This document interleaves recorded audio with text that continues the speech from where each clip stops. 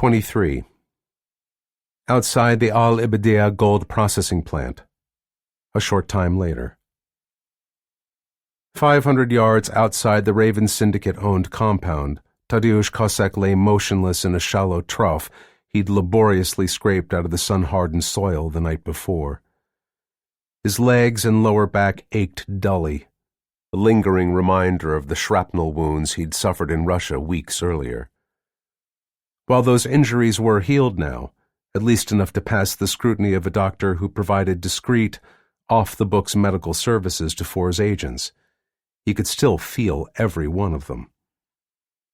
But those pains were minor compared to his real enemy now, which was the heat. His desert camouflage ghillie suit, one he'd handcrafted for himself using strips of lightweight, fire-resistant synthetic fabrics in tans, sandy yellows, light browns, and rock grays, broke up his silhouette and allowed him to blend perfectly with the arid landscape around him. Unfortunately, what the suit could not do was keep him cool under the blazing summer sun. In fact, it made the situation worse, since the ghillie suit's complex layers of cloth, netting, and bits of dried native brush trapped the substantial amount of heat generated by his own body even at rest. When combined with the already high daytime temperatures, it was almost unbearable. Kosek shrugged inwardly, striving to ignore the sweat pouring off his face and body. No one in Poland's elite special forces or later in the Quartet Directorate had ever promised that his work as a scout and sniper would be easy or painless. Endurance and sheer grit in the face of intense physical discomfort were necessary traits for this work. As important in some ways he knew as the skill required to accurately hit targets at impossibly long ranges. Without his ability to sneak undetected to within the line of sight of an enemy and lie hidden for hours or sometimes even days, his talent for precision shooting was nothing more than a carnival trick, or perhaps a way to rack up medals and awards in shooting competitions. He winced. He could not imagine being condemned to such a dull, meaningless existence. He licked his blistered lips and then took a tiny sip of water from the camelback hydration pack he wore under his camouflage suit. It was scorching hot. Cautiously, he swished the water around the inside of his mouth, waiting for it to cool a little before swallowing. Then, through his headset, the Pole heard Shannon Cook's voice. "Lead to all trawlers," the other man radioed. "Stand by. I have the bait team's vehicle in sight. They're a couple of miles out, tooling up the southern track, poking along all nice and sedate, like an old married couple out for a Sunday drive after church." Kosek smiled slightly. Long experience with Cook had shown that the calmer and more country the Virginian sounded, the more keyed up he really was.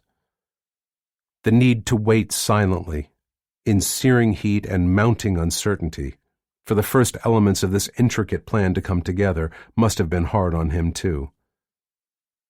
"Copy that lead?" he heard Colhines reply. "Their timing is good. That Tango Whirlybird is coming in from the east right now. I make it about 5 miles away, and I figure it'll be touching down in just a couple of minutes, tops." The Pole nodded to himself in satisfaction. It was time for him to go to work. The heat-induced torment he'd been enduring inside the confines of his sweltering camouflage suit instantly subsided, pushed far to the back of his mind by the prospect of action. With slow, practiced movements, he pulled his long-barreled Lobayev DXL-5 heavy rifle into position. Like him, the weapon was swathed in strips of camouflage cloth to break up its distinctive silhouette. He sighted through the scope he'd attached, a Vortex Optics Razor HD Gen 2, and panned slowly across the razor wire-fenced Russian compound, noting signs of movement. 2 large SUVs, one black and the other gray, had driven out of the processing plant's motor pool. They were now parked next to a large paved area that served as a helicopter landing pad in an isolated corner of the complex. Several hundred yards away, the plant's industrial and administrative buildings shimmered in the heat haze. 2 Raven Syndicate security men cradling assault rifles nervously stood guard near the vehicles, looking miserable in their bulky body armor.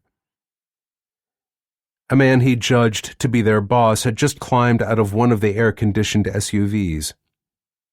Clad in jeans and a short-sleeved linen shirt, he was dressed far more comfortably than his subordinates. But he also appeared ill at ease, obsessively checking his watch while he shouted at someone over his smartphone. One side of Cossack's mouth quirked up. Obviously, these men did not see the imminent arrival of a syndicate bigwig as a blessing. The Mi-8 appeared on the horizon. Rotor blades whirling, it swept low across the desert, rapidly taking on shape and definition as it approached. The big helicopter flared out when it reached the pad and slowly settled onto its tricycle landing gear. The shrill howl from its twin turboshaft engines diminished somewhat, but did not fade away entirely. The Sudanese flight crew seemed ready to lift off again, just as soon as they had delivered their passengers. Through his scope, Cossack saw the 2 Raven Syndicate guards double-time across the asphalt in response to a shouted order from their superior. They bent low under the Mi-8's still-turning rotors and yanked open one of its side doors. Half a dozen other men dropped out of the helicopter's aft cabin and immediately headed toward the waiting SUVs. Downwash from the spinning rotors whipped at their clothing. "Here we go," the Pole thought calmly. He zeroed in on the new arrivals, shifting his aim from face to face while mentally comparing them against the Quartet Directorate intelligence files he'd studied so thoroughly in preparation for this operation. He stopped at the sight of the tall, balding man wearing wire-rimmed spectacles who brought up the rear of the little group. That was Vasily Kondakov. There wasn't a shadow of a doubt in his mind. There was no mistaking that cruel, self-satisfied demeanor. This man, once a high-ranking officer in Russia's GRU, exuded power, which was appropriate for someone now believed to be Voronyan's top deputy. "Trawler lead," Cossack radioed quietly, taking great pains to speak with absolute precision. "I have identified the primary target. Standing by for your order." Meticulously, he adjusted his aim. "Understood," Cook replied. "Bait and all trawlers. Confirm your readiness?" Cossack listened as a flurry of responses, all cool and thoroughly professional, but each conveying an unmistakable edge of eagerness, flooded through his headset. His fingers settled into position against the trigger of his long sniper rifle. "All right, boys and girl." "Light 'em up," Cook ordered. The Pole squeezed the trigger in the brief moment between one breath and the next. Crack! A 12.7 millimeter round streaked downrange, slashing across the intervening desert at 4,000 feet per second, 3.5 times the speed of sound. On the landing pad, that same time. Kondakov mopped at his brow with a handkerchief while following the hunter-killer team out from under the helicopter's still-turning blades. He'd started sweating profusely the moment he stepped into the heat waves shimmering off the landing pad's asphalt surface. He frowned. It had been years since he'd been in the field himself. He was far more used to pulling other men's strings from the comfort of a climate-controlled office. Still dabbing at his forehead, he straightened up at the edge of the pad and glanced back at the grounded Mi-8. As soon as his team was inside the SUVs waiting for them and ready to move out in pursuit, he would order the helicopter into the air again. Once aloft, it could scour the highway north along the Nile for any sign of those 2 Western agents, as they undoubtedly scrambled to escape. Kondakov nodded in satisfaction. His plan to box the enemy agents in from the air while closing around them on the ground wasn't complicated. Then again, he decided it didn't need to be. No matter how skilled or desperate these operatives were, he and his men already held the winning hand in this little game. It was just a matter of time. And then his eyes widened in horrified astonishment as the Mi-8's cockpit canopy shattered, blown inward by a massive, high-powered bullet. Hit squarely in the chest, one of the Sudanese pilots disintegrated in a spray of bright red blood and bone fragments, pulped by the enormous impact of a round capable of piercing steel. Half a second later, a second shot killed the other pilot. For a moment longer, Kondakov stood frozen in disbelief, staring at the helicopter's smashed cockpit. But then, with a low growl, Stepan Makayev knocked him flat. He smacked into the tarmac with a startled yelp and lost his grip on the small case containing his specialized torture devices. It spun out of his hands, landing a couple of meters away. "Keep your damn full head down, Colonel," the big man snarled from beside him on the ground, reverting to Kondakov's old GRU rank in the heat of the moment. Around them, the other Raven Syndicate hunter-killer team members had thrown themselves prone too. They were already frantically clawing at their slung weapons and equipment bags. Only meters away, a third heavy rifle round slammed into the front end of a parked SUV. Splinters spalled away from its smashed engine block. The next SUV rocked on its wheels, punctured by a fourth armor-piercing bullet that struck its fuel tank. The sickly sweet smell of leaking gasoline permeated the air. Pressed flat against the blisteringly hot tarmac, Kondakov craned his head to the side, desperately scanning the desert beyond the perimeter to pick out the enemy sniper who was methodically picking off targets.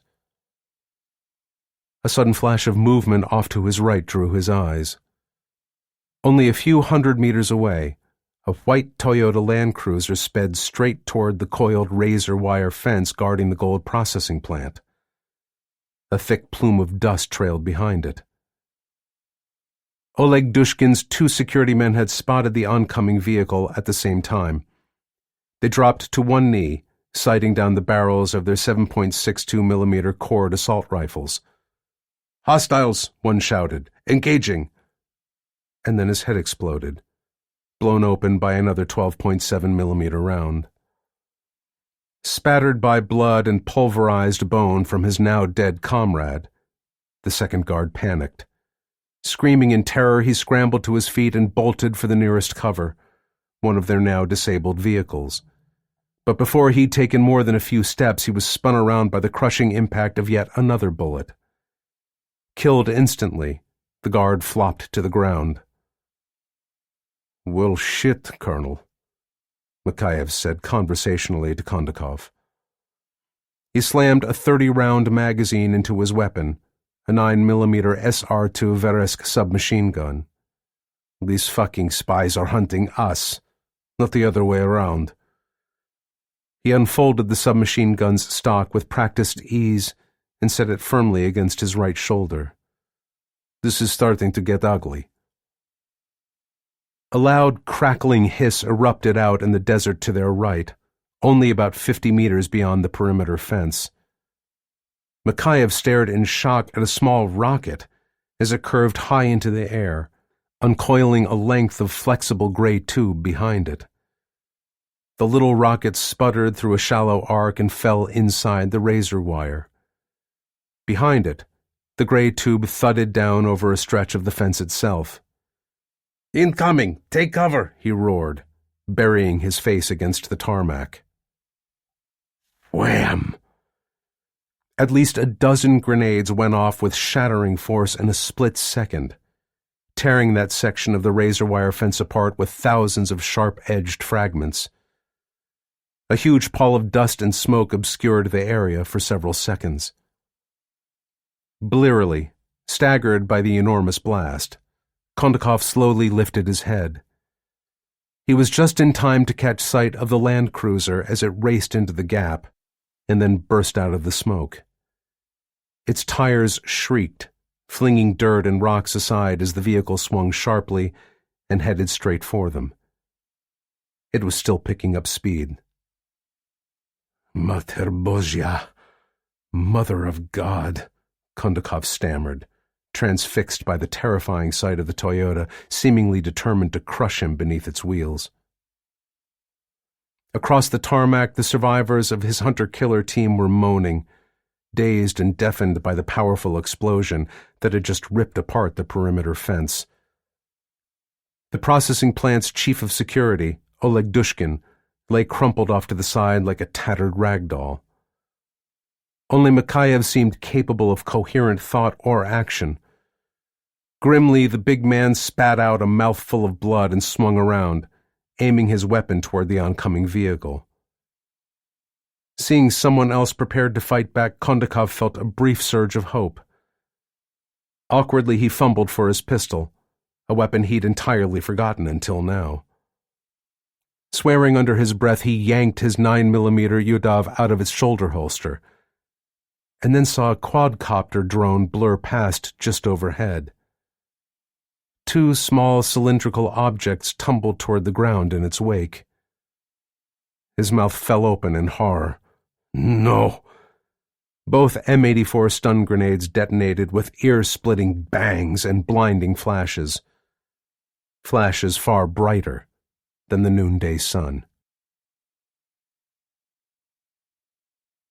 24. The Toyota Land Cruiser. That same time. Nick Flynn stomped hard on the brakes, slamming the Toyota to a screeching stop only a few yards from where stun grenades dropped by the drone had just gone off. Through its dust-smeared windshield, he could see bodies scattered across the tarmac. Some were dead. Others, those caught in the radius of the two blasts, were thrashing and rolling in pain. They'd been shocked and temporarily blinded and deafened. Those Russians were fish in a barrel, he realized with ice-cold clarity. But equally he knew this tactical advantage wouldn't last much longer. Grabbing his PP-2000 submachine gun, he leaped out of the Land Cruiser. Out of the corner of his eye, he glimpsed Van Horn doing the same thing on her side of the big white vehicle. With his weapon up and set for controlled semi-automatic fire, Flynn stepped to the side to gain a clear view of his chosen targets. His front sights settled on one of the Russians, a big burly man who'd recovered enough to fumble desperately for his compact submachine gun, an S2 Veresk. Too late, pal, he thought. He squeezed the trigger twice. Hit by both 9mm rounds, the big man slumped forward and lay still, face down on the asphalt in a spreading pool of blood. Van Horn's PP-2000 stuttered, knocking down another of their enemies at point-blank range. Her target screamed and then fell silent. Still on the move, Flynn swiveled toward the next Russian he could see trying to get up and fight back. He fired 2 more times. Hit in the stomach and chest, the syndicate assassin dropped back to his knees and then folded onto his side, dying fast as he bled out. Off to his right, Van Horn shot another man crawling toward the cover offered by a black SUV. That made 4 down of the 5 men they needed to kill, he thought coolly. So where was the 5th? Suddenly he caught a flicker of motion at the very edge of his peripheral vision.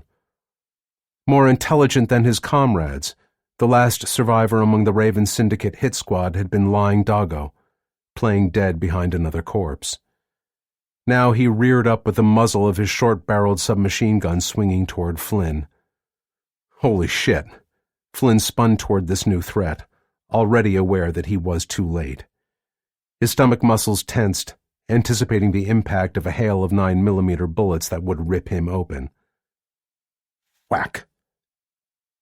The Russian flew backward in a splash of red, hit straight in the center of mass by a 12.7mm armor-piercing round. He was dead before his mangled body thumped onto the tarmac. Tango down, Flynn heard Cossack radio calmly. Slowly, he let his breath out. Dzięki, Tadeuszu. Thanks, Tadeusz, he said in Polish. No sweat, Nick, the other man replied from his camouflaged hide 500 yards outside the perimeter fence. I confirm all targeted hostiles are down. Got a live one here, Van Horn called from close by. And it's the big fish we were after. Flynn moved to her side. There, curled up close to the first man he'd shot, was Vasily Kondakov. The senior Raven Syndicate executive was still dazed. He was pawing over and over at the tarmac, futilely trying to get a firm grip on a 9mm pistol he must have dropped when the stun grenades went off practically right in his face. His wire-rimmed spectacles hung askew, with both lenses cracked. Behind them, his eyes appeared unfocused. Coolly, Van Horn kicked the pistol out of his reach. It went skittering back toward the Toyota. Then she brought her PP-2000 to bear, aiming straight at Kondakov's head. Ready when you are, cowboy, she told Flynn. Let's do this fast, because I'm pretty sure this neighborhood is going to turn unhealthy real soon. While she kept the Russian covered, he knelt and roughly bound the other man's hands and ankles using plastic flex cuffs, immobilizing him. They then dragged their prisoner over to the Toyota, unceremoniously stuffed him into the narrow gap between its front and rear seats, and slammed the rear doors shut. Flynn slid behind the wheel, while Van Horn went back to retrieve the small case Kondakov had been carrying when he climbed out of the Mi-8 helicopter. When she got into the SUV beside him, Flynn nodded at the case. Collecting souvenirs? She shrugged. Figured it would be worth seeing what our boy Vasily back there thought was important enough to bring all the way from Moscow. She patted the case. I have a hunch it'll make interesting viewing. Most likely so, Flynn agreed. He put the Toyota in gear and gave it some gas, cranking the steering wheel hard over to make a tight U-turn back toward the gap Hines had blown for them in the wire perimeter fence. The moment they were through, he radioed Cook. Trawler lead, we're clear. Our catch is on ice, so go ahead and pop the scene. Just beyond the fence, Cook eagerly flipped back the sheet of desert camouflage cloth he'd used to conceal his shallow foxhole from prying Raven Syndicate eyes. He levered himself up to a kneeling position, ignoring the protests from muscles and joints that had been inactive for far too long. It had taken him half the night to crawl into this hidden position without being spotted, and then he'd been forced to lie curled up and cramped for hours more, unable to do so much as twitch a single muscle without the risk of blowing his cover. Finally, it was time for his payoff, he thought cheerfully. The chance to blow up stuff made up for a lot of inconvenience. Cook settled a yard-long, olive-drab fiberglass cylinder onto his shoulder. He squinted through the attached diopter sight, carefully aiming at the knocked-out black SUV closest to the cluster of bodies strewn across the tarmac. Not quite satisfied, he adjusted the angle of the tube slightly, elevating it to be sure his shot would clear the razor-wire fence ahead of him. In this case, missing low and hitting that fence would be fatal, not just embarrassing. His sight picture settled on target and held steady. Shot out, he warned over the radio, and immediately triggered the weapon, which was a Russian-made MRO 72.5mm disposable rocket launcher. Whoomp! A small rocket flew out of the front end of the tube and streaked downrange. It carried a 6-pound thermobaric warhead. Just above the black SUV, a small bursting charge went off inside the device, rupturing its casing and spraying atomized fuel in all directions. Milliseconds later, the warhead's main explosive charge detonated and instantly ignited the still-spreading fuel cloud. Wham! With a searing orange flash, the SUV and everything for yards around vanished, first crushed by the blast's powerful shockwave, and then consumed by the ensuing fireball. Cook nodded in satisfaction when he saw the mound of blazing wreckage he had just created. Now it would be impossible for the Raven Syndicate to positively identify any of those who'd been killed here, and most importantly, to realize that Vasily Kondakov was not among the dead. He dropped the spent rocket launcher back into his foxhole and clambered out. Then he turned and sprinted toward Flynn's Land Cruiser, which had just pulled up not far away. From other points outside the Raven Syndicate compound, he could see Hines, Vukovich, and Cossack also loping toward the waiting vehicle. Now that they had what they'd come here for, it was high time they bugged out. Atbara Airport, Sudan. Sometime later. Atbara was another river city like Al-Ibidiyah, a scattering of mud brick houses, minaret-topped mosques, and other buildings lining the life-giving Nile's east bank. It sat roughly 45 miles south of the Raven Syndicate's gold processing plant.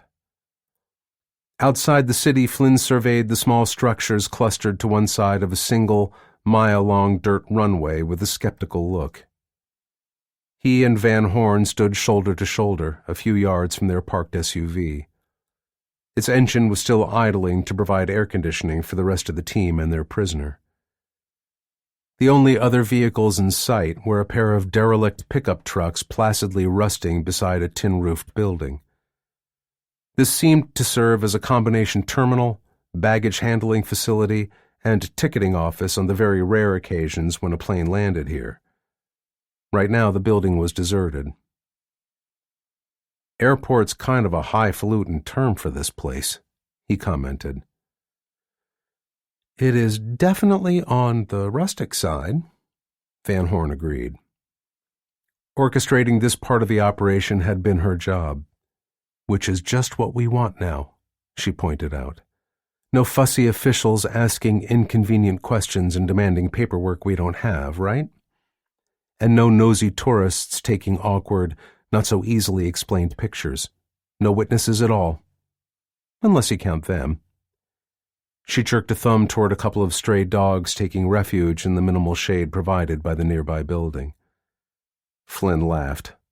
"I imagine they'd sell us out for food scraps, but I doubt Veronian has any canine translators on staff." "See? That's why this place is perfect." He nodded. Just then his palm-sized satellite phone pinged. He glanced at the text scrolling across its inch-wide screen. "Pegasus inbound on final." Shading his eyes, he peered to the southwest. Sunlight glinted off wings as a single-engine turboprop, a Pilatus PC-12, banked toward the runway. Even at this distance, it was distinctive, with a sleek needle nose, wide low wings, and a high cantilever T-tail. Pressurized for high-altitude flight, fast and long-ranged, the Swiss-made aircraft could also operate easily and safely from rough, unpaved landing strips like this one. That made it ideal for their purposes, and it also helped explain why the Pilatus's military variant, the U-28A Draco, was a particular favorite of the U.S. Air Force's Special Operations Command. "Ah, right on time," Van Horn said with a satisfied smile. "I do love it so when a brilliant plan comes together." Flynn nodded more cautiously. He was keenly aware that they were now approaching what was likely to be the most difficult, disagreeable, and at the same time, the most vital phase of this mission. Nothing else they'd accomplished here would matter if they couldn't pull off what he had in mind. They watched in companionable silence as the PC-12 came in, descending swiftly toward the end of the runway. Despite the rough surface, it touched down with barely a jolt and taxied over to where they stood waiting.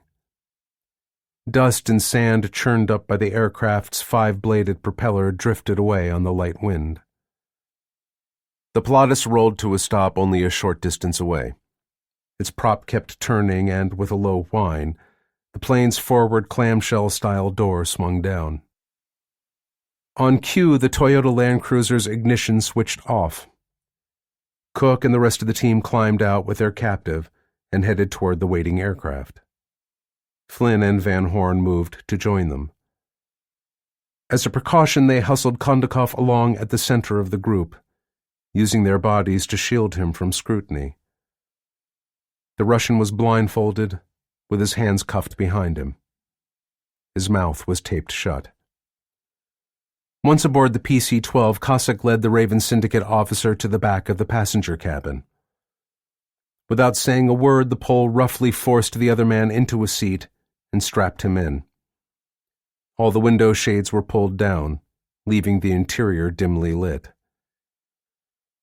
Equally quietly, Cook and the others took their seats and buckled in. The cabin was surprisingly large for a single-engine aircraft. It had room for them all, with a couple of empty seats left over. The unnatural-seeming hush was a direct result of Flynn's earlier instructions to keep conversation to a bare minimum. Kondakov, though still plainly shocked by this sudden reversal of fortune, was not a fool. It would be better all around to avoid giving him any clues as to where they were now headed, or what might happen to him once they arrived. Up at the front of the aircraft, Flynn pulled the door back up and closed it. The high-pitched, howling whine of the PC-12's 1,200-horsepower Pratt & Whitney engine fell away sharply, muffled by the plane's excellent soundproofing. He turned and poked his head into the cockpit. Van Horn had just finished strapping herself into the co-pilot's seat. The pilot was a former colleague of hers from Alaska's Air National Guard, Jack Ripper Ingalls. Like Flynn himself, she'd recruited Ingalls into the Quartet Directorate in the aftermath of a failed hunt for a hijacked Russian stealth bomber prototype. Four always sought-out people with specialized skills and an ingrained willingness to take risks in a good cause. "Take her up when you're ready, Rip," Flynn said quietly. Ingalls nodded. He released the brakes and increased his throttle setting a notch. The PC-12 started moving again, bumping northeast along the dirt runway's rutted surface. When it reached the far end, Ingalls swung the aircraft through a tight half-circle, lining up on the center of the brown strip that now stretched ahead to the southwest. He reapplied the brakes, and they rocked to a stop. His eyes ran over his gauges and displays one more time. On his right, Van Horn did the same. Satisfied by what he saw, Ingalls ran his throttle forward, increasing power to the PC-12's engine. The noise level inside the cockpit increased markedly. "Still looking good, Rip," Van Horn reported. Her eyes were fixed on the engine readouts. "Pressure and temperature look good, no faults, no anomalies." Ingalls nodded. "Rolling now," he said. He released the brakes again and began his takeoff roll. The Pilatus almost leaped ahead, speeding down the dirt runway. When it reached an indicated speed of 82 knots, he pulled back slightly on his yoke. Like the thoroughbred it was, the aircraft smoothly lifted off and climbed into the sky, gaining altitude and airspeed with astonishing swiftness for a prop-driven plane. Its landing gear whirred closed within seconds of leaving the ground. At 10,000 feet, Ingalls banked gently around to the northwest, settling on a course that would take them most of the way to their next destination. Flynn went back to the main cabin. Cook and the others had unbuckled their seat belts and were either stowing their weapons and equipment or silently changing into fashionable civilian clothes. He joined them. Where they were headed now, the last thing they could afford was to appear as they were in reality. A group of heavily armed, highly trained special operators who'd just carried out a successful surprise attack against a superior enemy force. For the next phase of this mission, discretion was by far the better part of valor. 25. Dakhla Oasis Airport, Egypt. Some hours later. At the feel of a hand gently laid on his shoulder, Nick Flynn woke from a light doze in his seat. With nothing to do on the flight north from Atbara except worry about what came next, he'd allowed himself to drift off. He opened his eyes to find Laura Van Horn leaning over him. She nodded toward the open cockpit. "We've started our descent into Dakhla," she murmured softly into his ear. He unbuckled and went forward with her. While she slid back into the co-pilot's seat, he squatted down to get a better view through the cockpit window. The arid wastes of Egypt's vast western desert extended in every direction, a brown, waterless expanse littered with gray and black boulders and stretches of wind-blasted gravel. The single visible exception lay directly ahead, where a 50-mile-wide swath of groves of palm trees and green, irrigated fields surrounded towns of mud brick and quarried brown stone. This was the Dakhla Oasis, deep in the desert, more than 200 miles west of the Nile River Valley. It was the largest and most populated of the 7 oases scattered across this otherwise hostile environment. It had been inhabited for thousands of years despite its isolation, or perhaps because of it. Dakhla's archaeological treasures ranged from prehistoric rock carvings to ruins and clay tablets from Egypt's Old Kingdom, to a Roman fort and temple that dated back to the time of Nero, as well as fortifications and a minaret erected early in the Islamic conquest. A little south of the settled area, Flynn could see the long, mottled gray and brown line of what had once been an 8,000-foot-long paved runway. Since there were no longer any scheduled commercial flights to Dakhla's airport, it had been allowed to fall into disrepair. Nearly half the landing strip's surface was cracked and pitted or half buried by drifting sand. What was left was kept open for the smaller aircraft used to fly in archaeological teams, parties of wealthy adventure tourists, or the occasional central government administrator from Cairo. Ingalls glanced back over his shoulder. "We'll be on the ground in about 10 minutes. "Did you get any probing questions from the airport operations folks?" Flynn asked. "Nope," Van Horn assured him. "This airport's practically a ghost town, except when it's tourist season or some wannabe Indiana Jones types show up looking for the Holy Grail or the Lost Ark. Right now there's just one guy in charge, and his whole workforce adds up to a couple of aircraft and fuel handlers, plus maybe a night watchman to guard the gate." She shrugged. "From what I can tell, the airport manager, a Mr. Nabil Bashir, is bored out of his skull most of the time. So he's really looking forward to welcoming our Mr. Hopper and his party to the Oasis and arranging ground transportation and lodging for them at the finest local hotel." "Lucky Mr. Hopper," Flynn said with a wry grin. He went back to his seat and buckled back in. During their planned stay on the ground here, Shannon Cook would become Mr. Francis Hopper, a wealthy American entrepreneur with a passion for Egyptology. According to the flight manifest they'd prepared for the local Egyptian authorities, he was accompanied by his personal pilot, Ingalls, an executive aide, Cossack, and 2 bodyguards, Vukovic and Hines. No mention was made of Flynn, Van Horn, or their prisoner. As far as the official paperwork went, they simply didn't exist. Ingalls was as good as his word. The PC-12 touched down right on time and taxied north along the weathered runway. Looking out the aircraft's left side, the slowly setting sun produced a glare off yellow-brown dunes of quartz-rich sand. Off to its right, the Pilatus rolled past huge circular fields of wheat grown using center-pivot irrigation. While they were still rolling, Van Horn climbed out of the co-pilot's seat and came back to join Flynn. When they arrived, it wouldn't do for anyone to spot a second pilot, especially a woman, in the cockpit.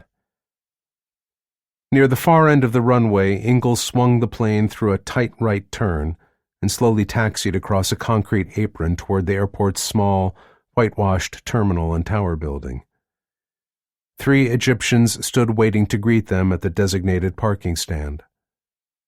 One, a thin, young-looking man in a light cotton suit, was undoubtedly the local manager, Nabil Bashir. The other two were older and wore reflective vests that identified them as ground crew. One carried a bright yellow cable to connect the PC-12 with the nearest AGPU, or Aircraft Ground Power Unit. The AGPU would provide electrical power for the Pilatus' systems while it was on the ground. Once the Pilatus came to a full stop, Flynn slid his window shade up a few inches and peered out. He was pleased to note that the only aircraft currently on the ground at Dakhla was a twin-engine Embraer Legacy 500 business jet in the nondescript colors of a Europe-based charter airline. If all went well, he thought, mentally crossing his fingers, the presence of that plane should let him tie up one of the loose ends of this particular mission, at least temporarily.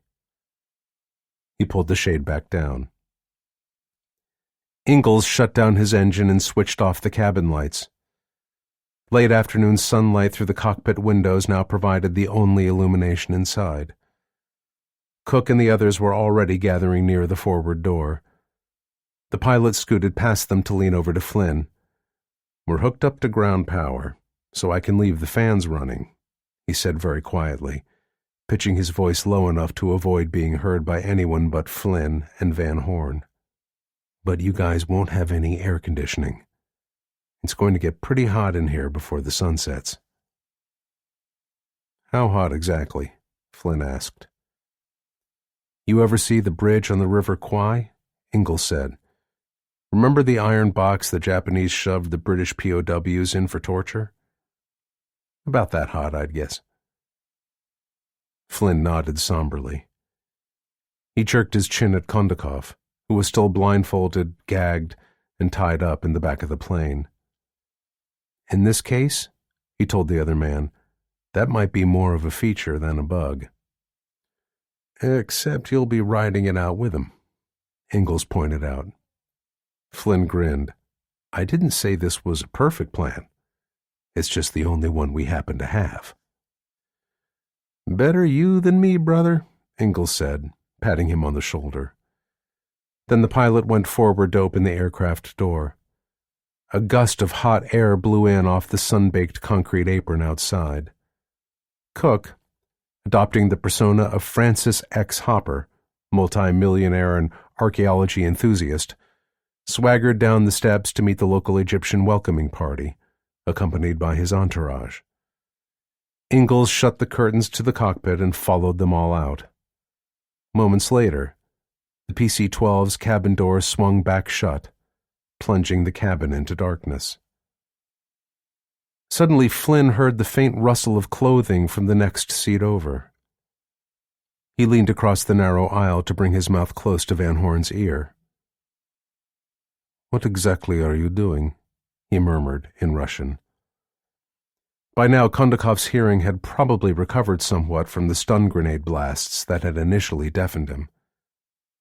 "Getting as comfortable as I can while we wait," she answered patiently in the same language. Even in the dark, he could sense the playful smile she shot him. "Mr. X back there is blindfolded, remember? So I don't see the point in sweating my ass off any more than I have to. But don't get any big ideas about close contact. Like I said, this is about cooling off, not heating up." She had a point, Flynn realized.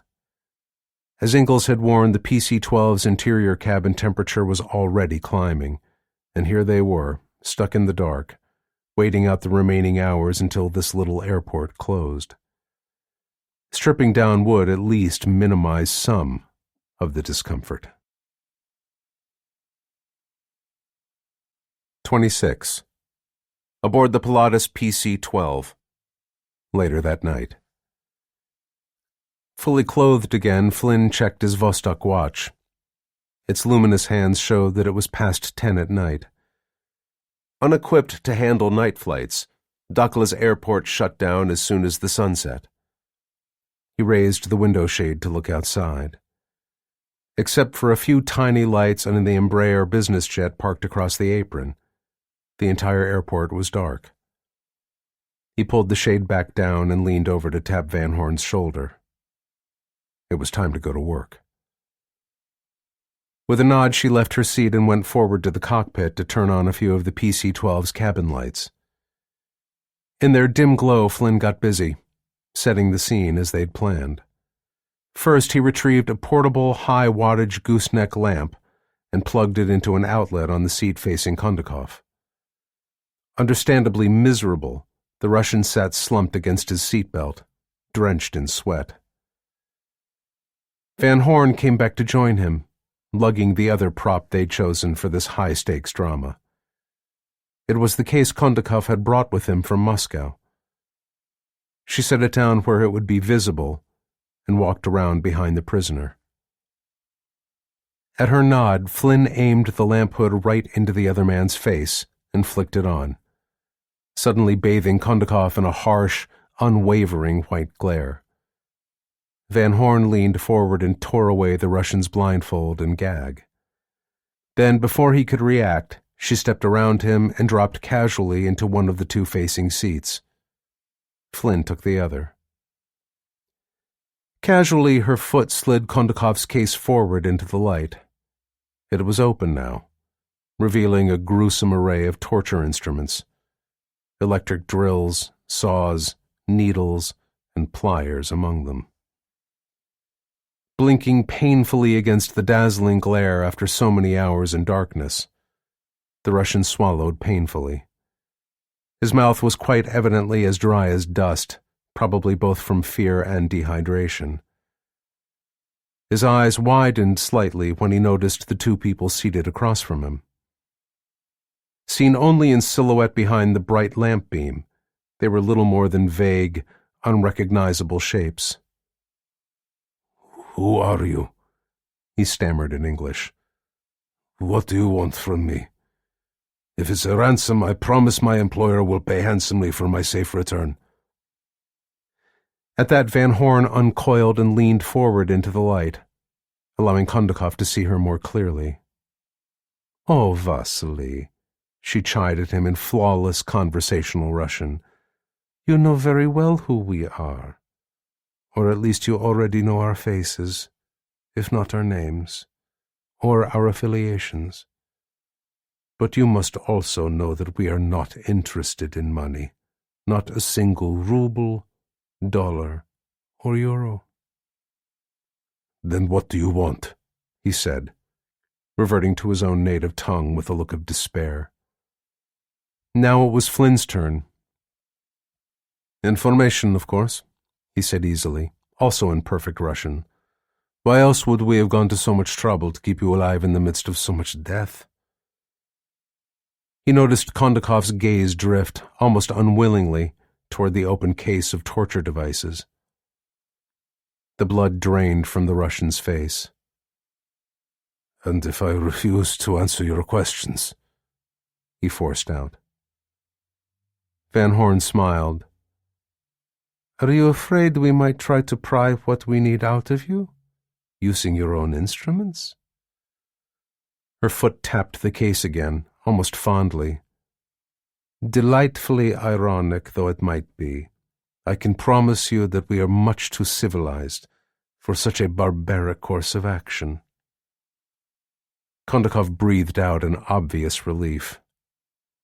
Now it was time to push, and push hard, Flynn thought. Half the secret of a successful interrogation was to keep your subject off balance until he broke, whipsawed back and forth between abject fear and desperate hope, however implausible. "My colleague is right," he said. "We won't torture you ourselves." But then he shrugged. "If you won't cooperate, we'll simply hand you over to others who are less squeamish than we are, and who possess fewer scruples." "What others?" the Russian asked. He was almost whispering.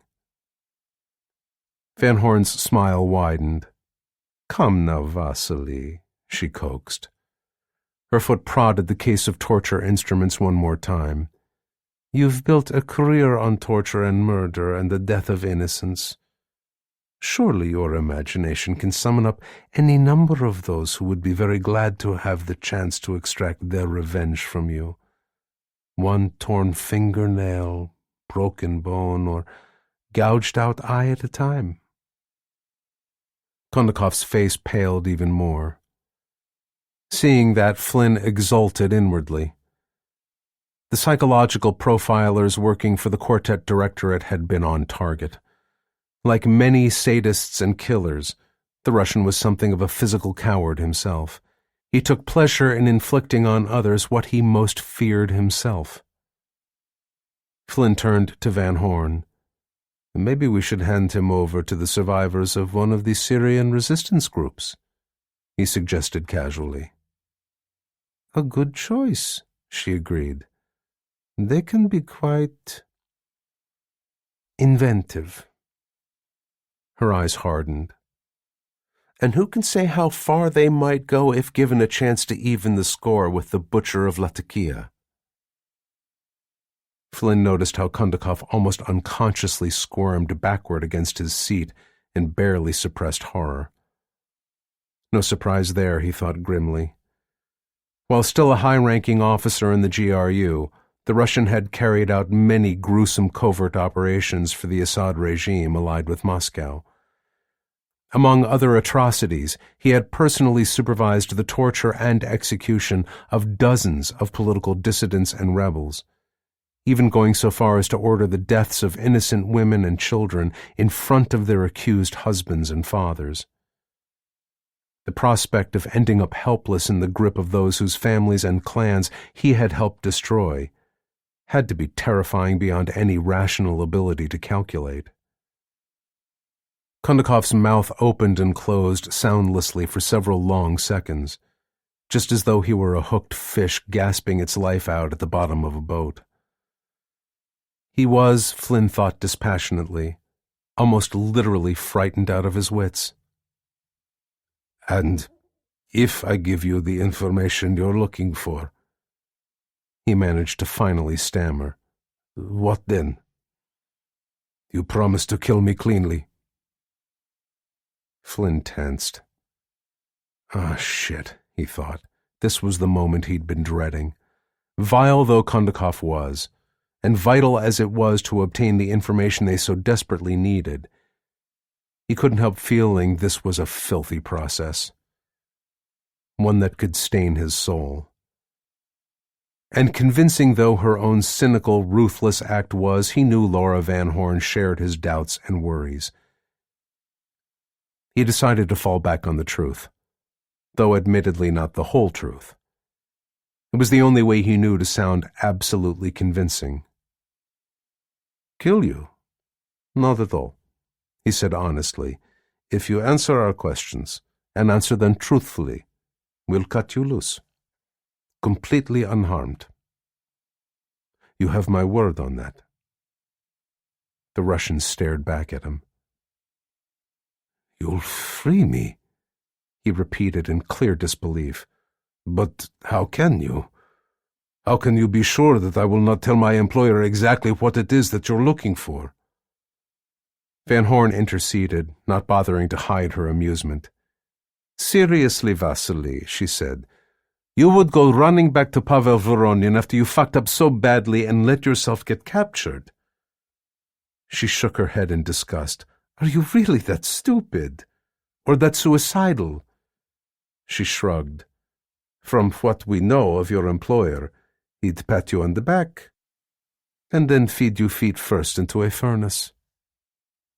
Flynn saw Kondakov blanch at that reference to an unimaginably brutal method of execution sometimes favored by the old Soviet KGB. She had struck a shrewd blow.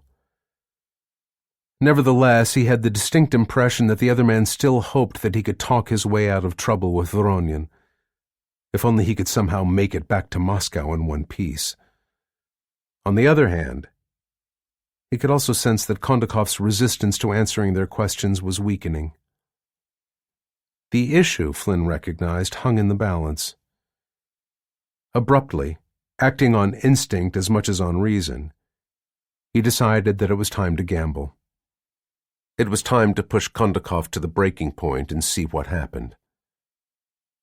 He donned a cruel smile. It's your call, he said coolly. as if he didn't give a damn what the other man decided. Keep silent and die screaming under the knives of Syrian rebels, or give us what we're interested in and walk away without a scratch. Pointedly he checked his watch. And pleasant though this conversation has been, we're not screwing around anymore. You've got just 30 seconds to choose which way this all goes down. Kondakov's eyes darted back and forth between them, a reflection, Flynn was sure, of the man's inner turmoil as he desperately cast about for some other alternative. If anything, he looked even paler than before, with skin that was more corpse-gray than a living man's. 15 seconds, Van Horn said flatly. The clock is ticking, Vasily. Flynn saw the Russian break. His body slumped like a snowman melting under a blowtorch. I will answer your questions, he sighed. Smart choice, Van Horn told him. She shot a meaningful glance at Flynn. Don't trust this son of a bitch, it said. At least not very far. He nodded. Neither of them had any real illusions about Kondakov.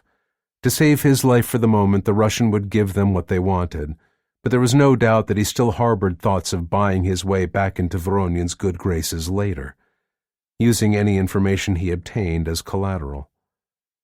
No matter how coyly you played it, Flynn understood, any interrogation ended up being a two-way street.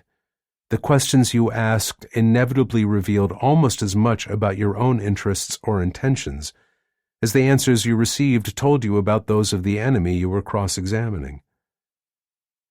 Despite this, Flynn opted to kick things off by zeroing in on some of the key information they needed. At this point, trying to hide their objectives would only be wasted effort. All right, Vasily, he said pleasantly. Let's start with how the security measures for your Raven Syndicate offices at the Mercury City Tower are organized.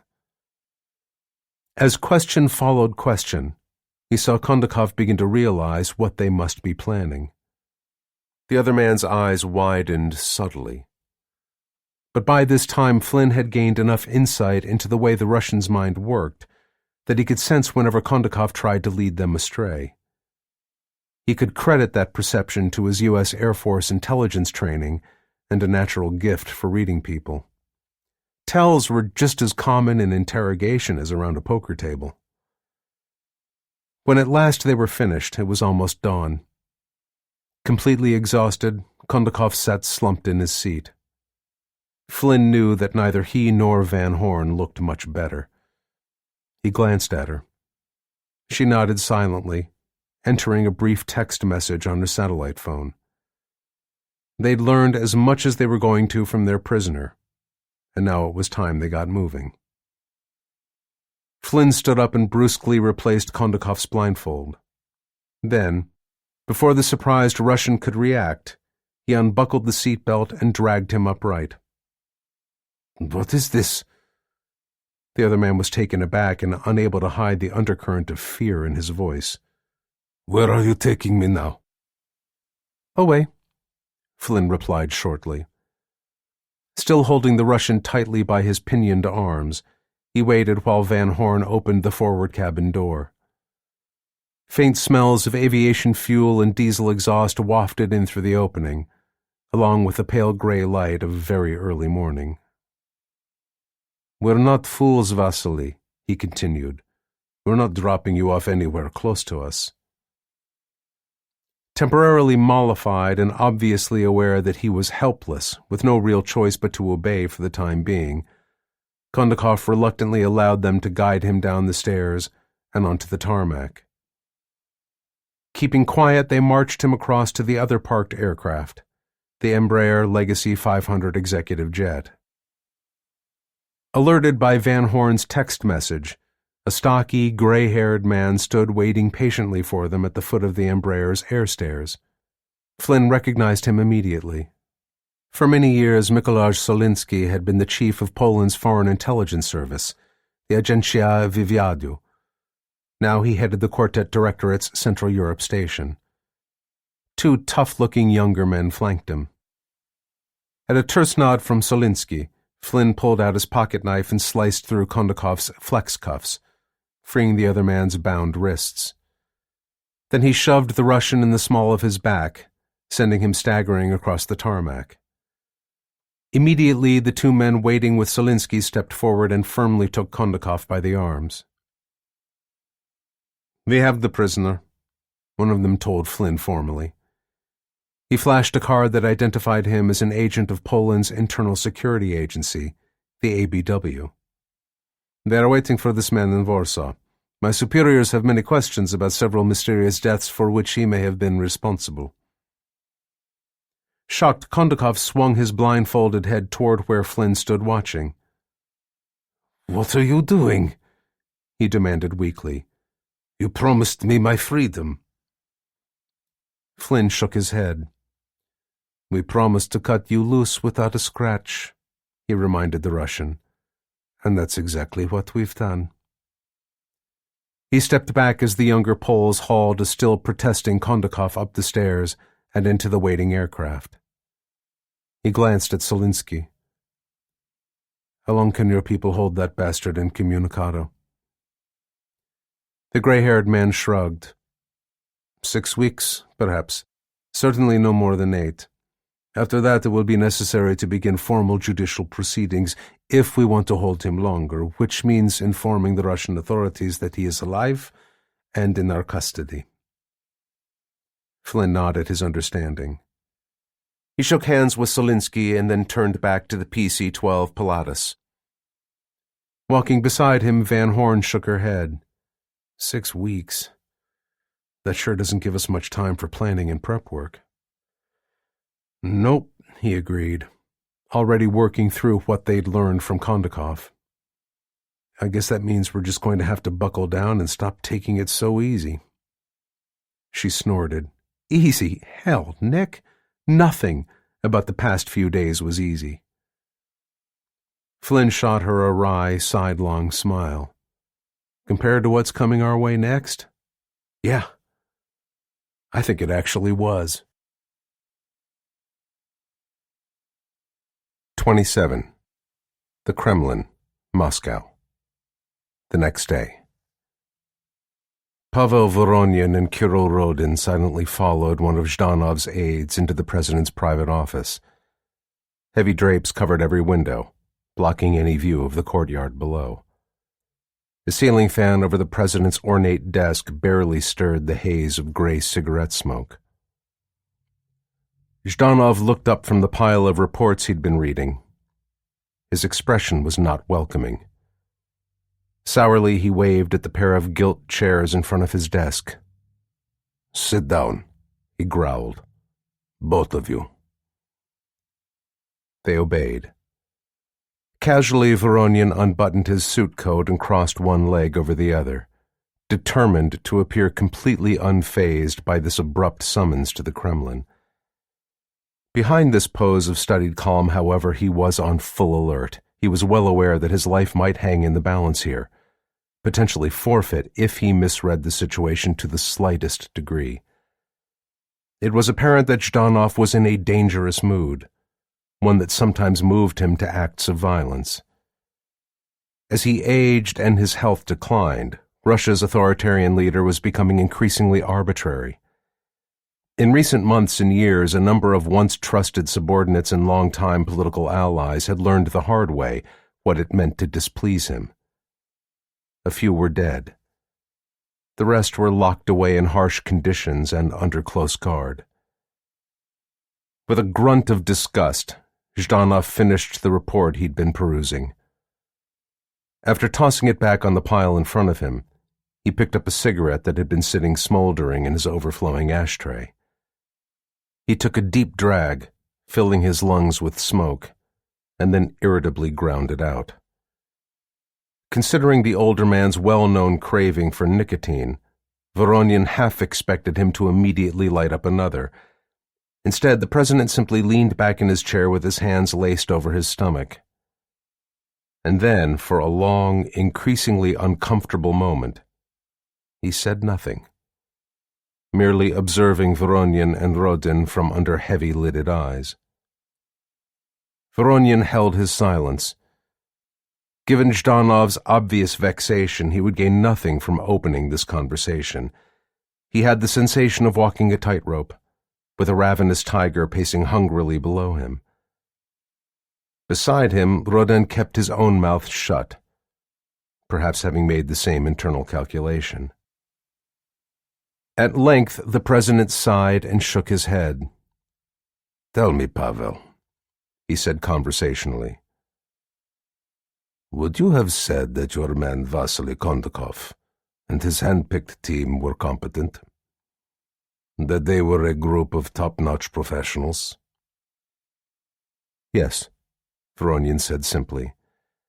Shading the truth of what he had believed would gain him nothing. In all cases, their training, years of field experience, and collective record of success against Russia's enemies would have suggested nothing less. "I see." Zhdanov let that hang in the air for a moment.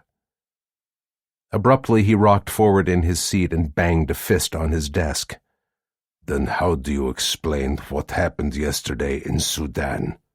he snarled. "Maybe you can tell me how a group of supposedly experienced professionals walked straight into an ambush and got themselves butchered." Voronin kept a tight grip on his own expression. Privately, he shared the older man's surprise and fury at how easily and quickly Kondakov and his team had been eliminated. But again, he knew he would gain nothing by revealing his feelings to Zhdanov. The former GRU colonel had been his most trusted subordinate. Criticizing the other man now would only make him look weak. He shrugged. "The first reports from the scene are not clear," he said carefully. Zhdanov snorted. "Since there were no survivors from this attack, that's hardly surprising," he snapped. He shook his head.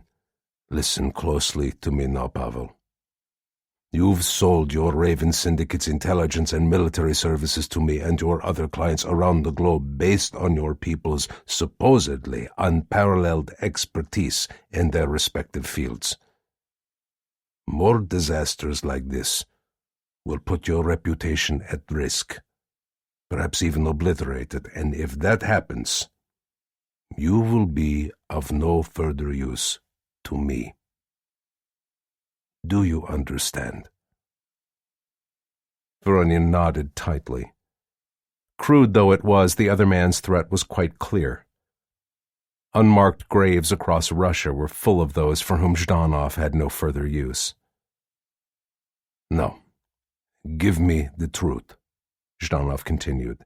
"Is the Sudan processing plant still operational after this catastrophe?" There was the real crux of the president's concern, Voronin suddenly understood. The death of Vasily Kondakov or any of the others with him, no matter how swift or humiliating those deaths might have been, was of little real importance to Zhdanov, except possibly as a rhetorical club with which to beat him about the neck and shoulders. It seemed that the continued flow of rubles from the sale of Sudanese gold mattered most to the president. Nearly half the profits from Al-Ebediah went to the Russian government, and a substantial portion of that money ended up in Zhdanov's secret bank accounts. Considering that he already exercised total power over all government spending, subject only to nominal oversight from his rubber-stamped Duma and Federation Council, Voronin couldn't see why the president cared so much about those hidden funds. Perhaps, he thought cynically, it was mainly as a means of keeping score. Some of Zhdanov's predecessors had looted trillions of rubles from the treasury during their tenures in office. It was possible, he supposed, that the old man across the desk viewed his ability to outsteal all of them as one more measure of his own success. "The gold plant is undamaged," Voronin assured the president. "Its processing operations continue without interruption." He shrugged. "I've already dispatched additional security personnel to replace those lost in the attack, so we should have no trouble with the labor force." Zhdanov frowned. "And what about those Western agents? The ones you sent Kondakov and his team to capture. Are they in a position to cause us further trouble? For the first time in this meeting, Kirill Rodin spoke up. We are confident they've already left the scene, he said quietly. Everything we know strongly suggests they were acting as bait for the ambush force that killed Kondakov and the others. In our judgment, the gold processing plant was never their real objective. This was an operation deliberately designed to lure a senior Raven Syndicate executive into range and eliminate him. As part of this vendetta by someone against Pavel here and his organization? Zhdanov suggested. Rodin nodded. Yes, sir. He shrugged, and it worked to perfection. Kondakov walked right into their trap like a lamb led meekly to the slaughter. Voronian worked even harder to control his demeanor. By extension, Rodin's withering assessment of how easily Kondakov had been tricked applied equally to him. Both of them had seen only what they wanted and leaped immediately to the flawed conclusions their enemy had intended all along. Being reminded of his mistakes was galling, and from the studied innocence of the other man's expression, he could tell Rodin had enjoyed his chance to do just that. The day would come, he vowed darkly, when Zhdanov's pet spy and assassin would bitterly regret his continuing insolence. Zhdanov leaned back in his chair, clearly thinking about what he'd been told. His hands busied themselves shaking another cigarette out of the crumpled pack on his desk and lighting it. He puffed reflectively for a moment, and then sat forward again.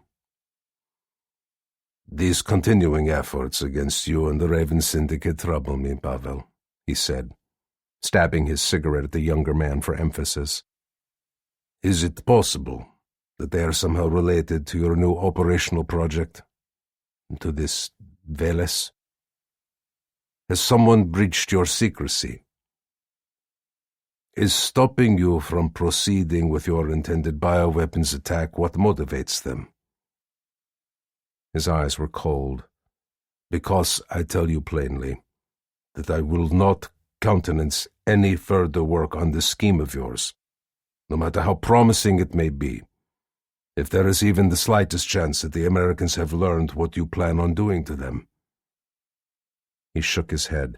Remember, I am interested in sabotaging the United States from within, not in sparking an open military confrontation we cannot hope to win. Our security for Veles remains completely intact, Voronian promised. In any case, it's clear that Kondakov was the intended target of this most recent ambush. Not me. More importantly, he had absolutely no involvement in or even knowledge of anything connected to Veles. So there was never any real risk that our plans might be compromised. Zhdanov looked at Rodin. Is that true? The other man nodded. At my insistence, Kondakov was kept completely out of the loop, he agreed. Even if he'd somehow been captured alive, he wouldn't have been in a position to tell or sell any vital secrets. He shrugged again. And since he and everyone with him died on the scene, we have even less to worry about. Zhdanov was pleased by that. He turned back to Voronian with a sardonic look. You should be grateful that Rodin insisted on such precautions, he said pointedly. To be honest, Pavel, I suspect many of your earlier failures can be traced to carelessness on your part where security was concerned. Too many people knew too much about your various plans, which is why information about them seems to have always reached the wrong ears. He smiled thinly. The old adage is always apt. 3 men can keep a secret, so long as 2 of them are dead. Something I will remember, Mr. President, Voronian said steadily. It occurred to him that there were 3 of them in this room right now. considering his long-range intentions for both Zhdanov and Rodin. Perhaps that was an omen. Zhdanov nodded. And on that same subject, who will be replacing Kondakov as your internal security chief? You'll need someone better suited to the task than he proved to be. I've selected Anton Saitov, Voronian answered. He was Kondakov's senior subordinate.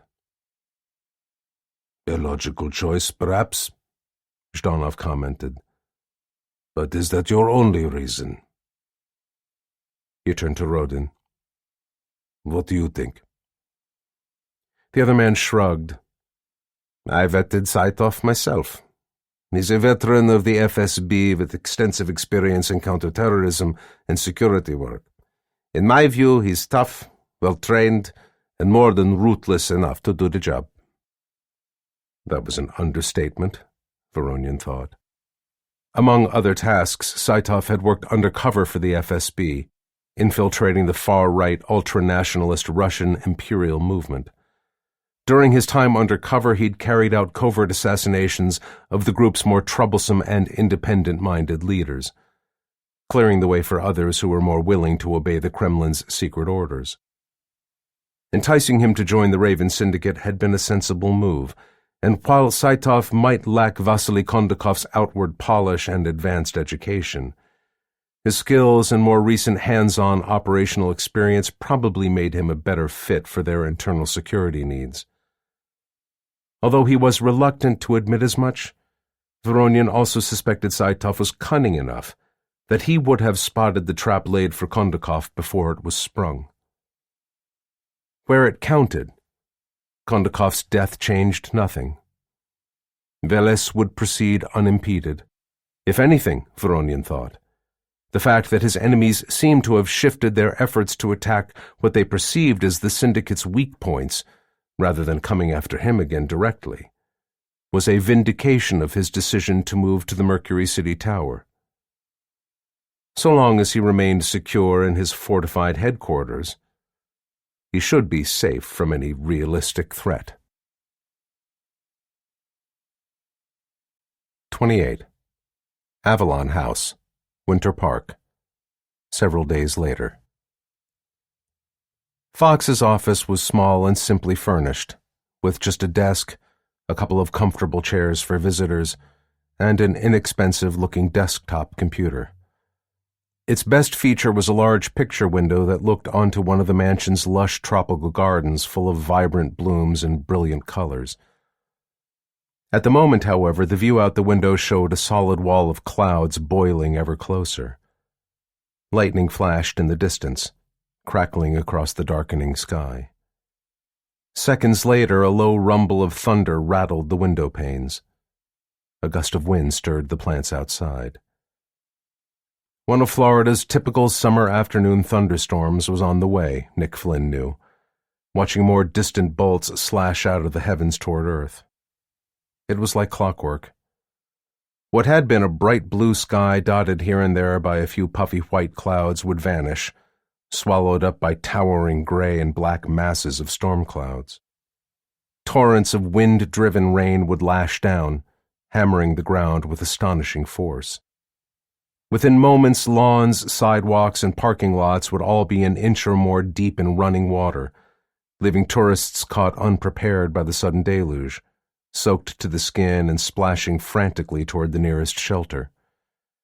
20 minutes later, the skies would clear, leaving little evidence of the downpour except for a few rapidly evaporating puddles, and the fattened profits of the area's theme parks and souvenir shops that made a killing selling rain ponchos and umbrellas at ridiculously inflated prices. "Earth to Flynn," Laura Van Horn murmured, nudging him gently in the ribs. "Ixnay on the storm chasing and wool gathering?" She nodded toward Fox, who had just reached the last page of their report on the Al-Abadia ambush and their subsequent interrogation of Vasily Kondakov. The older man looked up. "So, Kondakov claims not to know any details about the Raven Syndicate's larger plans?" Beyond the bare fact that Veronian is definitely preparing another major operation of some kind aimed at the U.S., Flynn said. He shook his head. Nope. He says he was being kept totally in the dark. Do you believe him? Flynn nodded. Yeah, I do. He was pretty bitter about the whole situation. Being demoted and then pushed onto the sidelines clearly pissed him off. Kondakov blamed that on the new guy Zhdanov put in place, Van Horn clarified, as part of some big shake-up ordered after we blew Veronian's last operation to hell in Cuba. Fox tapped the report. This man, Kirill Rodin. That's him, Van Horn said. Apparently he's supposed to act as Zhdanov's eyes and ears inside the Raven Syndicate. And to ride herd on Veronian himself. Flynn cleared his throat. Kondakov described Rodin as an assassin as well as an informer. The rumor is that he's worked for both the SVR and the GRU in the past. Supposedly, he's also there to put a bullet in Veronian if Zhdanov decides that's necessary. Or maybe just politically advantageous. Fox nodded. Based on your coded emails from Egypt, I asked some of my contacts in several different intelligence agencies, both here and elsewhere around the world, to run Rodin through their hostile agent databases. Like other Quartet Directorate heads of station, the older man maintained discreet, arm's-length relationships with people in the official intelligence and military services. None of them were privy to FOR's real secrets, or even to the complete picture of its aims and capabilities, but they did know enough to be of some help in carefully limited circumstances. Anything useful turn up? Flynn asked. Nothing concrete, Fox replied.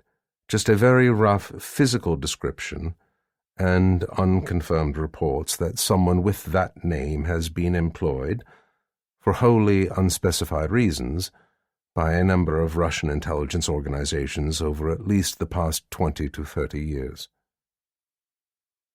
Flynn stared at him in surprise. The guy's been a spook for maybe 3 decades, and that's all that's bounced back? He frowned. Heck, that's practically blank slate territory. Indeed it is, Fox agreed. And in this case, I suspect the very absence of information is a vital form of information itself. Van Horn looked amused. That sounds incredibly wise, extremely zen, and also totally obscure, Brer Fox. Care to share the plain English version? It means that Kirill Rodin will likely prove to be a dangerous and highly capable opponent. Flynn saw what the older man was driving at. There were only 2 real explanations for how someone like Rodin had managed to stay so far off everyone's radar, despite a lifetime spent in the shadowy world of spies and covert action. One was by being a complete non-entity, a sort of glorified file clerk who was content to push papers from one desk to another and then go home, proud of another workday consumed by insignificant, bureaucratic busywork. But that clearly wasn't Rodin's story. Why would Zhdanov trust a backroom SVR or GRU hack to impose his will on someone as intelligent, ambitious, and murderous as Pavel Veronian? And that made Kondakov's conviction that Kirill Rodin was an assassin even more troubling. If so, the mysterious Russian must have been killing people on orders from Moscow for decades, and doing so without ever leaving a trail. Van Horn tilted her chin at Fox. Out of curiosity, if we ran the same kind of database search on you, would we get similar results? She asked. Quite possibly, the older man admitted with a crooked half-smile. Depending on the name you used in your search, of course. Flynn held his countenance steady. He'd always respected Fox's superb leadership, powers of analysis and gritty resolve to do everything he could to help his agents complete and, if possible, survive their hazardous missions. Now, for the first time, he realized there was an even more profound, more complex edge to Fox. In retrospect, it only made sense. After all, before becoming Four's head of the American station, Fox must have been a field operative, someone just as willing to put his own life on the line to complete missions as those he now commanded. "Interesting," Van Horn said, obviously filing the information away for further consideration. She came back to the task at hand. "Well, if this guy Rodin is such a badass, maybe we should figure out how to motivate him to knock Pavel off for us. Dead's dead, after all, no matter who pulls the trigger." The older man nodded. That would certainly be an elegant solution, especially since Voronian seems to be on thin ice with Zhdanov. He shrugged. Sponsoring another botched operation would likely be the final straw. "And that's where we start going in circles, Brer Fox," Flynn pointed out. He shook his head. "Maybe Zhdanov would do the job for us if we could somehow sabotage Voronian's next covert operation, but we can't take the risk of waiting until he's ready to unleash whatever new biological weapons his pet scientists are cooking up. Instead, we have to get inside this son of a bitch's OODA loop and take him out. Doing that is our best chance to disrupt whatever he and his damn Raven Syndicate have in the works." He saw Fox and Van Horn nod their understanding. Breaking into an enemy's OODA, observe, orient, decide, and act loop, was a key principle of strategic and operational planning. Initially formulated by a brilliant U.S. Air Force officer, Colonel John Boyd, it was simple in concept but enormously difficult in execution. Essentially, the technique offered a weaker but more agile and faster acting combatant a means of defeating a stronger, but slower and more ponderous, hostile force. And like many human endeavors, its roots could be traced back to the Bible. Bigger, stronger, and better armored Goliath had swaggered forth to battle expecting to chop David into pieces with his iron sword. Right up to the second the shepherd boy had brained him with the simple stone hurled from his sling. Once you had an opponent reacting to your moves, instead of carrying out his own carefully laid plans, you were halfway home. "Which leads me to the obvious question," Fox said finally. "Can you and your team accomplish the mission?" Flynn looked the older man straight in the eyes. "It won't be easy. And sure as hell won't be safe, but yes, I'm confident that we can." Van Horn nodded her agreement. "And your assessment is based on what you learned from Kondakov?" Fox pressed. "Correct." Flynn laid another set of papers on the desk, plus the red access key card they'd obtained from their Russian prisoner. The documents included rough sketches of several of the Mercury City towers above ground and subterranean floors. Others showed strength estimates for the Raven Syndicate and building security forces, and details about their usual deployment patterns and armament. He waited patiently while the other man examined the material. After several minutes, Fox lifted his head with a questioning look. "On quick inspection, I don't see any obvious weak points in Voronian's security arrangements," he said carefully. "That's because there aren't any," Van Horn told him. "Trust me on this, Brer Fox. Nick and I spent days studying the tactical situation from every angle we could think of, digging through what we've been told to find even the smallest gap we could exploit. Trouble is, we both came up with zero. Zip, nada.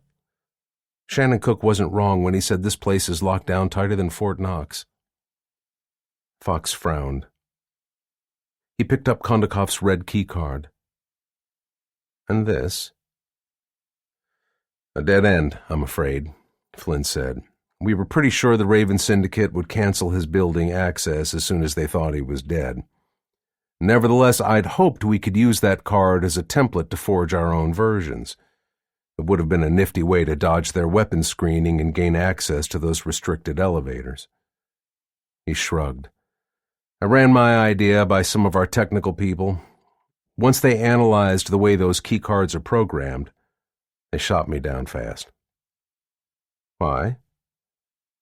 Flynn nodded at the plastic card in Fox's hand.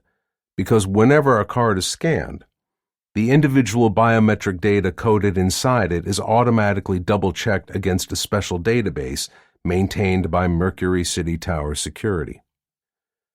So, using a keycard containing information that's not already in their system would only trigger every damn alarm in the whole building, Flynn acknowledged. Fox winced. And I suppose a similar problem would affect any forged visitor keycards? Yep, Flynn confirmed. They may not contain biometric info, but they're still clearly individually coded in some fashion. Plus, those temporary cards don't have restricted elevator access, and you can only pick them up at the lobby security desk, Van Horn pointed out.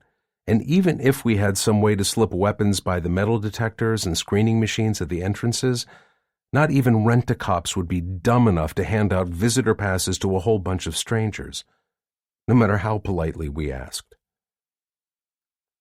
Fox frowned at them over the top of his glasses. He indicated the papers on his desk. Then, if there aren't any gaps or other vulnerabilities in Veronian security for you and your team to exploit, I don't see how you can hope to succeed, he said. While I'm willing to accept the risk of casualties in any operation, I am not prepared to countenance a suicide mission. And I don't plan to go on one, Flynn countered. There's an old quote that dates back to the famous Carthaginian general Hannibal, when his officers protested that his idea of crossing the Alps to invade Italy was nuts. He told them, I will find a way, or make one. He offered the older man a tiny, cockeyed smile. There's our plan in a nutshell. Since we can't find any serious hole in Veronian's existing security arrangements, we're going to make a hole of our own. Fox eyed him narrowly for a long, silent moment. I assume you do know that I'm going to need a bit more detail than simply the recitation of a pithy military aphorism, Nick? He remarked at last, with just the faintest hint of amusement in his voice. No matter how apt it may be. I kind of figured you might, Flynn admitted. He leaned forward. Okay. Here's how Laura and I see this going down. Over the next half hour, he laid out the gist of the plan they'd concocted to penetrate the security systems at the Mercury Center Tower and move a strike team into position to kill Pavel Voronian, along with as many of his Raven Syndicate's senior executives as possible. Fox listened intently, occasionally nodding in either agreement or understanding. When Flynn finished, Fox sat back in his chair, his eyes half closed while working through what he'd just heard. His fingers drummed softly on his desk as a rhythmic accompaniment to his deep, focused thought. At length he sighed and looked back across the desk at Flynn and Van Horn. You won't have much of a margin for error or accident, he observed. Practically none, Flynn conceded. This either works out the way we intend or it all goes down in flames right from the start. He knew that was an inherent weakness of their plan, and it worried him. Tacticians preached the need for alternate avenues of approach and contingency plans to cope with the friction, a fancy term for shit going wrong, as one of his instructors had laconically observed, inherent in any clash between armed enemies. It was good advice. Unfortunately, in this case, there were no other avenues of approach to the problem. Veronian's defenses were so tight, they'd only get one chance to breach them. But we have to take this shot now or walk away, because as soon as the Russians learn that Vasily Kondakov is still alive, all bets are off. Fox nodded. Very well. You have my approval to go ahead. One of his eyebrows ticked upward, which raises the question of how you intend to infiltrate your team and all of the special equipment you need back into Russia. That's task one, Flynn acknowledged, and it will be a grade A bitch, especially because of the time pressure we're up against. Not to mention all of the extra border security measures the Russians have added since our last, noisier-than-we-wanted visit. We sure as heck can't plan on slipping the whole team across the frontier in one go. That would be unwise, Fox said. So you're going to break into smaller groups? Flynn nodded. They would send only 2 agents across the border at any one place.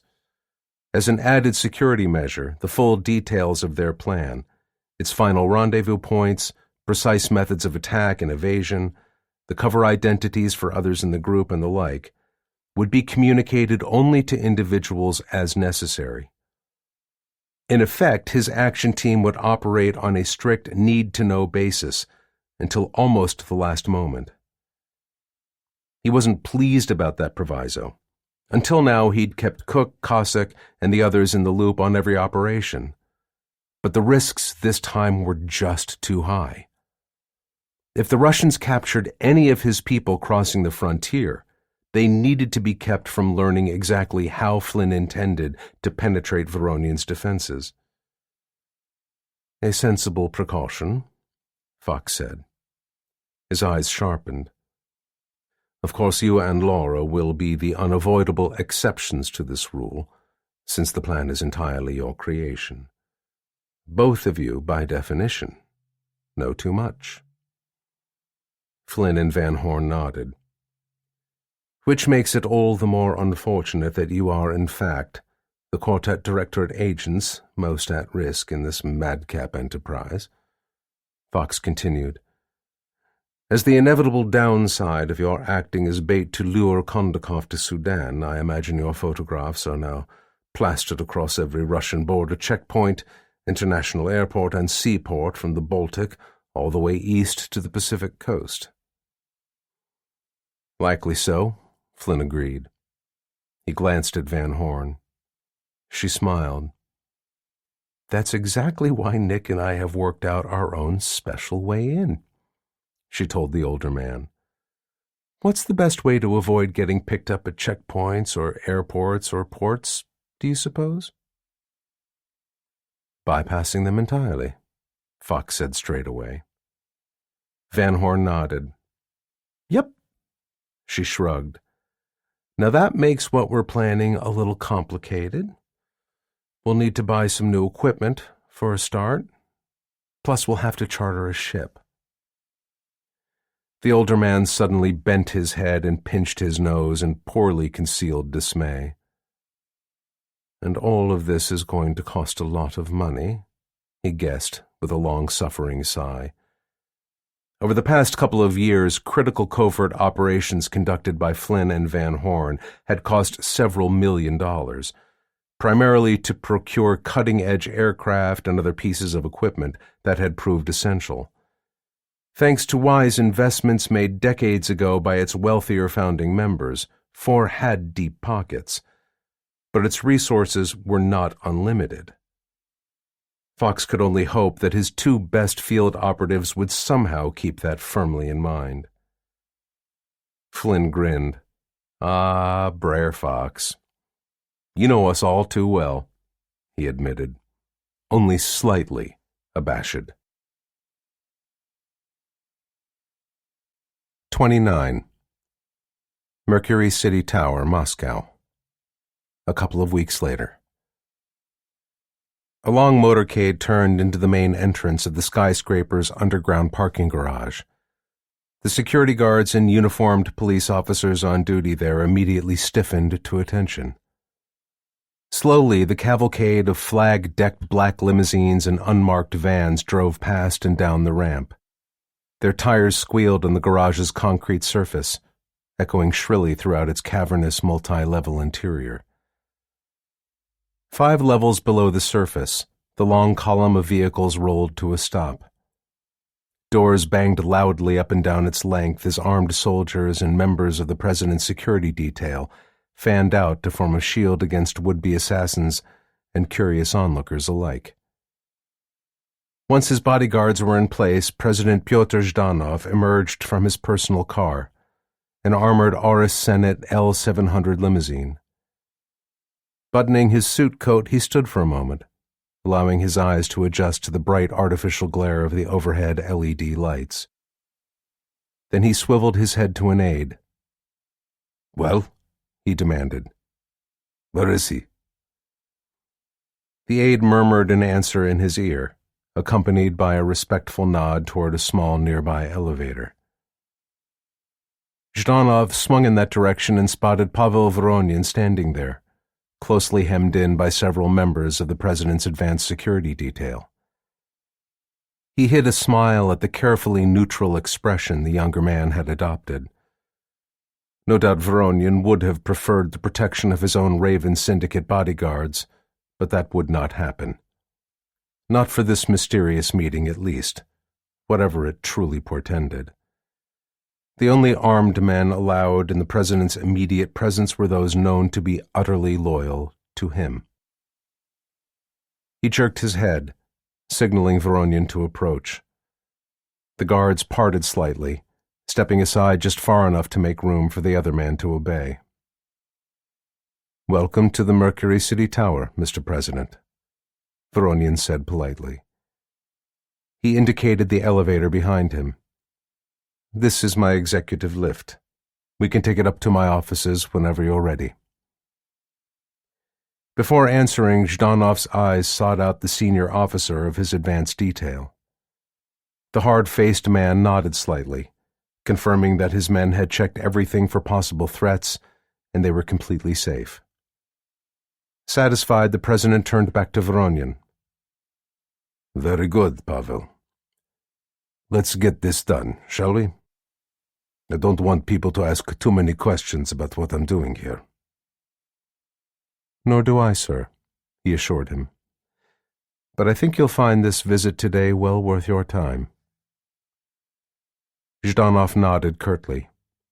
"I'm counting on it." He followed Voronin to the elevator and waited while the other man swiped a card through a security reader. A light on the machine glowed green, and gleaming metal doors slid open. 2 unsmiling security men squeezed into the elevator with them. There was no conversation during the short, fast ride up 44 floors. Kirill Rodin was the only person waiting for them when the doors opened again. He nodded his head in polite greeting. "If you'll follow me, Mr. President, everything is ready for you." At Zhdanov's silent acknowledgement, he turned and led them along a corridor. The president noted the empty offices on each side. "Where is everyone?" he asked. Rodin looked back over his shoulder.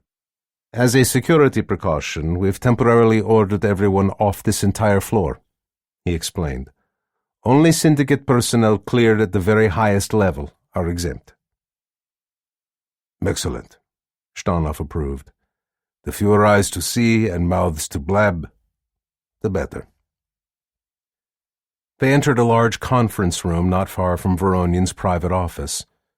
Zhdanov took the comfortable leather chair indicated by Rodin. A snap of his fingers sent his bodyguards back outside to guard the door. Alone with the other 2 men, the president swung around to face them. "All right," he snapped. "I'm here. Now tell me why. That vague line of bullshit you sold my top aides, vital matters of state security, etc., had better bear some resemblance to the truth." "I apologize for the imprecision and ambiguity," Voronin said calmly, "but the need for absolute secrecy you've rightly insisted on made it impossible for me to be any clearer." "So this does involve Veles," Zhdanov said with satisfaction. Voronin nodded. Our planning has now reached the point where I believe a full operational briefing is in order." He half-turned and pitched his voice to the audio-visual control room at the back.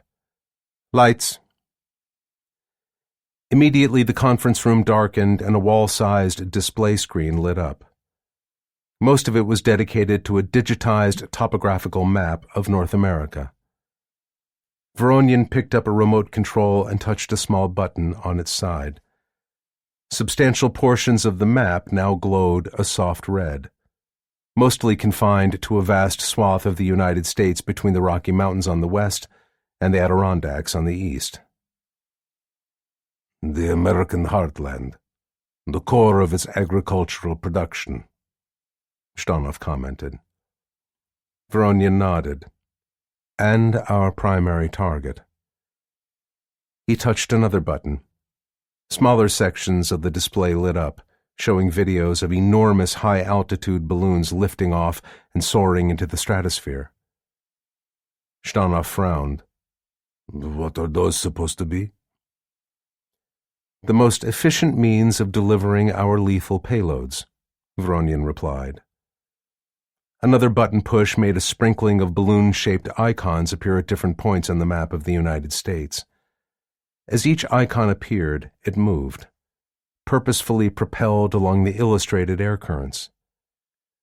Behind each indicated balloon, vast stretches of the target area turned a sickly green color, a visual representation of the effects of the weaponized fungal spores it was sowing, spreading death from the skies. Zhdanov scowled. "Balloons?" He shook his head. "What are you playing at, Pavel? This isn't some kind of children's game.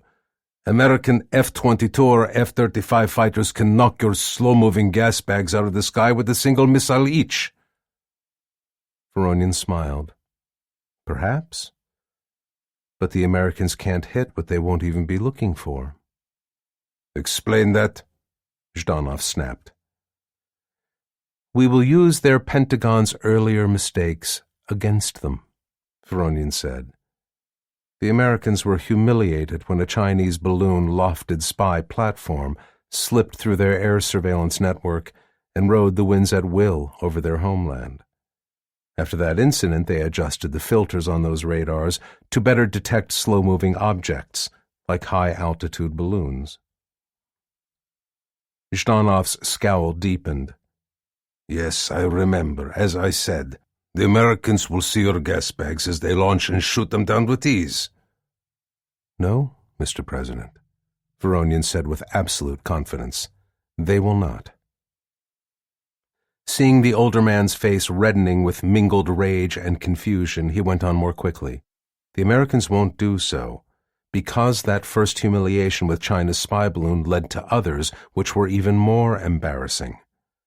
Not long afterward, the U.S. Air Force downed several other unidentified high-altitude objects, using Sidewinder missiles that cost $500,000, but it turned out that the balloons they'd destroyed so expensively were probably nothing more than stray private or commercial balloons, either ones that had been used for advertising purposes or that may have been carrying weather sensing and other scientific instruments."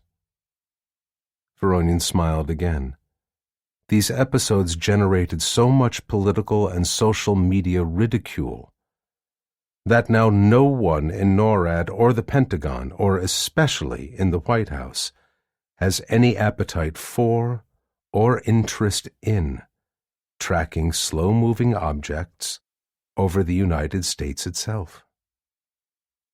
"Like the story of the boy who cried wolf," Zhdanov murmured. Voronian nodded. "Exactly. NORAD's air surveillance radars track unidentified objects crossing into North America's controlled airspace. Anything flying over the interior is monitored loosely, if at all, by the civilian air traffic authorities." He shrugged. "We will use this willful blindness against them. In fact, by the time the moment arrives to launch Veles, the Americans will not only avoid interfering with our operations, they will be actively encouraging them. Encouraging your balloon flights?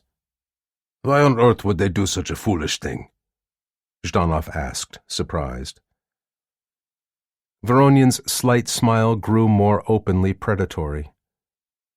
The first step will come when you authorize me to begin covert operations inside the United States. With your permission, I intend to set up a new front organization there, one the Americans will believe to be a non-profit climate change research group. The president's face betrayed his continuing confusion. The current U.S. administration is wholly committed to fighting climate change, and it actively encourages and even supports environmental organizations it sees as political allies in this struggle, Voronyan explained.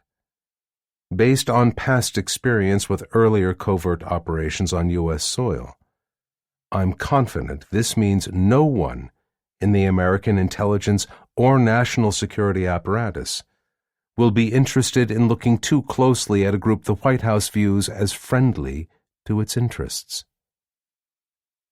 Zhdanov's face cleared.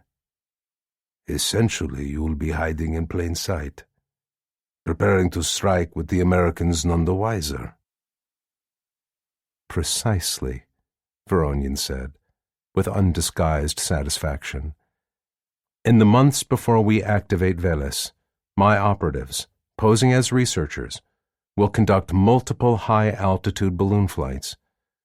We'll use components, polyethylene balloon envelopes, flight control equipment and software, and scientific instruments, sourced entirely from American or other Western suppliers.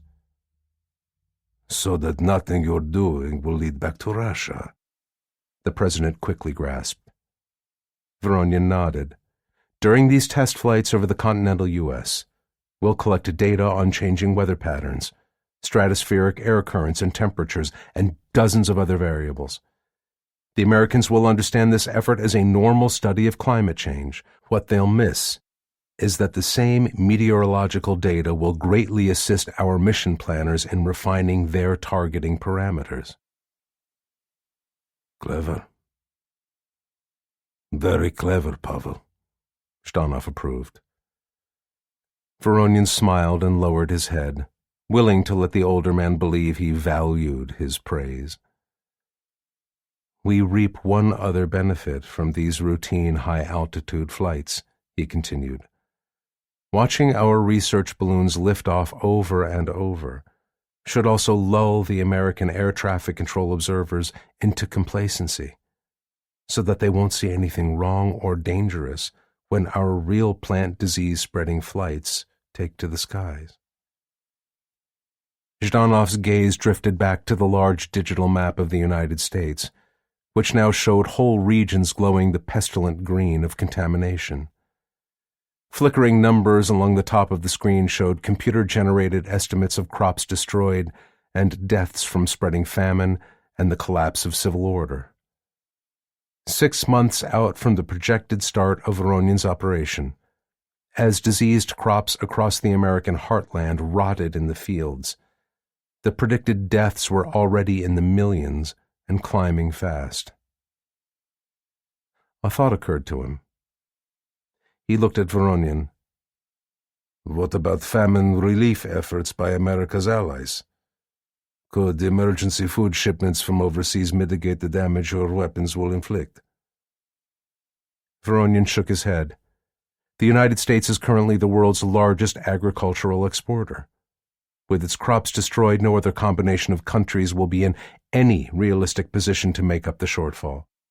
And even if its allies were willing to ration food to their own citizens to send aid to America, the logistic challenges involved would be insurmountable. The world's most recent severe famines have affected fewer than 10 million people. We will be triggering starvation among more than 300 million. Impressed, Zhdanov turned to Rodin.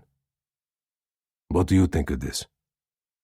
In your judgment, is it safe for us to proceed with this next phase of Veles? I have to admit that the plan is excellent, he said. And nothing in these first secret operations inside the United States carries any serious risk of exposure. The moment of truth will only come when we begin shipping stockpiles of Dr. Neminsky's weaponized spores to our field operatives. Zhdanov nodded and made his decision. Very well, he told Voronian. You may begin. Set Veles fully in motion. 30. Wakanai Harbor, Hokkaido Prefecture, Japan. That same time. Wakanai, a small city on the northeastern tip of Hokkaido, the northernmost and second largest of the 4 Japanese home islands, lay less than 30 miles from the nearest piece of Russian territory, Sakhalin Island. In Nick Flynn's view, that made it an ideal jumping-off point for their attempt to slip secretly into Russia's far eastern region. From the foot of the gangplank of the Nikko Maru, he looked out across the harbor. Bright lights gleamed in places, illuminating the dark water lapping gently at piers and an assortment of vessels tied up alongside wharves.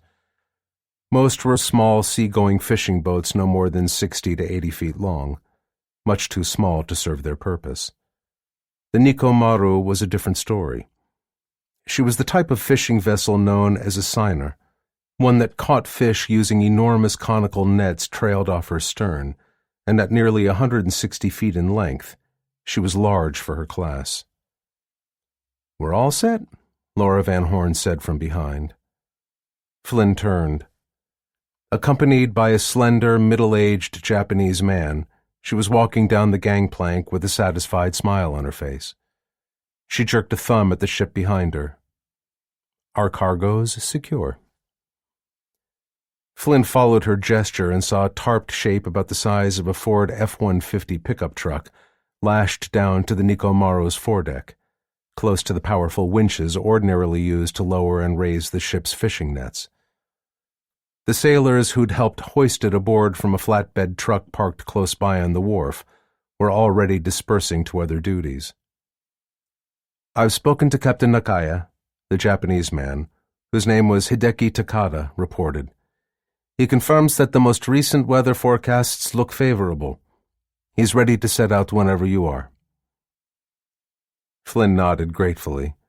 Takada was the head of the Quartet Directorate's Japan station. Contacted by Fox for help, he'd thrown himself wholeheartedly into coordinating this part of their operation, including arranging the charter of the Nikko Maru from its corporate owners, who had assisted Four in the past. He'd also been instrumental in recruiting the crew for this voyage. Some were Quartet Directorate part-timers, agents who could be activated out of ordinary civilian life when their special skills were required for particular missions.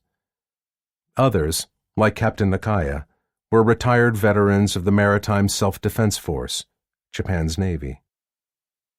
Before joining Four, Takada had been a high-ranking officer in the Defense Intelligence Headquarters, Japan's equivalent of the Pentagon's Defense Intelligence Agency, the DIA. He'd pulled strings left in place from his years of government service to find the reliable and thoroughly discreet men and women Flynn and Van Horn would need to attempt this high-risk endeavor. "Thank you, sir," Flynn said. "We really appreciate everything you've done for us." "It's Hideki, not sir," Takada reminded him gently. It was a point he'd made at their first meeting the day before. Four had no rigid hierarchy, preferring to operate as a group of equals wherever possible. Responsibilities, including command authority, were assigned based on talent, experience, and specialized skills, not strict seniority. Flynn nodded. That was one of the things that had attracted him to the Quartet Directorate in the first place. During his service with the U.S. Air Force, he'd never played the game of kissing the asses of superior officers just because they outranked him, which was probably one of the reasons he'd found himself in such hot water when the CIA came looking for a convenient scapegoat for its own screw-ups. He grinned. Nick Flynn, principled rebel. Sure sounded better than Nick Flynn, too stubborn for his own good.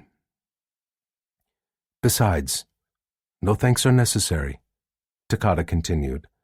My people and I fully understand the importance of your operation. Voronian and his Raven Syndicate are a menace to us all. The sooner you finish them, the safer we will be. He glanced back at the ship with more than a hint of longing. You know, I almost wish I could go with you. His teeth flashed in a quick smile. It should be quite entertaining. Flynn believed him. Ford's Japan station chief was quiet and thoroughly professional on the surface. Still, he and Van Horn had already figured out that the other man had hidden depths, including an almost piratical dash and an equally avid inclination to take whatever chances were required to complete a mission. In fact, over dinner and drinks the night before, Takata had proudly traced his ancestry back to Japan's ancient seafaring clans, the Kaizoku, who were either pirates or traders as circumstances dictated. With that in mind, it was no surprise that he'd ultimately chosen the more freewheeling Quartet Directorate over the duller, bureaucratic confines of Japan's Defense Intelligence Headquarters. Entertaining might not be the word I'd have chosen, he said carefully. Thrilling? Exhilarating? Van Horn suggested with obvious amusement. Am I getting warmer? Not exactly, Flynn said. Much as we'd like to have you along, he said to the other man, whatever you can do to run interference for us here could make all the difference. If things don't go as planned at the airport tomorrow, all the luck and skill in the world won't help us. Takata nodded more seriously. You can count on me, he assured them. I will make sure everything gets off the ground there without a hitch. Then we'd best get aboard, Flynn said with an inquiring glance at Van Horn. She nodded. Yep, our gear's all stowed, and we've got a tight schedule to keep. Places to boldly go, bad guys to shoot, new infinitives to split. Please do not rub it in, Takata said. Remember, we also serve who stand and wait to distract excessively curious government officials. Laughing, they both thanked him again, this time offering him a slight bow. Since they were colleagues in 4, it was appropriate to use the brief dip of head and shoulders that represented the bow between equals. Takata returned the gesture, but then insisted on shaking their hands warmly. It was a custom he'd picked up over years of working closely with Westerners. With a final goodbye wave, Flynn and Van Horn turned and strode up the gangplank. They made their way aft to the Nikomaru's raised pilot house. Captain Koichi Nakaya, short and powerfully built with a shock of close-cropped white hair and a trim beard, turned to them. You are ready to depart? Flynn nodded. We are, Captain. Very well, Nakaya said gravely. He picked up a walkie-talkie and rattled off a quick series of orders in Japanese. The ship's diesel-electric engine came to life with a deep, throaty rumble, turning over at low RPMs. Pale gray exhaust eddied away from the single short funnel behind the pilot house. Satisfied by what he saw on his repeater gauges, the captain issued more orders. Through the windows, Flynn saw sailors moving toward the fore and aft mooring lines holding them to the wharf. Others gathered near the anchor winch. He heard Nakaya snap a final series of crisp commands into his walkie-talkie. The other man's years of experience as a naval officer were apparent both in his confidence and in the disciplined, professional way his sailors sprang immediately into action. There was none of the easygoing behavior he'd noticed aboard the other fishing vessels home-ported at Wakanai. Moments later, with her anchor raised and lines coiled aboard, the Nikomaru edged away from the wharf, turned slowly, and headed out of the harbor, steaming northeast across Soya Bay at 15 knots. Flynn and Van Horn stayed in the pilot house, watching everything with interest. It took about an hour for the ship to clear the headland of Cape Soya and turn east into the La Perouse Strait between Hokkaido and Russian-owned Sakhalin Island. It was then that Akaya handed the wheel over to his junior deck officer and stepped back. He turned to the two Americans. "We have now left the territorial waters of Japan. Welcome to the open ocean." Flynn glanced out of the pilot house windows in surprise. They were still well within sight of the coast. The lights of fishing villages and country homes twinkled against the dark silhouettes of low, forested hills. At this point, the strait was less than 27 miles wide. From the heights of Cape Soya on a clear day, it was possible to see Russian territory. "Come again?" he asked. "I'm no sailor, but this looks a little bit crowded to count as open ocean." "It is more a matter of legality than of actuality," Nakaya explained. "We Japanese only claim ownership out to 3 nautical miles here.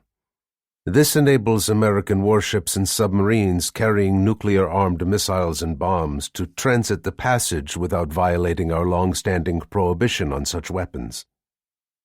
He smiled wryly. "And so, you see, we remain true to our deeply felt convictions, without being idiotic about it." "Smart thinking," Flynn agreed. Nakaya shrugged. "The practice preserves a comfortable illusion, which is good enough for most of my countrymen." He nodded toward the door. "You should both get some food and rest now. We stay on this course for another 7 hours. That will take us east into the Sea of Okhotsk, well out onto the open ocean in truth, rather than just legal fiction." "What happens then?" Flynn asked. "We turn north and reduce our speed to 10 knots, Nakaya replied. "If all goes well, that should bring us to the waypoint you've selected at the correct time. We will be roughly 90 nautical miles off the Russian coast shortly after sunset tomorrow." "And then shit gets real," Van Horn commented. The captain nodded gravely. "Yes, Miss Van Horn," he agreed. "That is true indeed." Temporary checkpoint on the Russo-Belarusian border a short time later. Tadeusz Kosek, smartly dressed in an expensive, hand-tailored business suit and stylish designer sunglasses, paced irritably back and forth beside a luxury Mercedes S-Class sedan with Belarusian license plates. Wade Vukovich, dressed far more simply in the off-the-rack blazer, button-down shirt, slacks, and plain black tie appropriate for a driver who might also double as a bodyguard, stood a little apart with his arms folded patiently. To all appearances, he was listening while his employer fumed about the ridiculous holdup they were currently experiencing. In reality, Kosek's expressive behavior was intended largely to divert attention from his companion, whose Russian language skills weren't up to prolonged questioning. Still muttering curses, the Pole glanced around at their surroundings. It was already late in the afternoon, with the sun settling toward the west. Closer at hand, orange cones were strung across the M1 motorway toward Smolensk and Moscow, diverting all eastbound traffic from Belarus to this abruptly reopened border crossing station. Every vehicle, without any exceptions, was thoroughly searched before being passed through. Besides the border guard officers and enlisted personnel manning this post, he noted the presence of at least a platoon-strength unit of regular soldiers together with their wheeled fighting vehicles. He frowned. The Russians weren't screwing around. They were ready to apply overwhelming force at the slightest sign of trouble. Impatiently, Kosek swung back to the Mercedes. He uttered a new litany of nearly silent profanity as he watched one border guard methodically paw through the sedan's open trunk. At the same time, another poked and prodded around its front and rear seats, and then dug into the glove box. When at last they finished and flashed thumbs-up signals to the officers supervising their search, he muttered, "Finally, by God." He turned immediately to the officer with his hand held out for their forged Belarusian passports. "So much for our so-called customs union," he growled. On paper, citizens of the Eurasian Customs Union, those of Russia, Belarus, Kazakhstan, Armenia, and Kyrgyzstan, were supposed to be exempt from customs inspections and most border controls when traveling from one member state to another. The Russian shrugged. "I regret the delay," he said, perfunctorily and with obvious insincerity, as he returned their passports. "But this is a necessary precaution. We've received serious warnings about possible terrorist incidents." Cossack sniffed in disbelief. "Oh, involving what? Wives, girlfriends, and grandmothers?" He waved a contemptuous hand toward a separate section of the checkpoint, where all couples, women traveling alone, and even family groups were being subjected to far more intense screening and interrogation. The border guard officer only shrugged again. "Moscow makes the rules, Mr. Manaev," he said. "We simply enforce them." Minutes later, once the two Quartet Directorate agents were safely inside the Mercedes and speeding onward toward Moscow, still 270 miles away, Vukovich let out his breath in a huge, relieved sigh. "Jesus, Tad," he said, glancing back over his shoulder at the pole. "I'm really glad we weren't carrying any contraband or weapons this time around. Those guys weren't screwing around." Cossack nodded. "True enough, Wade." His mouth tightened. "Ordinarily, I would be very happy that our earlier activities have spooked these Russian bastards. But now I admit that the timing is unfortunate." Vukovich turned back to the road. "Yeah, unfortunate is right. Which kind of makes me wonder how exactly we're supposed to nail that MF or Voronian without any guns or explosives and such." "A fair question," Cossack admitted. "But how does that old English poem go? Ours is not to reason why. Ours is but to do or die." Vukovich finished the quote for him. I had a teacher in high school who made us read it, and that one line stuck in my head. His mouth turned down. Because it sounded really stupid to me. General Patton had it right. You win by making the other poor dumb son of a bitch die for his country. Cossack nodded in approval. Not quite as noble, perhaps, but infinitely preferable. He shrugged his shoulders. In this case, we hope that our own courageous leader knows what he is doing. Captain Flynn will come through for us, Vukovich said stoutly. He always does. Of that, I have no doubt, Wade. Cossack agreed. 31. Mashtakova checkpoint, on Russia's border with Kazakhstan. That same time.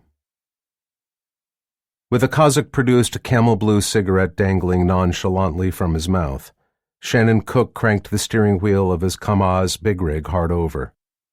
Here we go, he muttered to Cole Hines, who was seated next to him in the cab.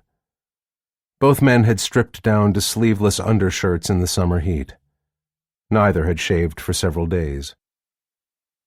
The heavy truck swung slowly off the two-lane highway and onto a side road that ran through the Russian border guard and customs station. Its white concrete buildings were the only man-made structures in sight. Elsewhere, the treeless Central Asian steppes spread to the far horizons, flat and almost entirely featureless. The setting sun hung very low in the west, and Cook had to squint against its red-tinged glare as he followed the signs directing them to a high bay vehicle inspection shed. A bored-looking border guard holding a clipboard waved their truck inside, and then signaled them to stop. The Russian waited until Cook stubbed his cigarette out in the dashboard ashtray. Then he nodded at the long 5-axle dump trailer they were towing. "What's your load?" he asked. "Slag and ash," Cook said with an indifferent shrug. "Making a haul to a cement plant outside Ryazan." At this, the border guard looked even more bored than before. Slag and ash, among the byproducts of smelting iron and steel, were a common Kazakh export to Russia. When blended as an aggregate into ordinary cement, the powdery, granular materials created a more durable and longer-lasting form of Portland cement, which was useful for all types of construction projects. For a moment, it was obvious that the Russian was tempted to overlook the rest of the inspection process and just wave them on through. But a quick glance over his shoulder showed that an eagle-eyed NCO was observing him. The guard sighed and jotted down the truck's license number on his clipboard. "Wait here," he told Cook. "I have to do a visual inspection." He trudged back down to the dump trailer, then, grumbling under his breath, he scrambled up onto one of the trailer's large tires. He clung to the side of the trailer with one hand, and then raised up on his boots just high enough to lift the tarp tied down across its cargo bed. Peering underneath, he saw only a layer of dark gray ash mixed with brownish chunks of iron ore slag. A breeze stirred up some of the ash, and the Russian sneezed violently. He shook his head, dropped the tarp back into place, and jumped down to the ground. Swiping at his nose, he came back to the cab and scribbled across the rest of the form on his clipboard. Finished, he flipped it over. "Show them your papers, guys," he said with a jerk of his head toward the adjacent passport control office, already turning away to move down the line toward the next waiting big rig. Cook and Hines climbed down out of the truck cab and sauntered over to the office. Its scuffed linoleum floors, banged-up counters, scratched plexiglass partitions, and faded official posters were a testimony to the sameness of cheaply built government buildings worldwide. The Mashtakova passport office had a function. No one in authority wanted to spend any more on its utilitarian form than was necessary. The two Quartet Directorate agents joined the end of a line of others waiting to show their documents. One by one, those ahead of them were called up to one of the counter windows manned by border guard officers. When it was finally their turn, they handed over their Kazakh passports as demanded. The names on their forged identity documents were Russian. Out of 19 million people in the Central Asian Republic, 4 million were ethnic Russians. The border guard officer behind the window inspected their passport pictures and their faces closely for a few moments, comparing them against other images on his computer screen. Cook was sure those were grainy surveillance photos of Flynn and Van Horn. Apparently satisfied, the Russians stamped their passports and tossed them back. "You carrying any drugs?" he asked blandly. Without much expression, Cook shook his head, as did Hines. "Vodka?" This time Cook grinned. "A few bottles," he admitted, "for personal medicinal use." The border guard officer snorted. "Just stay off the sauce while you're on the road," he warned as he waved them on their way. "The police aren't going easy on drunks after accidents these days." Cook sketched a salute as he turned toward the door with Hines on his heels. On their way out, both men noted that non-ethnic Russians and all female travelers were being questioned much more closely. They exchanged glances. Flynn and Van Horn would have been in trouble if they'd attempted a crossing here. There were limits to how long any disguise could hold up under prolonged inspection. As soon as they climbed back into their truck and shut the doors, Hines slumped back against the seat. "Okay, that wasn't a whole lot of fun, but it went easier than I thought it would," he said, relieved. As he put the big Kamaz into gear and pulled out of the inspection shed, Cook shot the younger man a sidelong grin. "Now, Cole," he said kindly, "I'm just guessing here, but I'm betting you won't be talking about how easy things are once I hand you a shovel and tell you to dig all of our crap out of the back of this rig." "No, sir," Hines agreed with a short barking laugh. "I don't believe I will be. That's definitely going to be one hell of a messy, back-breaking job." The cases containing all the special equipment, weapons, clothing, and other gear their action team would need in Moscow were buried in the dump trailer they were towing, concealed about 4 feet down under its layers of compacted slag and ash. Aboard the Nikomaru, in the Siovokatsk, the next night. The sun had set, leaving the fishing vessel in almost total darkness. On its foredeck, the glow from deck lamps fell across its power winches and the tarped pickup truck-sized shape lashed there. The only other sources of illumination visible, besides a pale quarter moon high in the west, were the ship's red and green marine navigation beacons and a small, bright white light fixed to the masthead. Nick Flynn came down the short ladder from the pilot house and moved forward across the deck to join Laura Van Horn at the port railing. In the diffuse radiance from the nearest lamp, he could see that her hair was now dyed auburn. His own dark hair was a much lighter shade of brown. Both alterations were part of the preliminaries required for their new disguises. She was gazing out across the surface of the sea. It was calm, ruffled only by a few shallow waves rising and falling on their way east toward the distant shores of Kamchatka. "The weather looks good," he reported. "Captain Nakai says both the wind conditions and sea state are close to ideal for our purposes." "Now there's a welcome change," Van Horn said, turning to him with a quiet laugh. "I thought we might have to try launching in a gale for tradition's sake." Flynn nodded, remembering how they'd first met. Her crippled C-130J had made an emergency landing in the middle of a blizzard at his last U.S. Air Force duty station, an isolated radar post in northern Alaska, right on the edge of the frozen Beaufort Sea. Next had come their first critical quartet directorate mission together, where his assault team had been forced to make a daring, high-altitude jump into the trailing edge of a fierce North Atlantic storm. "For small favors, I am devoutly grateful," he replied. "I've had enough snow and ice and howling winds to last a whole lifetime." "Me too," she agreed as her gaze returned to the ocean.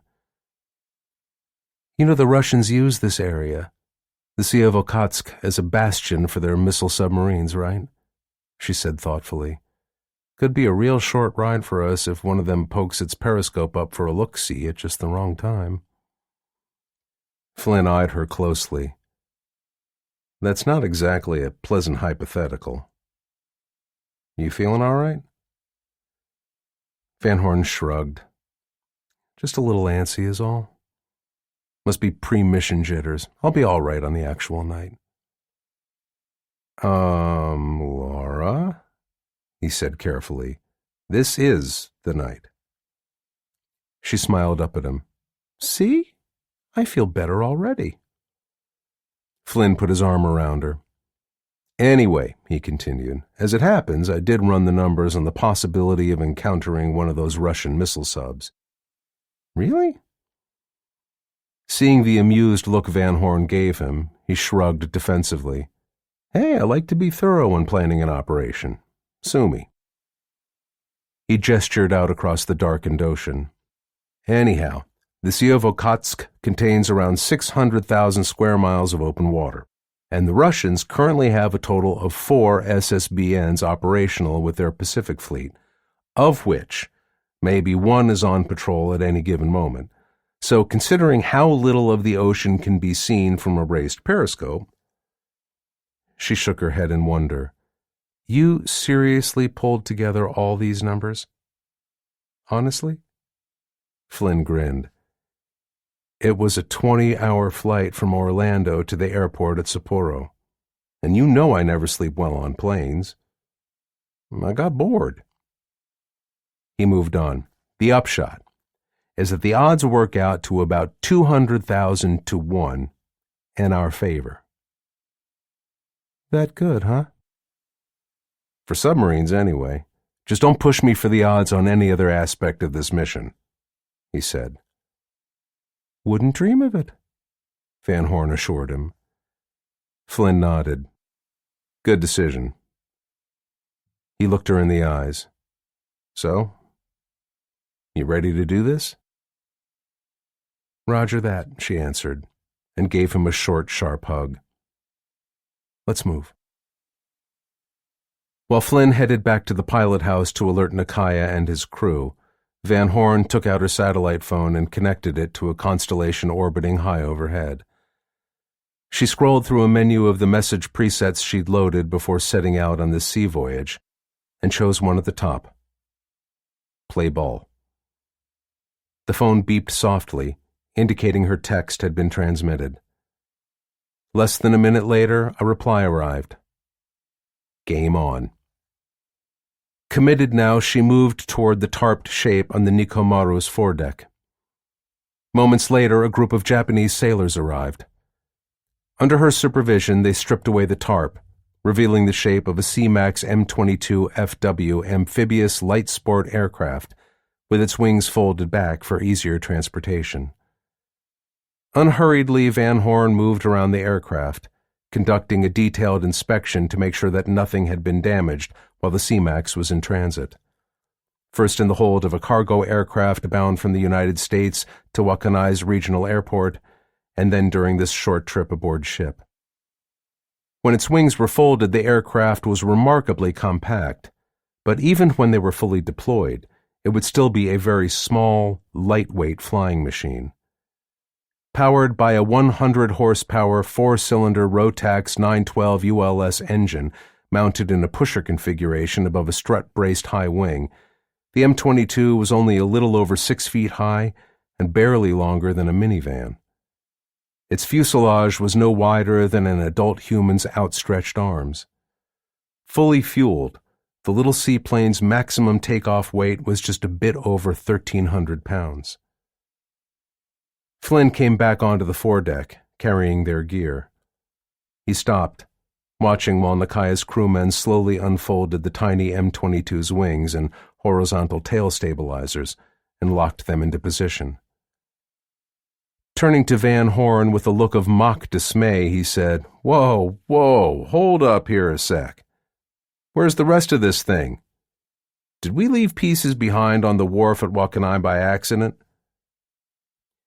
She wagged her finger in reproof. "No bitching allowed, Nick. I showed you the full specs on this bird, remember, and you signed off." She patted the sleek fuselage. "Don't pay any attention to the bad man, baby. He's just a mean old gravel cruncher," she murmured, using the U.S. Air Force slang for an officer who wasn't a trained pilot. She turned back to him. "Now, repeat after me. The C-MAX is one sweet flying machine, and this is going to be fun." Flynn felt an eyebrow go up. "Fun?" Van Horn shrugged her shoulders. "I say fun, or maybe thrilling is a better word, but you'd probably define what we're about to try as gut-wrenchingly hazardous. Anyway, it's all just a question of perspective." She smiled crookedly. "Have a little faith, cowboy. This is a magnificent, mother-loving aircraft, and it's going to be okay." Knowing when he was beaten, Flynn matched her expression. "Yes, ma'am. Whatever you say." She shook her head. "You can't fool me. I know you're only being so agreeable because your life is going to be completely in my hands for the next several hours." "Probably so," he agreed. "And very attractive hands they are, too," he confided. Her eyes gleamed. "Flattery, Nick? Well, it'll probably get you somewhere." She patted the amphibious plane again, which, in this case, should be deep into Russian territory long before the sun comes up. 32.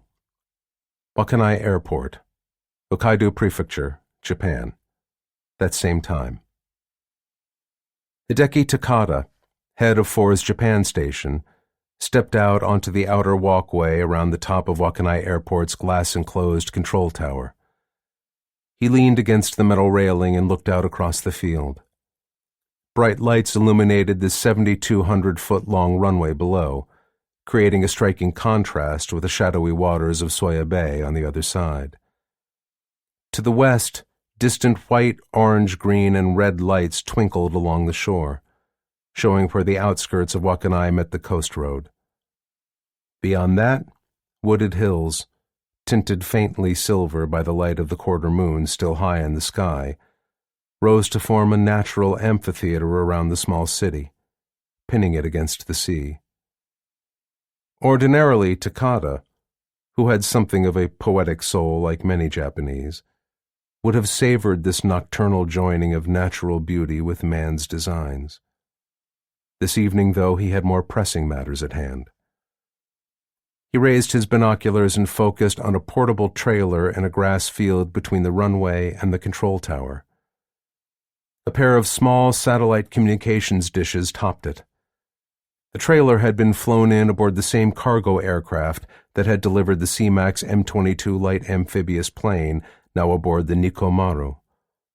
It had been accompanied by yet another small flying machine, one currently positioned a mile away at the far end of the runway. Any minute now, Takada thought, tensing slightly. Laura Van Horn's coded text from the fishing vessel far out at sea had been the trigger for the next critical moves here.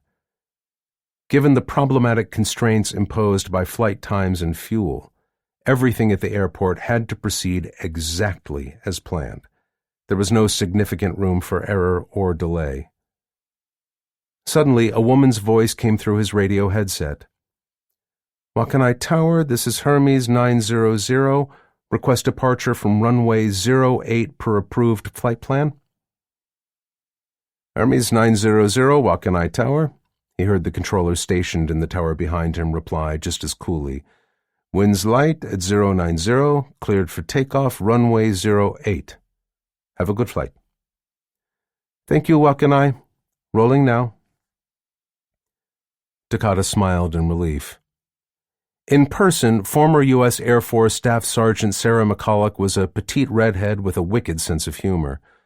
But when she was seated at a remote piloting station and controlling one of her beloved unmanned aerial vehicles, or UAVs, she was a consummate professional, utterly calm and absolutely focused. No one listening to her would have suspected tonight's exercise was anything but the routine demonstration flight it had been billed as.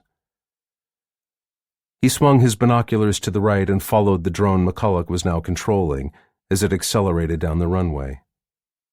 To an untutored eye, the small aircraft would have looked something like a pregnant praying mantis, an impression created by its bulbous domed nose, the streamlined cargo containers slung under its long, thin fuselage, a pair of broad, narrow wings, an aft-mounted pusher propeller, and finally, 3 down-angled tail fins.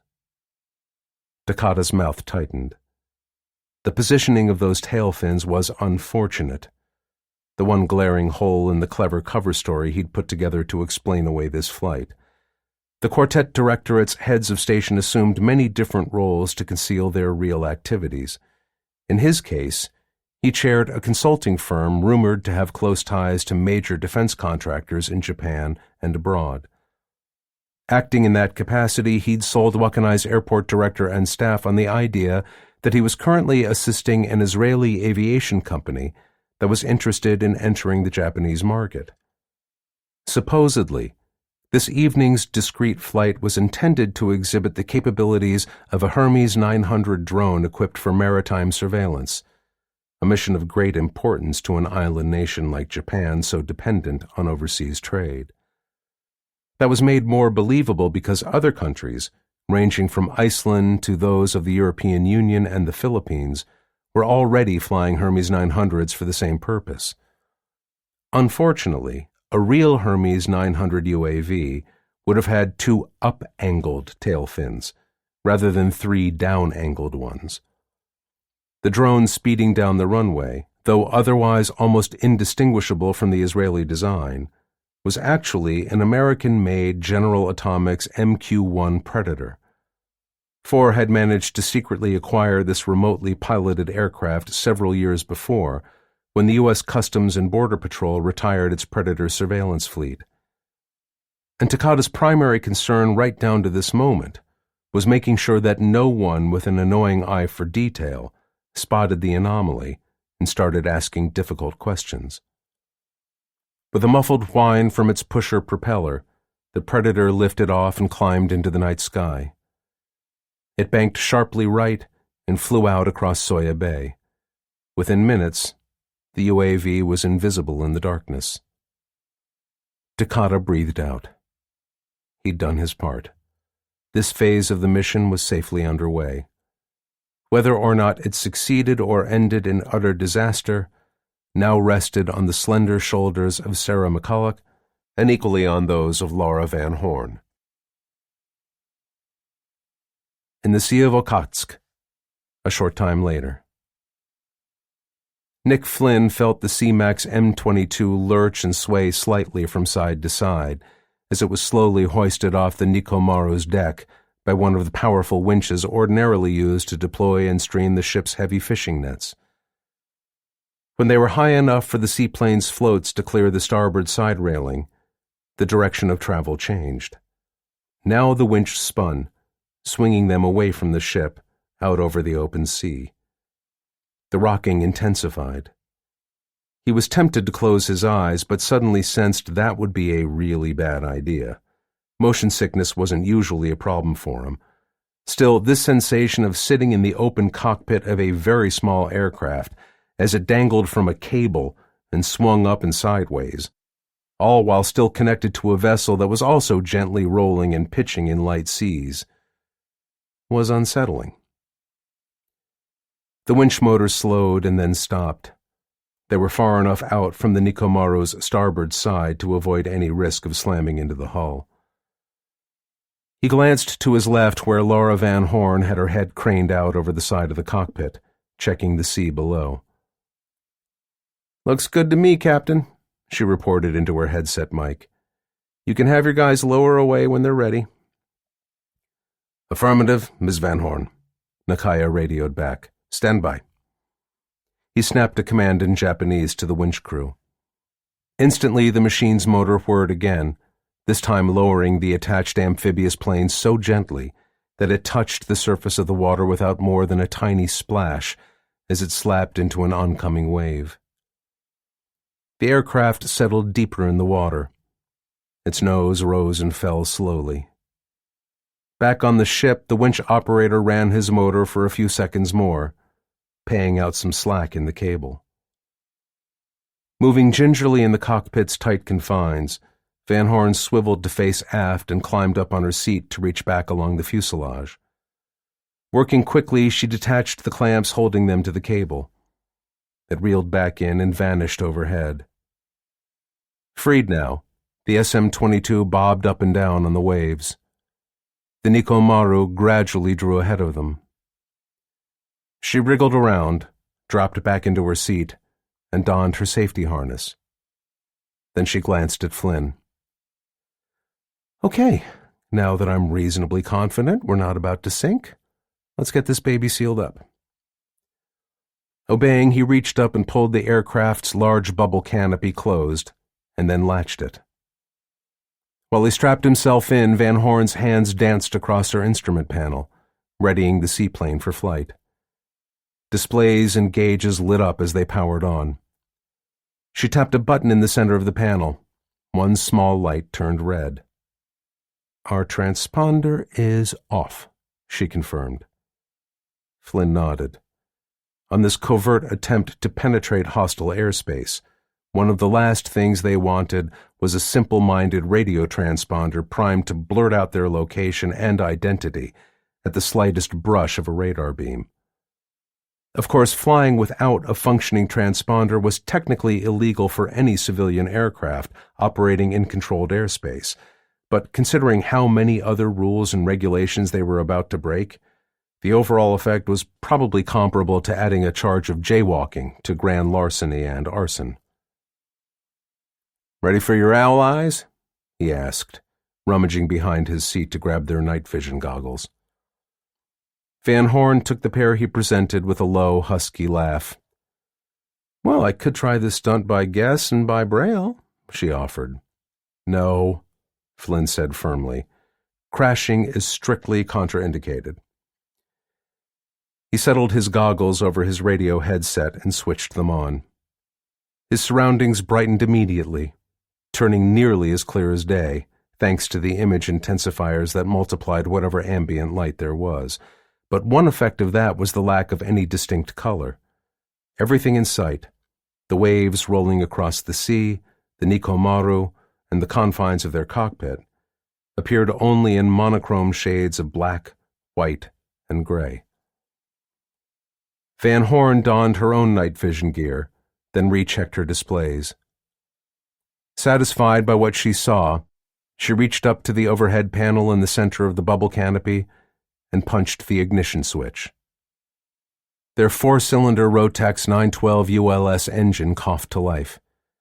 The aircraft's three-bladed pusher propeller began turning on the high wing above and behind them. Her eyes flicked right and left, scanning her readouts one final time. "Oil pressure and engine temperature both look good," she said aloud. With a glance at Flynn, she added, "We're ready to roll." "Roll?" he countered. "Okay, bounce might be more accurate," she admitted. Her right hand settled on the center stick, while her left hand gripped the throttle lever located just below the canopy. "Hang tight, compadre. Here we go." Suiting her actions to her words, Van Horn pushed her throttle forward a notch. The engine responded smoothly. She fed in more power. Seawater splashed across the nose as the M22 motored across the surface, bouncing a little and skipping across the top of the low waves as it picked up speed. A plume of white foam and propeller-whipped spray lengthened behind its streamlined hull. After a takeoff run of around 500 feet, the light seaplane reached a speed of 40 knots and, with a minor jolt, broke free of the water and climbed into the air. Van Horn toggled her stick, leveling out just 200 feet above the ocean. She caught up with the Nikomaru and banked into a slow orbit around the ship, noting how she needed to apply rudder as well as use her stick. The little seaplane shuddered and yawed slightly as it hit small pockets of turbulence. She nodded to herself. This aircraft required constant control inputs because of its high, wing-mounted engine, wing struts, and floats. It wasn't a smooth flyer. Instead, it danced through the air, and its pilot needed to be ready to join the dance. Confident that she had the feel of the aircraft, she broke out of her slow circle and headed west for the distant, unseen coast of Sakhalin Island, throttling up until they were hitting nearly 100 knots. Behind them, the Nikomaru altered her own course and increased speed, steaming south back toward Japan. They were now on their own. 33. Low over Sakhalin Island, Russia. Sometime later. The C-Max wove along a narrow, winding ravine, rolling first to the right, then to the left, and then back again along its trace. Steep forested slopes climbed high above the low-flying aircraft, just as they had from almost the first moment it crossed the island's east coast. Sakhalin was nearly 600 nautical miles long from south to north, but only 12 miles wide at its narrowest point, and it was largely a mass of mountains, ridges, and hills. Spring-fed shallow streams cut these ranges of higher ground into innumerable gullies and gulches. Here and there, wider valleys had been carved by bigger rivers that generally flowed north or south along the island's spine before they turned to find outlets to the sea. Flynn gripped the edges of his seat as Van Horn banked sharply from side to side to avoid smashing into the wooded heights hemming them in. Under her night vision goggles, her face was a mask of total concentration. The center stick in her right hand was in constant motion as she went from one tight rolling turn to the next.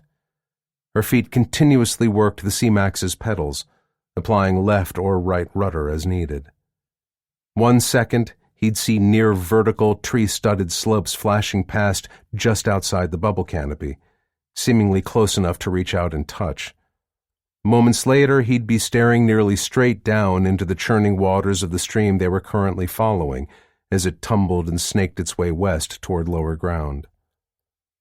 It was like riding the world's most exciting roller coaster, Flynn decided with an inward gulp, except for the fact that they weren't on rails, and roller coaster cars didn't go spinning off end over end to smash into rocks and trees with a fatal burst of fuel-fed flame if the ride operator made the slightest error.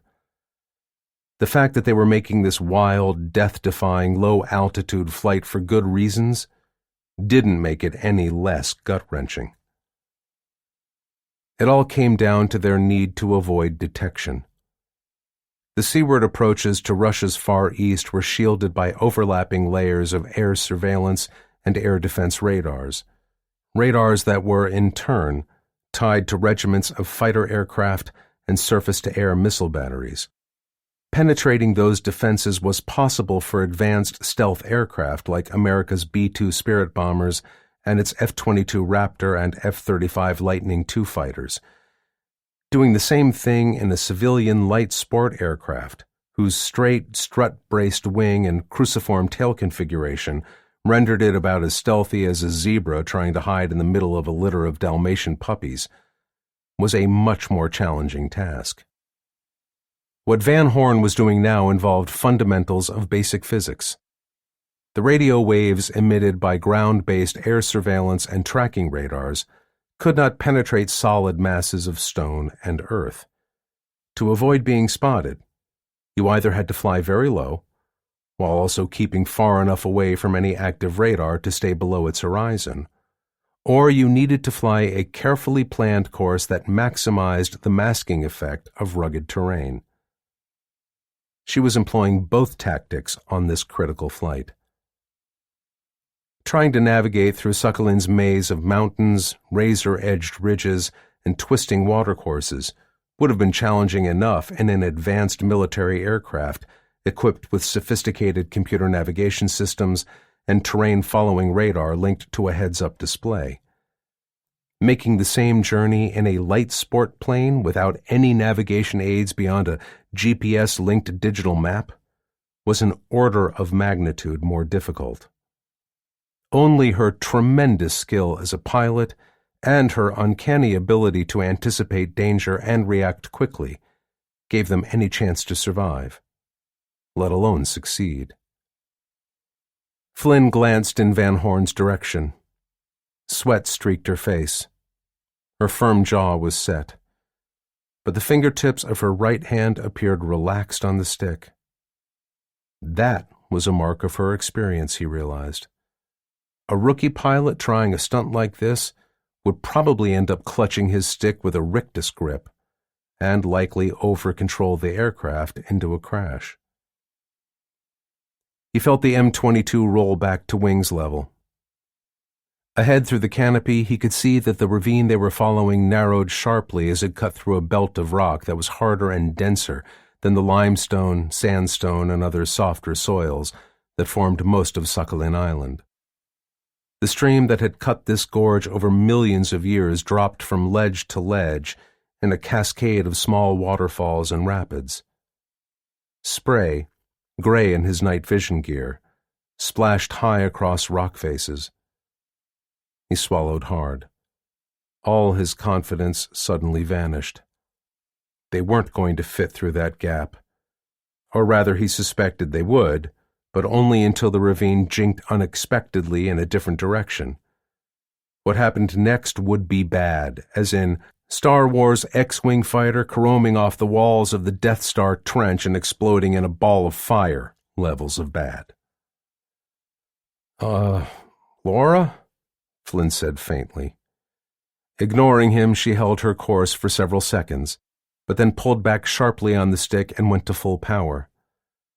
The little seaplane responded immediately, clawing up through the air to clear the rocky escarpment barring their path. Even with the 100-horsepower Rotax engine doing its best, their airspeed bled off fast. Before the C-Max could stall out, she dropped the nose, practically shaved the tops of the fir trees lining the crest, and then descended almost straight down the gentler slope on the other side of the ridge, picking up speed on the way. Flynn breathed out in relief. They were through the central range of mountains and coming out onto a narrow coastal plain. Tiny specks of light far off to his right pinpointed a small fishing village on Sachalin's west coast. Through the canopy he could make out a large body of water stretching as far as his assisted eyes could see to the north and south. They were approaching the Tartar Strait, which separated the long island from Russia's mainland. Freed for now from the need to focus so intently on avoiding terrain obstacles, Van Horn glanced across the small cockpit. "Is there a problem, Nick?" she asked innocently. "Because I think maybe you were about to say something back there. Just before we didn't hit that cliff, which is kind of weird actually, because I'm pretty sure you know this isn't my first nap of the earth rodeo." He reddened slightly, suddenly relieved that their night vision gear only revealed shades of light and dark. "Mea culpa," he murmured contritely. "Mea maxima culpa." "Te absolvo," she responded with a quick grin. "Now you know Latin, too?" Van Horn laughed. "Saw it in a movie once." As soon as they crossed the coast, she altered course to the northwest and steadied out at around 100 feet above the waves. They flew on into darkness. Flynn kept busy now scanning the horizon ahead of them. The C-MAX wasn't equipped with radar or radar warning receivers, so they were reduced to the Mark I human eyeball to detect possible threats. Short of a miracle, that wouldn't do them much good if they encountered Russian aircraft on patrol. But one of his rules, taught long ago by his mother, who was as fierce as she was loving, was that bitching about what you didn't have was a complete waste of time and energy. You did your best with what you had. And if you sat idly by on your ass and whined instead, well, that was entirely on you. He sat upright in his seat, suddenly spotting faint lights out on the horizon to their north. "Contact, contact, contact," he snapped to Van Horn. "Lights low at our 3 o'clock, some ways off. I can't make out if the lights are stationary or moving slowly. Not aircraft, I'd guess, but those could be Russian helicopters." She leaned past him to take a look for herself. "That's a ship," she said with confidence. "A big one." She pushed the stick forward. The little seaplane dove, nosing toward the ocean's surface until it practically skimmed the waves. The lights vanished over the edge of their suddenly narrowed horizon. "A ship?" Van Horn nodded. "Probably the Vanina-Cholmsk train ferry." Flynn considered that. 500,000 people lived on Sakhalin Island, and everything they couldn't produce on their own had to come by sea. The ferries shuttled dozens of rail cars full of goods between the mainland and the island. Unfortunately, the ships didn't follow any fixed schedule, departing on their half-day to day-long voyages whenever the weather and the availability of cargo dictated. Given their unpredictability, encountering one of the ferries at sea was a definite prospect, but there were other, less appealing possibilities. "Is there some reason you don't think that was a Russian Navy destroyer or corvette transiting the strait on its way to or from Vladivostok?" he asked quietly. She snorted. "You kidding? We were maybe only 15 miles out when I dove for the deck. At that range, a warship's air search radars would have been lighting up our ass in seconds." Her eyes roved the horizon. "And we'd be eating missiles right about now." Nothing happened. They continued flying without incident, juddering slightly in the gentle winds pushing waves eastward across the strait. "So your reasoning is, we're not dead, therefore it wasn't an enemy warship?" Flynn asked after a moment longer. Van Horn nodded. "Pretty much." "Humph," Flynn said, chewing on her logic. Then he shrugged. "Okay, that works for me." They arrowed onward, still practically hugging the waves. After several minutes, Van Horn leaned forward, eyeing the GPS-linked map open on the cockpit's right-hand multifunction display. A tiny white cross marked RP was in sight, not far ahead of their indicated position. "We're a couple of minutes out from the rendezvous point.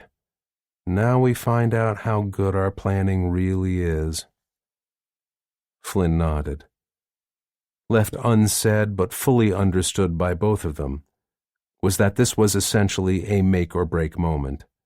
This mid-air rendezvous was critical.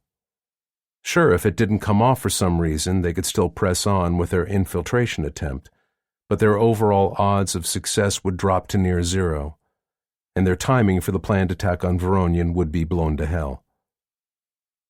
Van Horn throttled back, slowing the seaplane to around 80 knots. Then she reached out and tapped an icon on her left-hand multifunction display. It turned green. The IR beacon fixed to their tail was activated. With that done, she flipped a switch to turn on a very low-powered tactical radio. "Seabird to Kingfisher," she called. "Do you copy?" They both heard only the faint hiss of static through their headsets for a long moment. "Seabird to Kingfisher," Van Horn said again. "Do you copy?"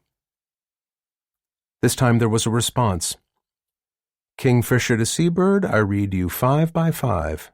They heard Sarah McCulloch reply from her remote piloting station at Wakanai Airport, more than 200 nautical miles south of their present position. "I'm at your 4 o'clock, estimate 3 miles out. I have your beacon in sight and am turning to slot in close behind you." Her transmissions were being routed to the Predator UAV by satellite link, and then relayed on to them by an equally short-range radio. Instinctively, Flynn craned around to hunt for the approaching drone. At 3 miles, it was little more than a tiny, bright dot in his night vision goggles. He watched the Predator move around behind them. Small windows at the rear of the M22's cockpit offered 45 degrees of aft visibility, but within moments, the distant dot of the UAV vanished, obscured by the seaplane's solid wing mount. With a slight shrug, he turned back. Now it was up to the two aviators.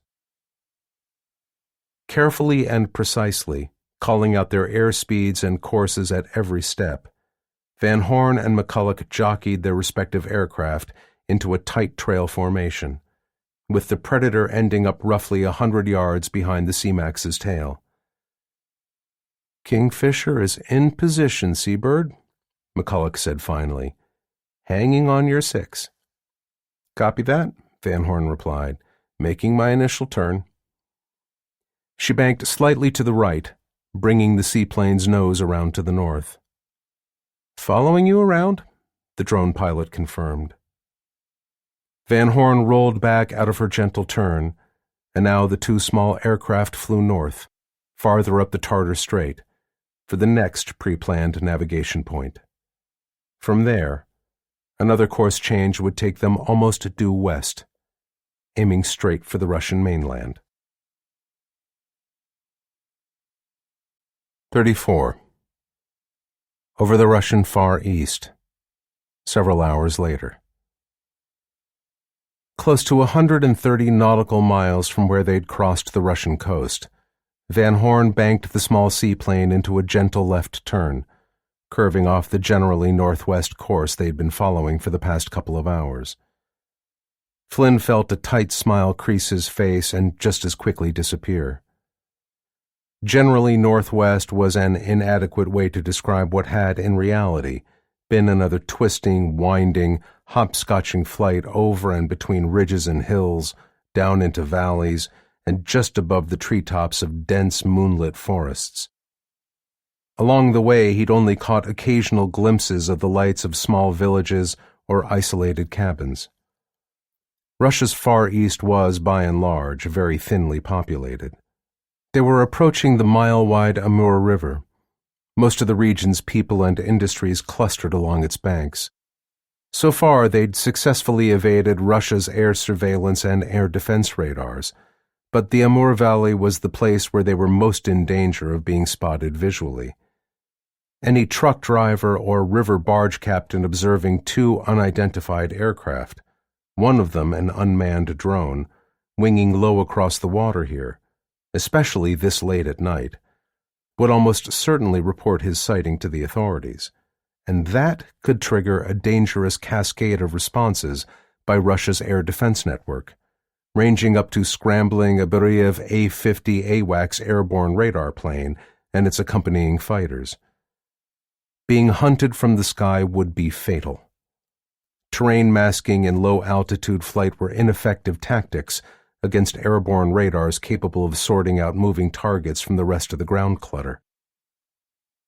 Van Horn took them low behind a range of wooded hills that ran roughly parallel to the Amur at this point. She contacted the Predator. "You still with me, Kingfisher?" "On you like glue, Seabird," McCulloch assured her. There was nonetheless a note of strain in the other pilot's voice. Even with the IR beacon attached to the C-MAX M22's tail as a guide, the task of remotely flying her Predator so low through this rough, hilly country was daunting. Her flight control inputs to the UAV were relayed through a satellite link, so there was always a short delay, usually much less than a second, before the Predator responded to her commands. That kind of delay didn't sound like much, but it meant the drone would fly more than 100 feet between the time she commanded a maneuver and the time it finally responded. A lag like that wasn't critical when flying straight and level at high altitude, but jinking through tight terrain, it meant McCulloch needed to constantly think ahead of her next sudden turn or change of altitude, anticipating instead of simply reacting.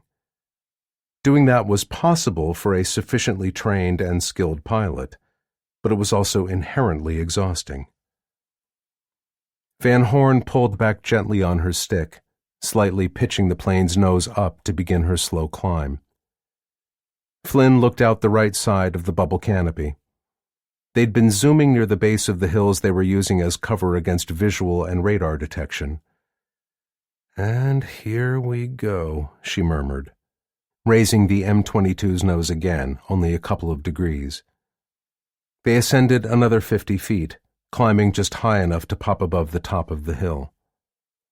Immediately, the whole panorama of the Amur River Valley opened out before Flynn's eyes. He scanned the ground swiftly but methodically, first looking for signs of movement on the nearby roads and the closest stretch of the river, and then systematically widening his search sector by sector, all the way to the far edges of his vision. "We're clear," he reported after a moment. "I don't see any moving vehicles on the highway or the local roads. And there's no river traffic anywhere in sight." Van Horn nodded. It was exactly as they'd hoped. It was already well past midnight local time, and they were far enough away from the larger riverside cities and towns to significantly reduce the odds of encountering any insomniac long haulers or barge crews. But low odds weren't the same thing as a guarantee, so scouting first before committing had been the right move. "We're good, Kingfisher," she relayed to McCulloch, hunched over her terminal and flight controls hundreds of miles away. "Executing my turn now." She rolled the C-MAX into a tight turn back to the northwest, leveled out, and dropped its nose to plunge down the other side of the hill, practically shaving the tops of the trees carpeting its far slope. When the ground flattened out, she took them right down onto the deck and flew straight toward the wide black ribbon of the Amur. As always, flying so close to the ground intensified the impression of speed for Flynn. He knew they were only traveling at around 80 knots, not that much faster than you could drive a car on some Texas backcountry roads. But this low, it still felt more like they were hitting Mach 3. In what seemed like the blink of an eye, their little seaplane flashed across a 2-lane highway and zoomed out over the water. He tensed.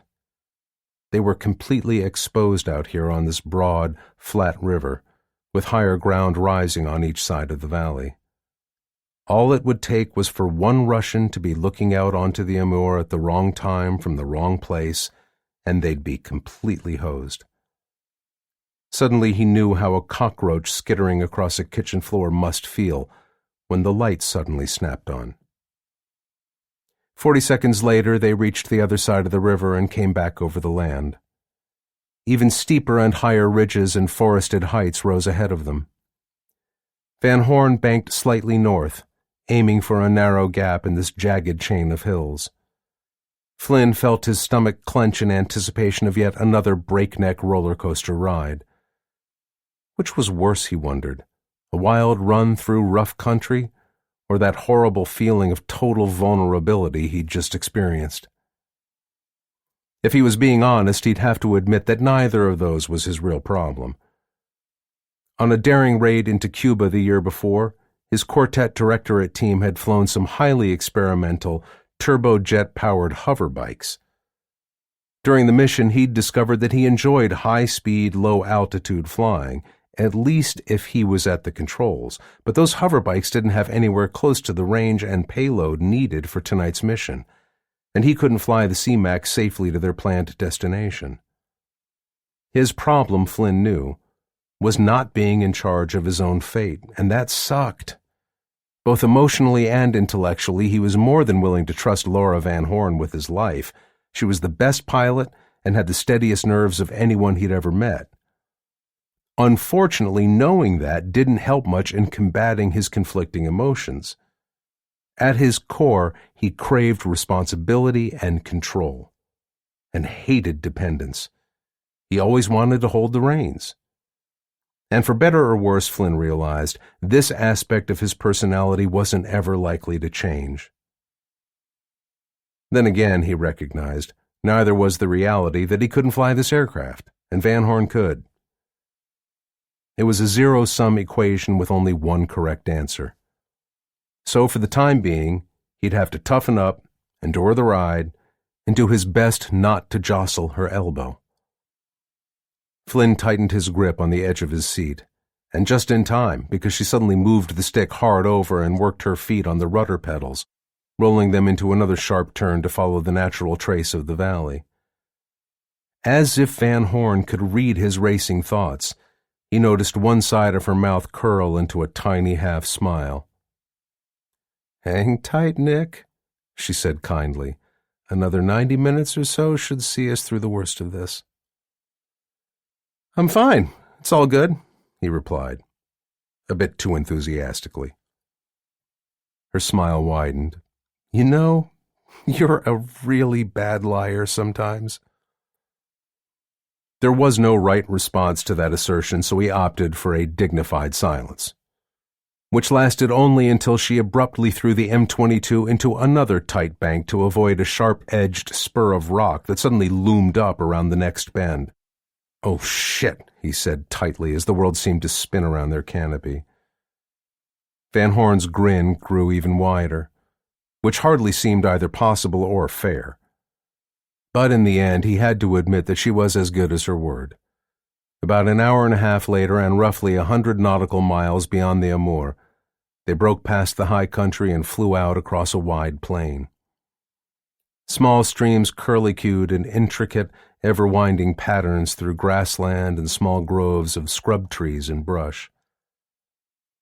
A large, roughly kidney-shaped lake appeared ahead of them.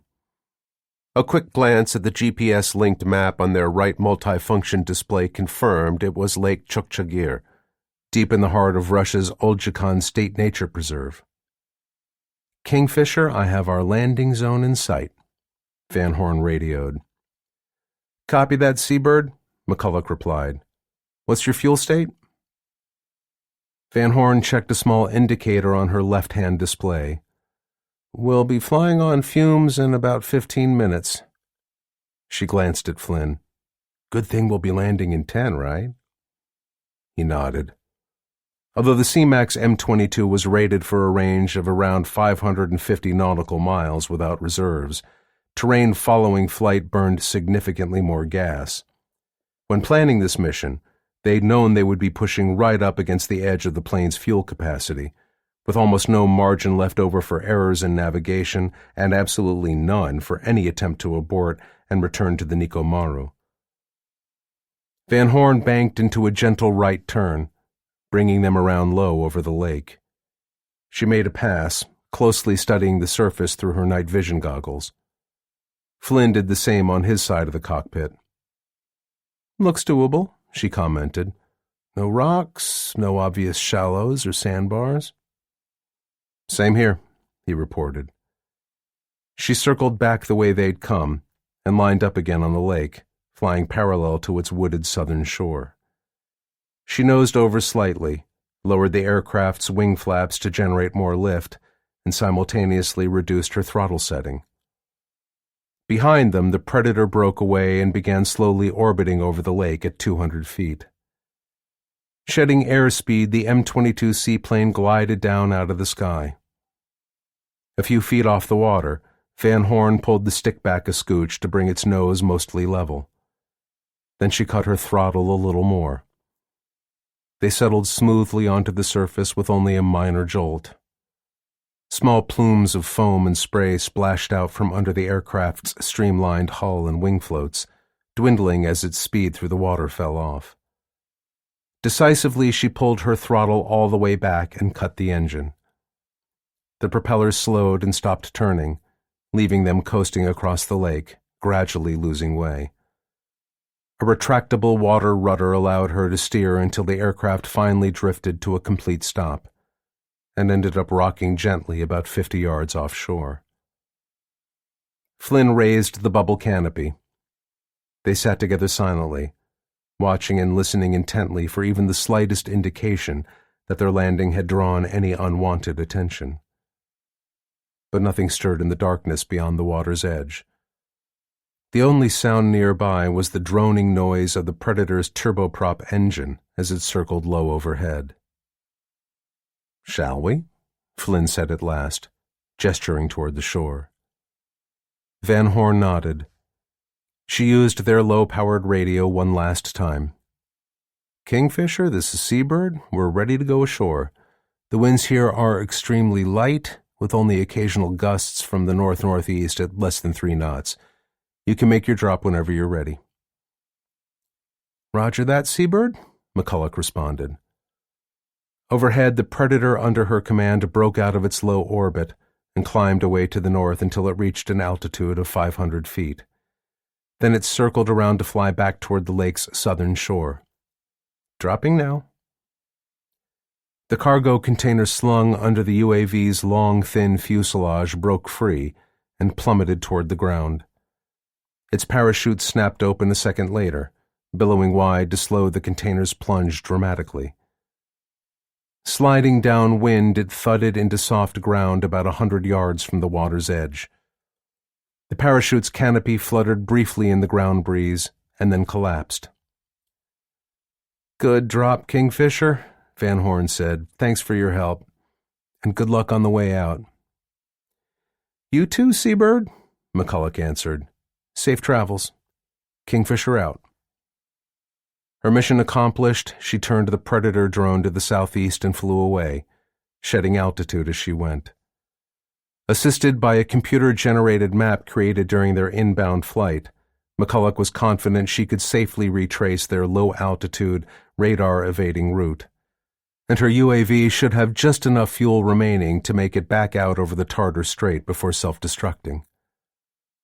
As soon as the drone disappeared from view, Flynn and Van Horn got busy. It took them a couple of minutes to drag a compact raft out of the cockpit's narrow cargo space behind their seats and inflate it using a CO2 cartridge. Then Flynn held the raft steady while Van Horn climbed aboard with their 2 small travel cases. She repaid the favor, using one of the wing struts to hold them in place while he swung himself over the side of the cockpit. Before they left, Flynn leaned back in and carefully activated the timers on a pair of small charges fixed to the C-Max's cockpit floor. Their lights blinked green. Not wasting any more time, he dropped lightly back into the little raft and pushed away from the floating seaplane. With a mischievous grin, Van Horn handed him a pair of collapsible plastic oars belonging to the inflatable. "You were a Boy Scout, right? You must know how to use these things." "And you don't?" She shrugged, still smiling. "Knowing how is not the same thing as doing. Besides, I see this as a fair division of labor. I got us here," she indicated the lake, "so you get us there," she said, pointing toward the shoreline. Fair enough, Flynn agreed with a quiet laugh. He took the oars and swiftly rowed them ashore where they grounded on a gravel and sand beach. Not far inland, reeds and tall grasses swayed in the light breeze. They scrambled into the shallows and then pulled the raft up and out of the water. Out on the lake, a sudden muffled thump-thump signaled the detonation of their scuttling charges. With the bottom of its hull blown wide open, the C-Max M22 settled rapidly and sank out of sight in a white bubbling froth of foam. Flynn and Van Horn watched it go. Although Lake Chukchagir was only 20 feet deep at that point, its waters were murky, and the bottom was both muddy and choked with weeds. Their now wrecked aircraft should lie safely hidden in its shallow depths for several years, and maybe even longer. When the lake's surface grew still again, Van Horn sighed. Scratch one more perfectly good airplane. I hope I don't end up making a habit of this. I think it only counts as a loss if you wreck it while flying, Flynn said consolingly. What was that then? Necessary expenditure of mission items in a previously approved manner, he said with a straight face. Van Horn stared at him. Did you just make that up on your own? Flynn shook his head. I had a couple of buddies in ROTC who wound up in logistics. They taught me some of the lingo. Be careful, Nick, she warned. That's some serious dark side of the Force shit right there. And once you go too far down that path, you can never return to the light side. Which is? He prompted. Van Horn shrugged. Flying, shooting missiles, blowing things up, killing bad guys, you know, the good stuff. Point taken, Flynn said. He motioned toward the nearby clump of reeds and tall grasses where the Predator's parachuted container had come down. Speaking of which, we should get moving. We've got a train to catch, remember? She nodded. Together, carrying the small inflatable raft, they sloshed across the soft, almost swampy ground. The cargo container was about 8 feet long, 4 feet wide, and 4 feet high. It was canted slightly, with one end partially dug into the mud. It took them only a short time to reel in the parachute and bundle it up into a compact mass of fabric. Scraping away the mud took only a bit longer. Flynn knelt and undid the straps holding the container shut. Van Horn helped him push it open. Under a layer of mesh netting, more straps secured a Russian-made Tula TMZ 5.951 off-road motorcycle in place. He nodded approvingly. Long out of production, Tula bikes were favorites among Russian hunters and outdoor enthusiasts, primarily due to their ruggedness and reliability. It was precisely the kind of machine they needed to traverse this wilderness area, and best of all, it wouldn't attract any unwelcome attention. Working as a team, he and Van Horn unstrapped the motorcycle and then muscled the heavy machine up and out onto the ground. The now deflated raft, oars, and bundled-up parachute took its place. More work camouflaged the airdropped cargo container itself with cut grasses and reeds. When they were done, Flynn eyed their handiwork critically. Sinking the case in the lake would have been better, but it was too heavy to drag all the way out into deep enough water, especially across muddy ground.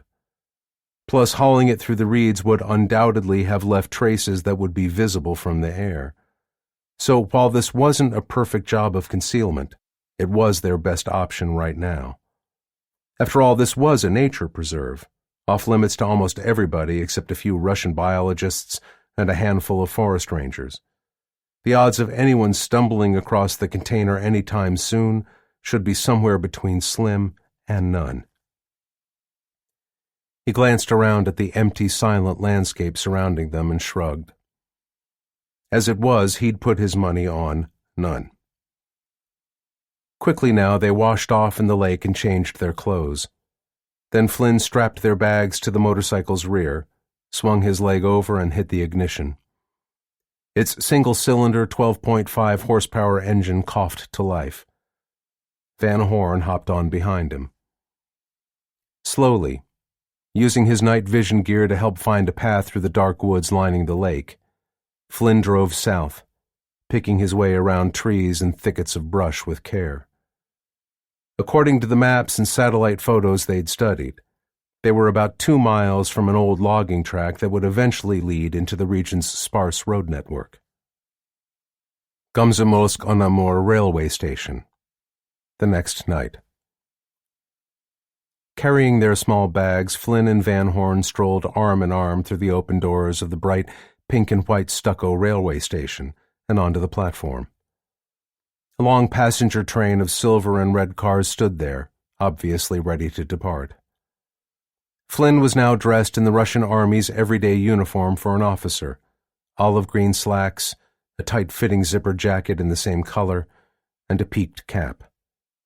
His documents, meticulously crafted by the Quartet Directorate's best forgers, identified him as a Major Alexei Lokhanov, currently serving in a signals regiment assigned to the Far Eastern Military District. He also carried papers authorizing him to take a month's leave on a honeymoon. Van Horn, dressed comfortably for travel in jeans, a white blouse, and a lightweight jacket, now called herself Tatiana Lokhanova, his wife. She had papers to prove it, of course. Not that anyone had spent much time studying them. This deep inside Russian territory and so far east of Moscow, most identity checks were cursory. And that, Flynn thought with satisfaction, was precisely why they'd just made such a difficult, long-range penetration flight. For all its perils, complications, and significant expense, it had been their safest way into Russia. Conversing fondly in informal Russian, they boarded the waiting train and went along a narrow corridor to the sleeping compartment reserved in their name more than a week earlier. Once they were safely inside and out of earshot of the car's dour female attendant, Flynn tossed his major's cap onto one of the 2 fold-down beds and turned to Van Horn. "So," he said with a teasing grin, "we've got a 9-hour ride to Khabarovsk, where we catch the westbound Trans-Siberian Express, right?" She nodded. "And after that, we've got another 6 days on the rails before we reach the Moscow areas. What's your point?" "It's just this," Flynn continued, still smiling down at her. "What do you suppose we can possibly do to keep ourselves busy for all that time?" Van Horn slipped her arms around his waist and stepped closer. "Well, Major Lokhanov," she said, looking up into his face with a sly smile of her own, "it just so happens that I've got quite a few ideas I plan to share with you." With a slight lurch, the train started rolling. 35. Vladimir, east of Moscow. A week later. Located approximately 120 miles east of Moscow, Vladimir had once been one of medieval Russia's most important and powerful cities. The glories of its ancient past survived in a number of beautiful, gleaming white, gold-domed Russian Orthodox cathedrals, some of them close to 1,000 years old. Sadly, none of the architectural brilliance that had produced such marvels of design was reflected in the city's main railway station, which was an ugly, boxy structure built out of pale gray concrete slabs and glass in all the worst traditions of Soviet-era construction. The best that could be said about it was that it was functional. Wearing ordinary civilian clothes now, Nick Flynn and Laura Van Horn stepped down off the train and onto the main platform. Holding hands, they walked into the station itself, then headed straight for the nearest exit, acting very much like a newly married couple with eyes only for each other, paying no apparent attention to the other travelers milling around ticket windows or food kiosks. Once outside the station, however, they spotted a solidly built man in a dark suit and a chauffeur's cap waiting on the pavement. He held up a handwritten sign that read, "Lokhanov." It was Tadeusz Kosek. Flynn tamped down on any sign that he had recognized the Pole. Instead, he walked over with a quizzical look. "I'm Lokanov," he said. "Alexei Lokanov." He nodded at Van Horn. "And this is my wife. Are you here for us?" Cossack nodded impassively. "Yes, Mr. Lokanov," he said, indicating the dark blue S-model Mercedes sedan parked at the curb behind him. "Some of your friends arranged this ride as a honeymoon gift." For friends read Brer Fox, Flynn realized, since no one else on his team had been briefed on their cover story before making their own way into Russia. He turned to Van Horn. "Look, Tatiana," he said. "We don't need to take a taxi after all, thanks to Misha and the rest of the guys. See? They're not total losers after all." She smiled. "Well, Alexei, they're still drunken louts. But at least they're generous drunken louts." "Half a win is better than no win at all," Flynn said with a wink at Cossack. Stoically, exactly like a hired car driver who had no intention of getting involved in the affairs of his passengers, the Pole politely held the Mercedes' rear door open for them. As soon as they were inside, he slid behind the steering wheel and smoothly pulled out onto the station access road. Coming to a parking barrier, he slid his ticket into the machine, paid what he owed, and then turned the Mercedes left onto the next street over. Once they were safely in traffic, Flynn leaned forward. "Any problems I should know about, Tad?" Although the Trans-Siberian Express train they'd been riding for the past 6 days had Wi-Fi, he'd calculated that using it to contact Fox back in the U.S. or any others on his team for anything short of an actual emergency would have been much too risky. Given the limited number of emails and texts emanating from any train, the FSB and other Russian intelligence services would have a relatively easy time spotting anything remotely suspicious. You couldn't hide in a crowd if there wasn't one. Cossack shook his head. "Nothing significant," he said. "Wade and I arrived almost a week ago, and Cook and Hines got in a couple of days later with all our equipment." Flynn nodded. That was good news. He'd been confident that burying their gear under a load of slag would get it past any border security checks, but it was nice to have his confidence confirmed. It also meant that Cook and Hines had successfully ditched their big rig and dump trailer at Ryazan as planned and acquired another vehicle. "Any developments since then?" "None," the other man told him. "We've just been waiting for the two of you to show up." He studied the pair of them in his rearview mirror. One eyebrow went up. "So?" he asked casually. "How was your long train trip together?" "Nicely boring and very restful," Flynn lied smoothly, ignoring a sharp elbow jab from Van Horn. "We managed to catch up on a lot of sleep." Cossack's mouth twitched as he plainly fought the temptation to laugh out loud at such an obvious load of nonsense. Instead, he simply smiled. "Ah," he said gravely. "Restful. Of course. I understand completely." He returned his attention to navigating Vladimir's busy streets. When they came to an intersection with the Volga Highway, the M7, he turned west toward Moscow itself. They were still some distance from the capital's outskirts when Cossack turned off the highway and onto a narrower country road leading northwest. Within minutes they were traveling through a rural landscape marked by villages, groves of birch and pine, and farms broken into family-sized plots.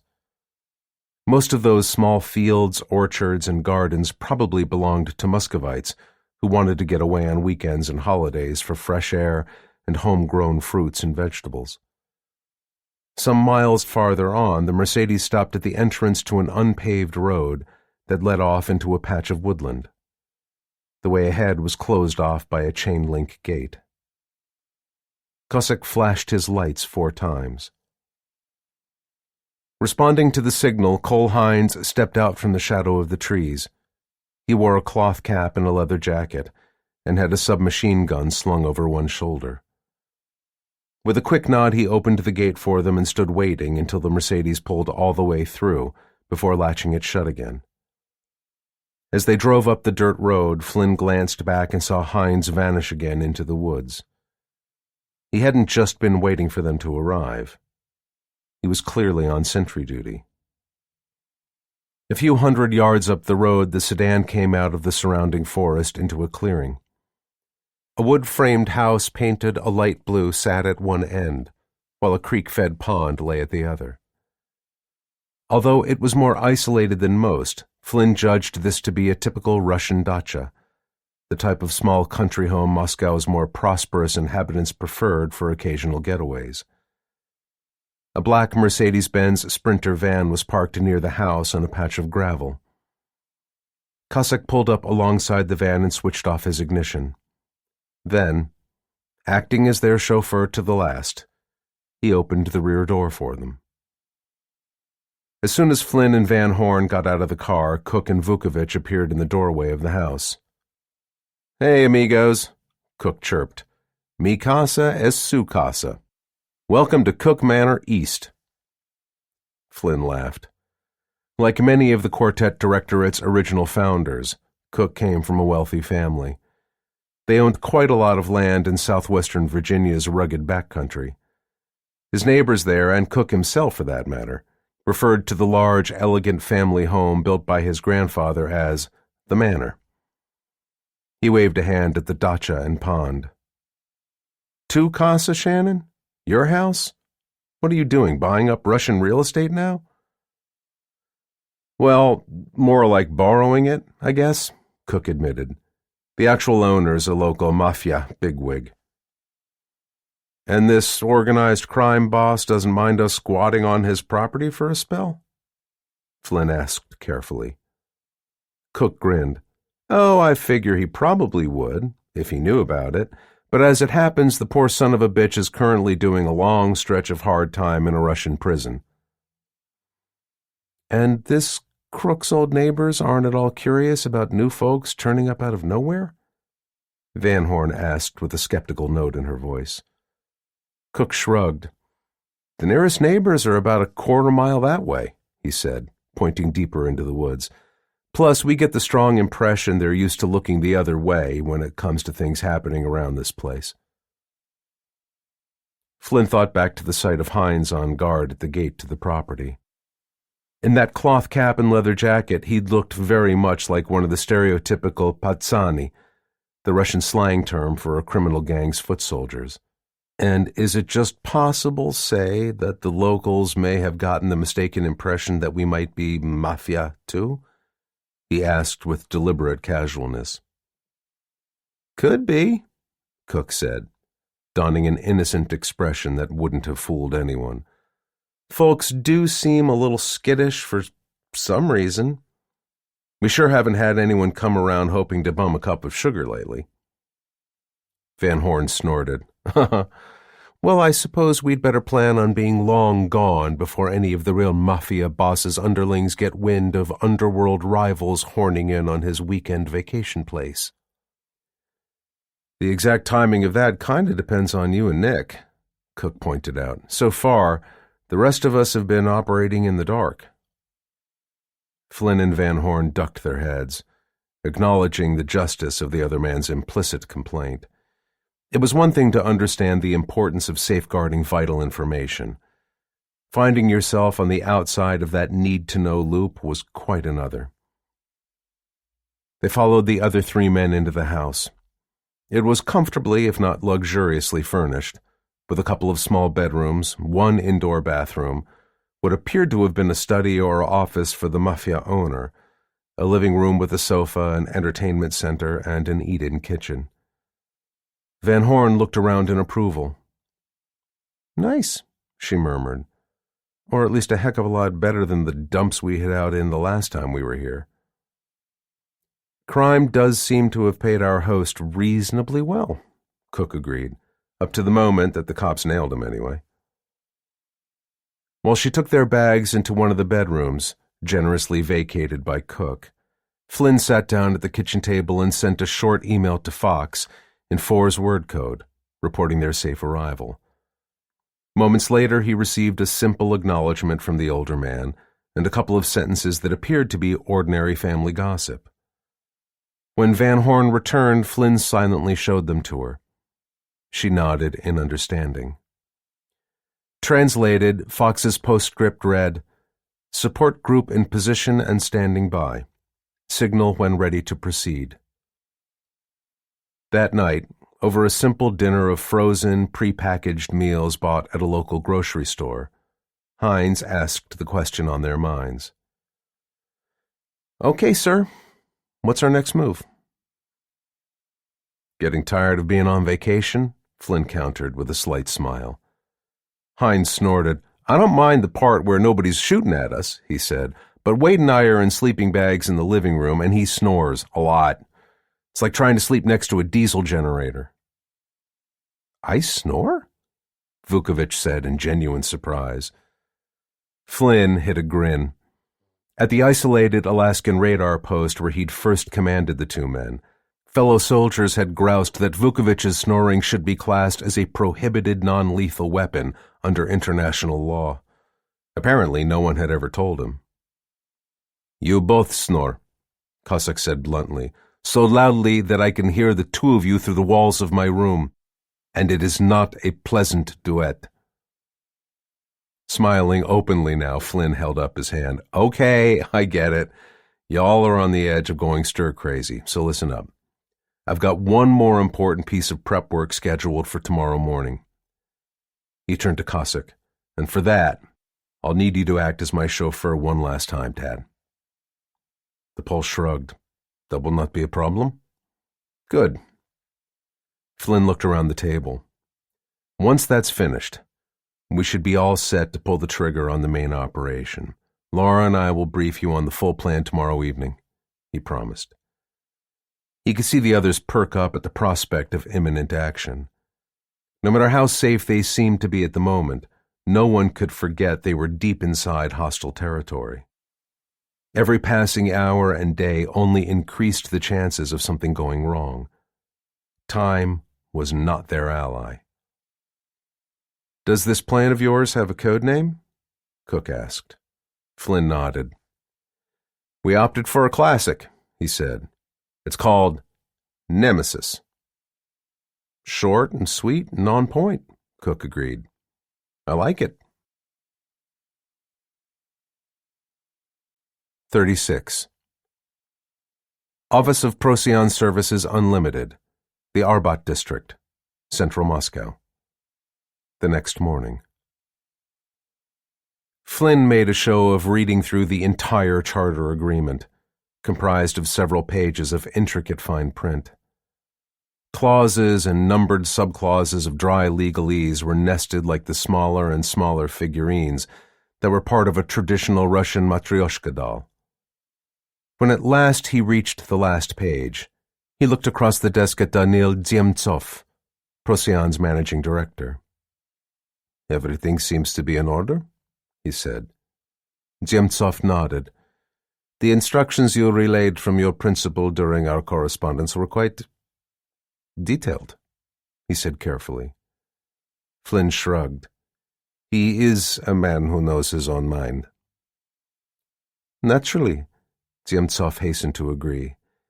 He inclined his head toward the walls of his office, which were full of photographs of other famous people who'd used his company over the last couple of decades. They ranged from rising politicians to successful entrepreneurs and entertainment industry superstars. "All of our clients are people of great wealth and power. We are quite used to accommodating their usual needs for—" The businessman stopped abruptly as Flynn held up a hand in warning. "Do not make the mistake of assuming that my employer is typical in any way, Mr. Zemtsov," Flynn said quietly. "You are an intelligent, well-connected man. I assume you've heard any number of rumors about our various endeavors." Uneasy now, Zemtsov moistened his suddenly dry lips. "Some," he admitted cautiously, obviously not sure how much it would be safe to reveal. Many of the stories he'd heard revolved around episodes of extreme violence and mysterious, unexplained, and unprosecuted deaths. Others indicated that his prospective client was closely connected to the Kremlin, especially President Zhdanov. If even a quarter of those rumors were accurate, the corporate chieftains and celebrities he usually dealt with resembled this new customer as closely as guppies did a great white shark. Then you should understand how important it is to satisfy him in this matter. Important to your company's reputation. And to you personally, Flynn warned. My employer demands extreme efficiency and complete discretion. He does not accept excuses for failures or inadequacies. He smiled coldly. Nor do I, for that matter. Zemtsov swallowed hard. The man sitting across the desk from him was said by those in the know to be nearly as dangerous as his master. Everything will be ready at Bykova as promised, he hastened to say, complete with the required crew. Flynn nodded. We'll also file all the necessary official paperwork under our corporate name, Zemtsov continued. There will be no need to refer to your principal or your organization in any documentation filed with the authorities. Everything will stay in-house here. Flynn allowed a little more warmth to slide into his voice. Very good. He took out an expensive fountain pen and swiftly initialed and signed the charter agreement at each indicated place. With that done, he retrieved a bank draft from the inner pocket of his perfectly tailored suit and slid it across the desk. I believe this will cover our transaction, he said. Zemtsov stared down at the draft. It was for more than 9 million rubles, roughly 100,000 American dollars, and it was drawn on one of the world's most exclusive financial institutions, Geneva's Banque Privée Edmond de Rothschild. His eyes widened greedily. The amount was 20% over what Procyon usually charged for such a charter. Flynn stood up to go. You have my private mobile number, he said. Contact me at once if there are any problems. There won't be, Zemtsov assured him hurriedly. He climbed to his own feet and ingratiatingly offered his hand. And thank you. It's been a great pleasure and privilege handling this matter for you, Mr. Kondakov. The dacha, outside Moscow. That evening. Under the light of a shaded lamp, Flynn looked around a circle of intent, determined faces. He opted to be blunt. These people were all professionals. They were also trusted comrades and friends, and in Laura Van Horn's case, much more. They deserved the truth exactly as he saw it.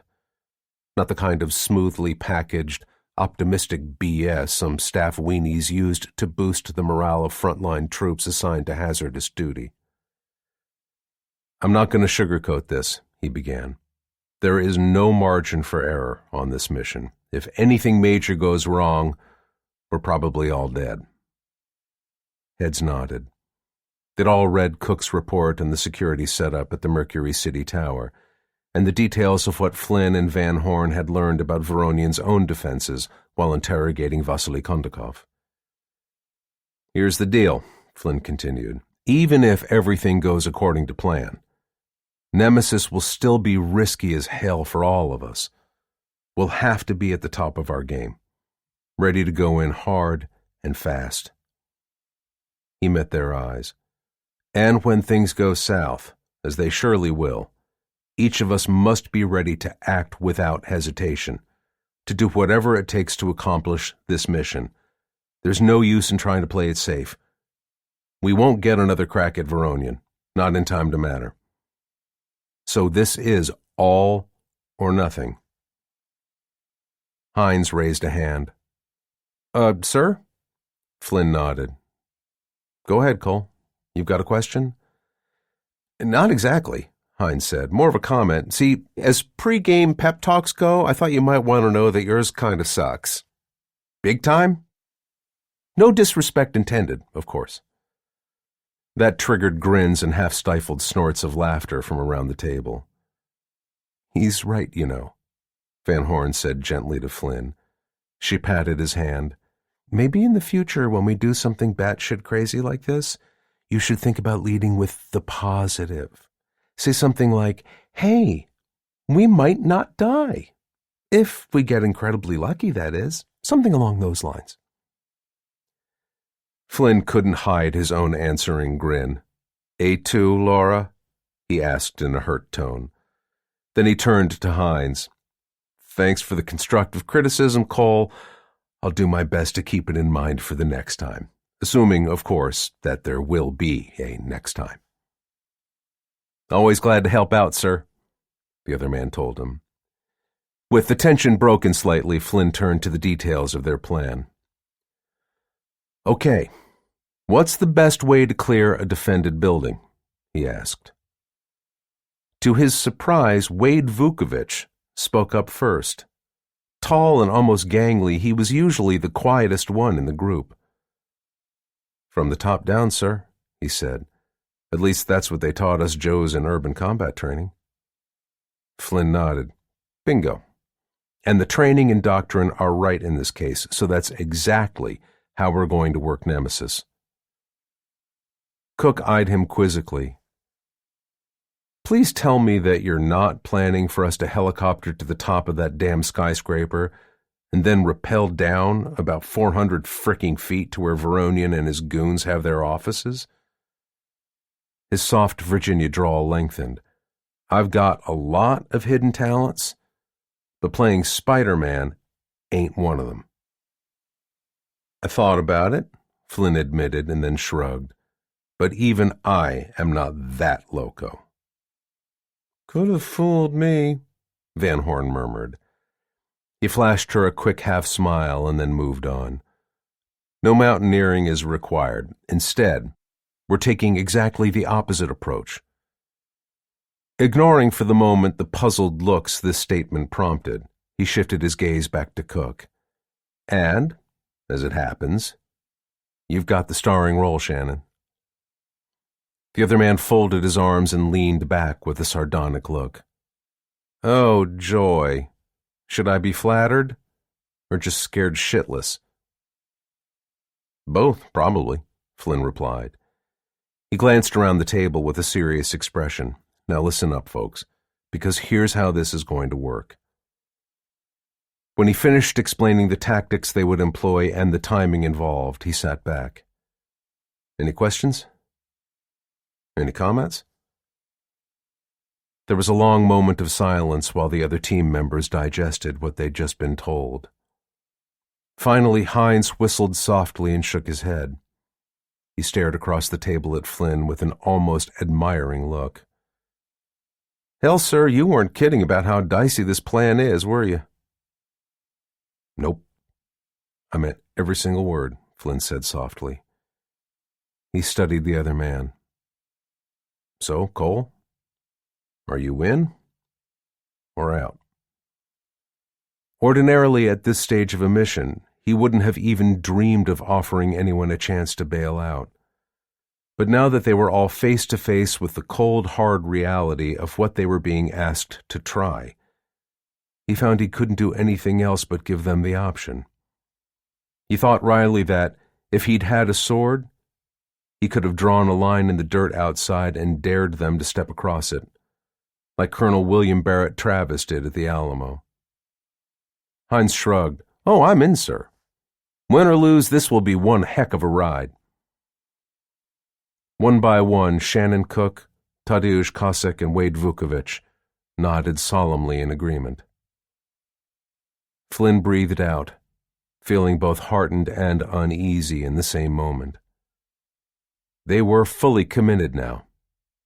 Nemesis would kick off early the next morning, and there was no going back once it did. 37. Khamovniki District, across the Moskva River from Gorky Park, Moscow. The next morning.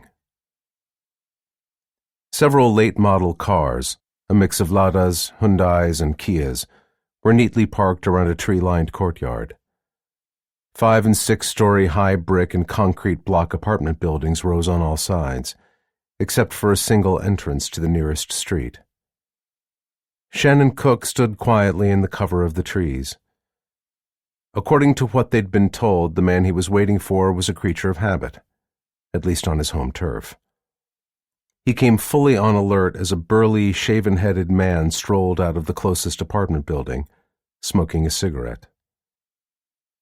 Cook took in the tattoos visible on the man's thick neck. That was Anton Saitov, the Raven Syndicate's new internal security chief, no doubt about it. The hard-eyed man matched the description Kondakov had provided. Those tattoos were souvenirs of his undercover wet work inside the neo-Nazi Russian imperial movement. Saitov took a deep drag on his cigarette and then tossed it aside. Blowing out a lungful of pale blue smoke, he moved toward his vehicle, a steel-gray Lada Granta, reaching into his pocket for his car keys. Cook stepped out from under the trees. "Anton Sergeyevich Saitov," he called out formally, holding up what would appear from a distance to be a police warrant card. "A moment, please. We have a few questions for you." Saitov spun toward him fast. His eyes narrowed. The Russian seemed to hesitate for a moment, but then his attention focused even more intently on the card in Cook's hand. With snake-like swiftness, his hand darted inside his jacket pocket and came out holding a 9mm SR-1 Vector pistol, a type favored by members of the FSB and GRU for close-in fighting. One of their nicknames for the weapon was Gyurza, Viper. "Rui Tiebye! Fuck you!" Saitov snarled. "You're no cop." His pistol was already moving into line with Cook's chest when there was the sudden cough-pop sound of a suppressed weapon firing. A round red hole appeared in the center of the Russian's forehead, accompanied by a sudden splatter of blood, brain matter, and shattered skull fragments out the back of his head. Killed instantly, he went down without a sound. "Well, crap," Cook murmured, as he bent over to pull the Vector from Saitov's dead hand. That could have gone better. "Not likely," Nick Flynn said matter-of-factly, from off to the side, still standing under the trees. He detached the magazine of his Lebedev PL-15 pistol and thumbed in another round to replace the one he'd just fired. Then he reinserted the magazine and unscrewed the still-warm suppressor attached to its barrel. Kondakov warned us this guy Saitov was a paranoid SOB. He was never going to fall for the phony cop routine. Cook shrugged. "Yeah, I guess not." He shook his head in disbelief. "The bastard sure was fast, though. I thought he had me." "Which is why I'm just as glad he's not going to be around for the rest of this little escapade," Flynn agreed, sliding his pistol away out of sight as he joined Cook by the body. Working quickly and efficiently, the two Quartet Directorate agents searched Saitov's corpse, retrieving both his red restricted access Mercury City Tower keycard and his Raven Syndicate photo ID card. With that done, they lugged the dead man over to a dumpster in one corner of the courtyard and heaved him inside out of sight. That way, given reasonable luck, it would be a while before anyone found the body. Unhurriedly, Flynn and Cook left the courtyard and went their separate ways. They each had different roles to play in the next phases of this complex, precisely timed plan. Mercury City Tower, a short time later. After paying his fare plus a generous tip in cash, Cook climbed out of the taxi that had brought him to the skyscraper's front entrance. Carrying a large briefcase, he strode through the bronze-tinted sliding glass doors and headed straight for the security turnstiles. In his fashionable charcoal gray wool suit and blue silk tie, he looked like every other high-powered corporate executive who had offices in the huge building. While on the move, he dug out Saitov's red keycard and held it ready. Then, serenely ignoring the armed guards deployed around the enormous lobby, he swiped the card and went through the machine. No alarms rang. First step down, he thought. But it was a big one. Using the dead Raven Syndicate security chief's special access card not only got him into the building, it also enabled him to walk straight past the additional screening for explosives and weapons without stopping. When Cook arrived at the elevator banks, he avoided the restricted lifts that would have taken him directly to the Raven Syndicate-controlled floors. He figured there was no sense in poking his head directly into the lion's den. Instead, he summoned a regular passenger elevator, entered the car, and pushed the button for the 46th floor. The doors slid closed, and the high-speed elevator ascended smoothly. When its doors chimed open, he stepped out into a wide, elegant corridor. After a quick glance up at the nearest building's security surveillance camera, he slid Saitov's keycard into a gleaming recycling bin. Then, without further hesitation, he walked purposefully down the hall to the door of the apartment he wanted. It was where he'd delivered his phony package while scouting the Mercury City Tower weeks ago, the one belonging to a man named Povetkin, a wealthy private equity banker. Brusquely, he rang the bell. The same dour-faced underling he'd met before, the banker's assistant, answered the door. He showed no sign at all that he recognized Cook from the earlier visit. That wasn't a surprise, the Quartet Directorate agent knew. He'd been counting on it. On his first trip to this apartment, Cook had been wearing a neon-red bike helmet and a bright orange reflective vest, the standard attire of a bike messenger. And when dealing with people in uniform, police officers, waiters, store clerks, and the like, most people paid far more attention to the clothes than to the appearance of those wearing them. Before Povetkin's assistant could say anything, Cook flashed Saitov's stolen Raven Syndicate ID card at him, carefully keeping his forefinger over the dead man's photograph. "I need to talk to your boss," he said roughly. "Right away." The other man swallowed hard and stepped back, allowing Cook inside the apartment's foyer. "Yes, sir," he said faintly, and hurried off to find his employer. Cook hid a slight smile. By this time, enough gossip about the syndicate's unsavory activities had obviously circulated among the Mercury City Tower's other tenants to make them all wary of offending Voronian or any of his people. He set his briefcase down on an entry table and opened it. Shortly afterward, the assistant returned with Povetkin. Both Russians stopped dead in their tracks, staring in shock at the suppressed 9mm pistol Cook now held, aimed squarely in their direction. "My apologies, gentlemen," he said coolly. "I hate like hell to bother you, but I really need to borrow your place for a little while." It took him only moments to secure the two men.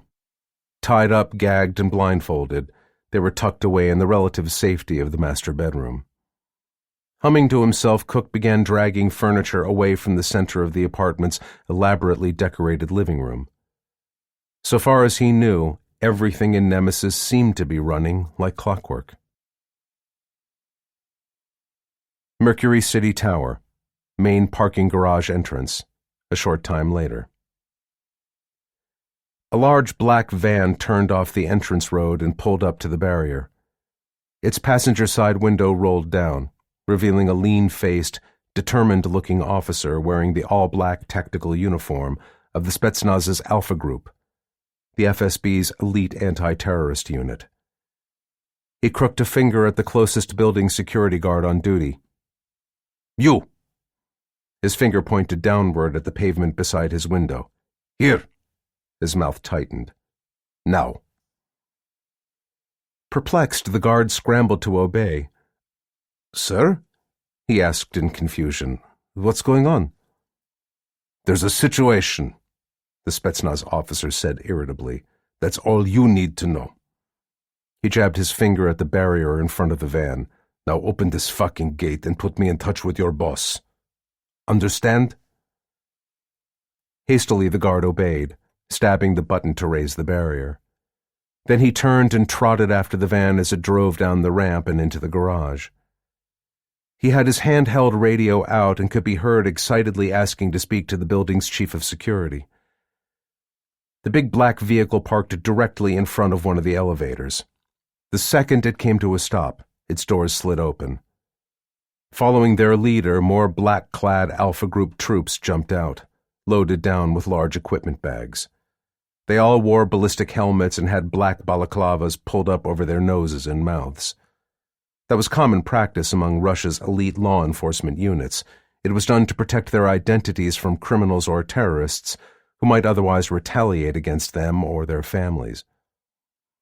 Impatiently, their officer snatched the radio held out to him by the harried-looking security guard. "Captain Demidov," he demanded.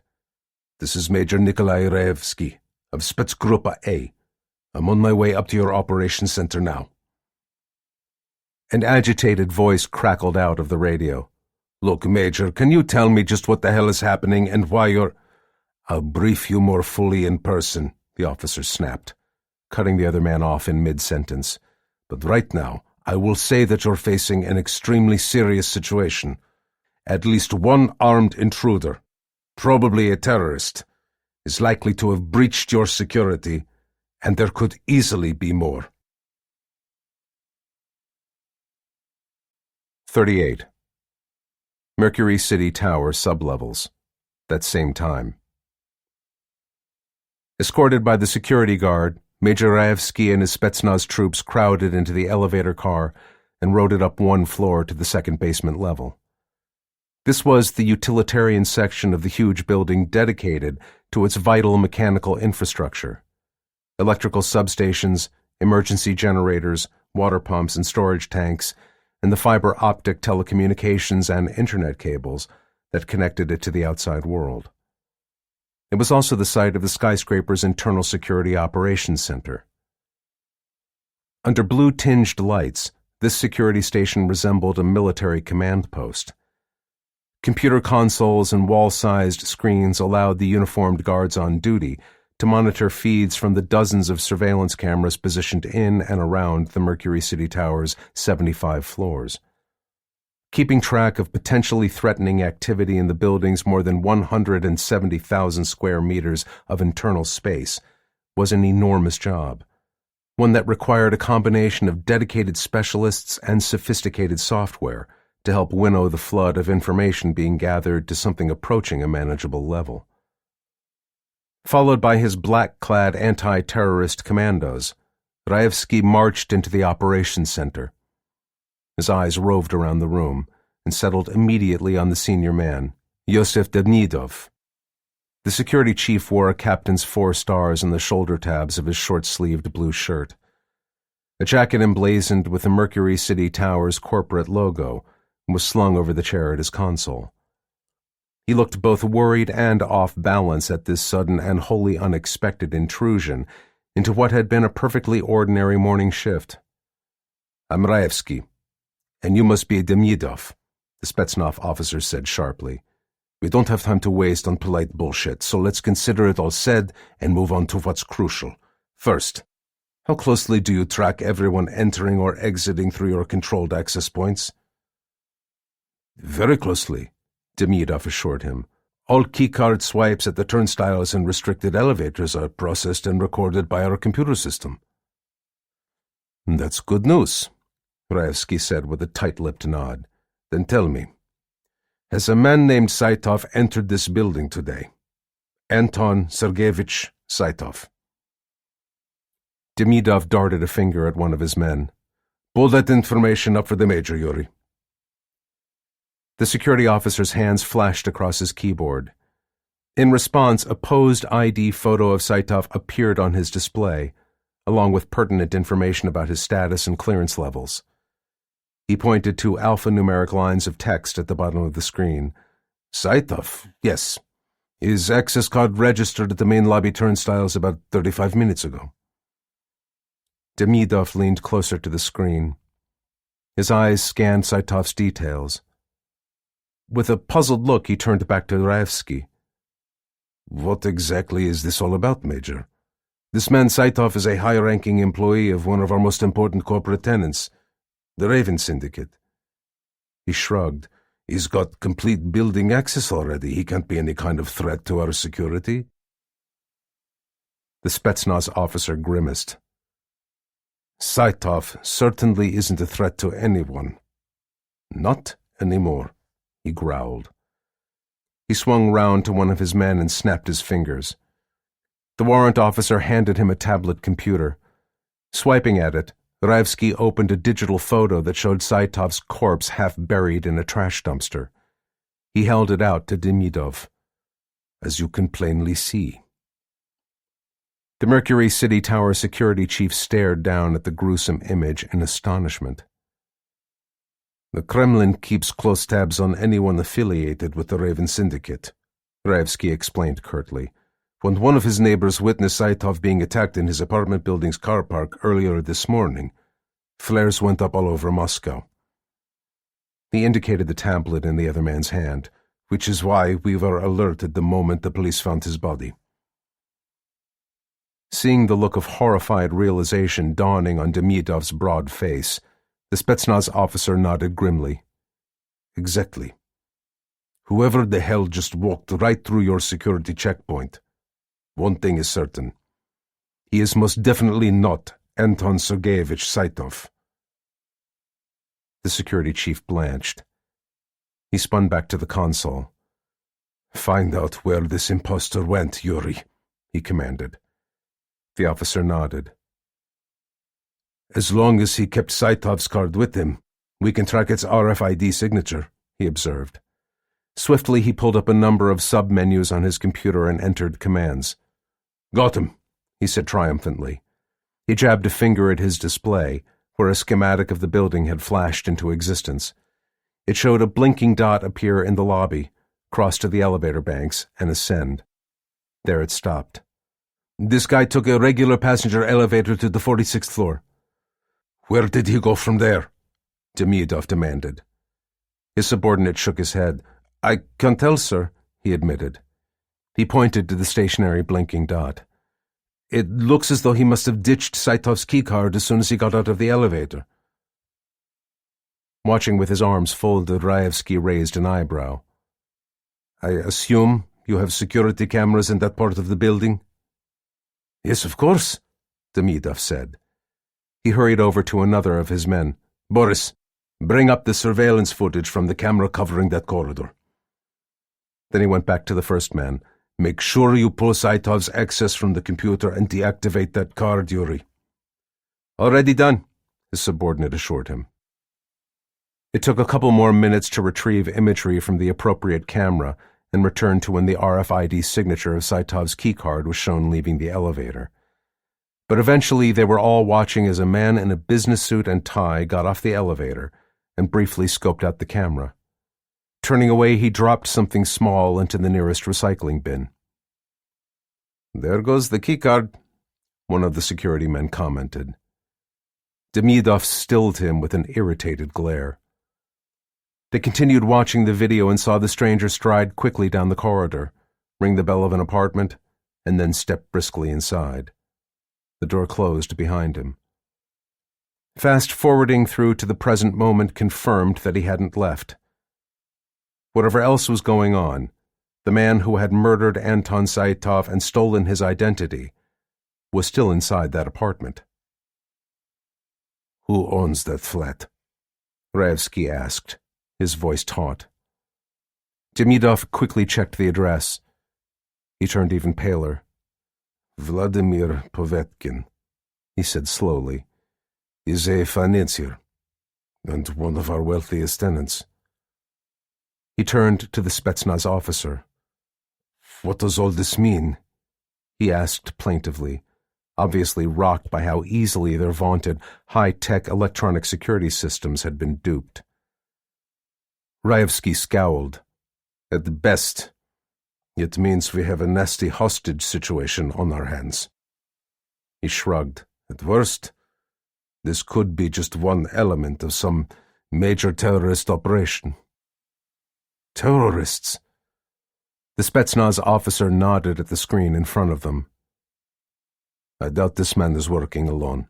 And if so, we have no idea yet of how many other intruders have penetrated your so-called security, or where exactly they may have gone inside this building. More intruders? Demidov stammered. But how would they get past our checkpoints? Raevsky smiled unpleasantly. Perhaps the same way this one did. Kill a tenant or someone employed in one of the businesses here and take their access card. How many people live or work in this building? The number was in the thousands, Demidov knew. Dire possibilities suddenly raced through his mind. Exactly, the Spetsnaz officer said, correctly interpreting the look of horror on the security chief's face. Who knows how many other corpses are currently littering back alleys or buried in dumpsters? Demidov felt sick to his stomach. The Mercury City Tower's corporate and residential tenants paid sky-high prices because they had been promised near-total protection. Any breach of security, and absolutely one of this possible magnitude, would be disastrous for the skyscraper's investors and for him, both professionally and personally. His employers were unforgiving, but they were choir boys compared to someone like the Raven Syndicate's Pavel Voronin. If the oligarch felt threatened in any way, Demidov realized, those he deemed responsible would quickly pay a lethal price. What can we do? He asked uncertainly. You and your rent-a-cops will do nothing, Raevsky said coldly. Leave this situation to us. We're trained for it. Your people are not. Taking command, he swiveled toward two of his helmeted and masked troops. Vanya, Kolya, take your chemical sniffers. Inspect the machinery spaces first. See if anyone's already planted explosive devices to take out key systems. Make sure they're clean. They nodded, grabbed one of the equipment bags, and left the operations center. Demidov's mouth opened and then closed in consternation. He stared at the Spetsnaz officer. You really think someone planted bombs down here? So close to us? Raevsky met his stare. It's mostly a precaution, he admitted quietly. But do you really want to find out the hard way that we should have checked? Seeing his point, the security chief subsided. Some minutes later, the two Spetsnaz soldiers returned. Everything checks out fine, one of them reported. We're clear down here. Raevsky nodded. Good. One less thing to worry about. He signaled his troops. Okay, get up. We're going upstairs. Moving with the speed and ease instilled by intense practice and training, the black-clad commandos unzipped equipment bags and armed up with an assortment of weapons. Suppressed submachine guns, magazine-fed semi-automatic shotguns, pistols, and a variety of fragmentation and flashbang grenades. Finished, they slid spare magazines and other equipment into their vest and leg pouches. A couple of their bulky gear bags remained unopened. Watching the Alpha Group soldiers get ready, Demidov couldn't help but be impressed. He'd witnessed some of Voronin's Raven Syndicate mercenaries showing off their skills as a demonstration when the oligarch insisted on his people being given a freer hand to handle security for his headquarters. They were good, but these troops were at least their equal. He glanced back at Raevsky as the Spetsnaz officer finished checking over his personal weapon, a PP-1901 Vityaz SN submachine gun. What is your plan, Major? The other man raised an eyebrow. My plan? We're going to the 46th floor to deal with this terrorist son of a bitch, he said calmly. Then he frowned. Which reminds me, Demidov. The second we step off that elevator, I want you to turn off every damn surveillance camera on that level. The last thing I want is footage showing our anti-terrorist tactics swirling around on YouTube or TikTok or whatever. Clear? Demidov nodded vigorously. Very clear, Major. I fully understand the need for discretion in this matter. Left unsaid was his own earnest desire to make sure that none of Moscow's tabloid television shows got their hands on film that would cast the Mercury City Tower, and his own security team for that matter, in a bad light. Good, Raevsky said, sounding almost pleased. Then his eyes hardened. And one more thing. When those cameras go down, I also want you to shut down every elevator in the building, without any exceptions. I want this skyscraper of yours locked down tight, all the way from the roof to the lowest basement level. If there are other terrorists on the loose, I want them trapped and immobilized until we've dealt with their comrade.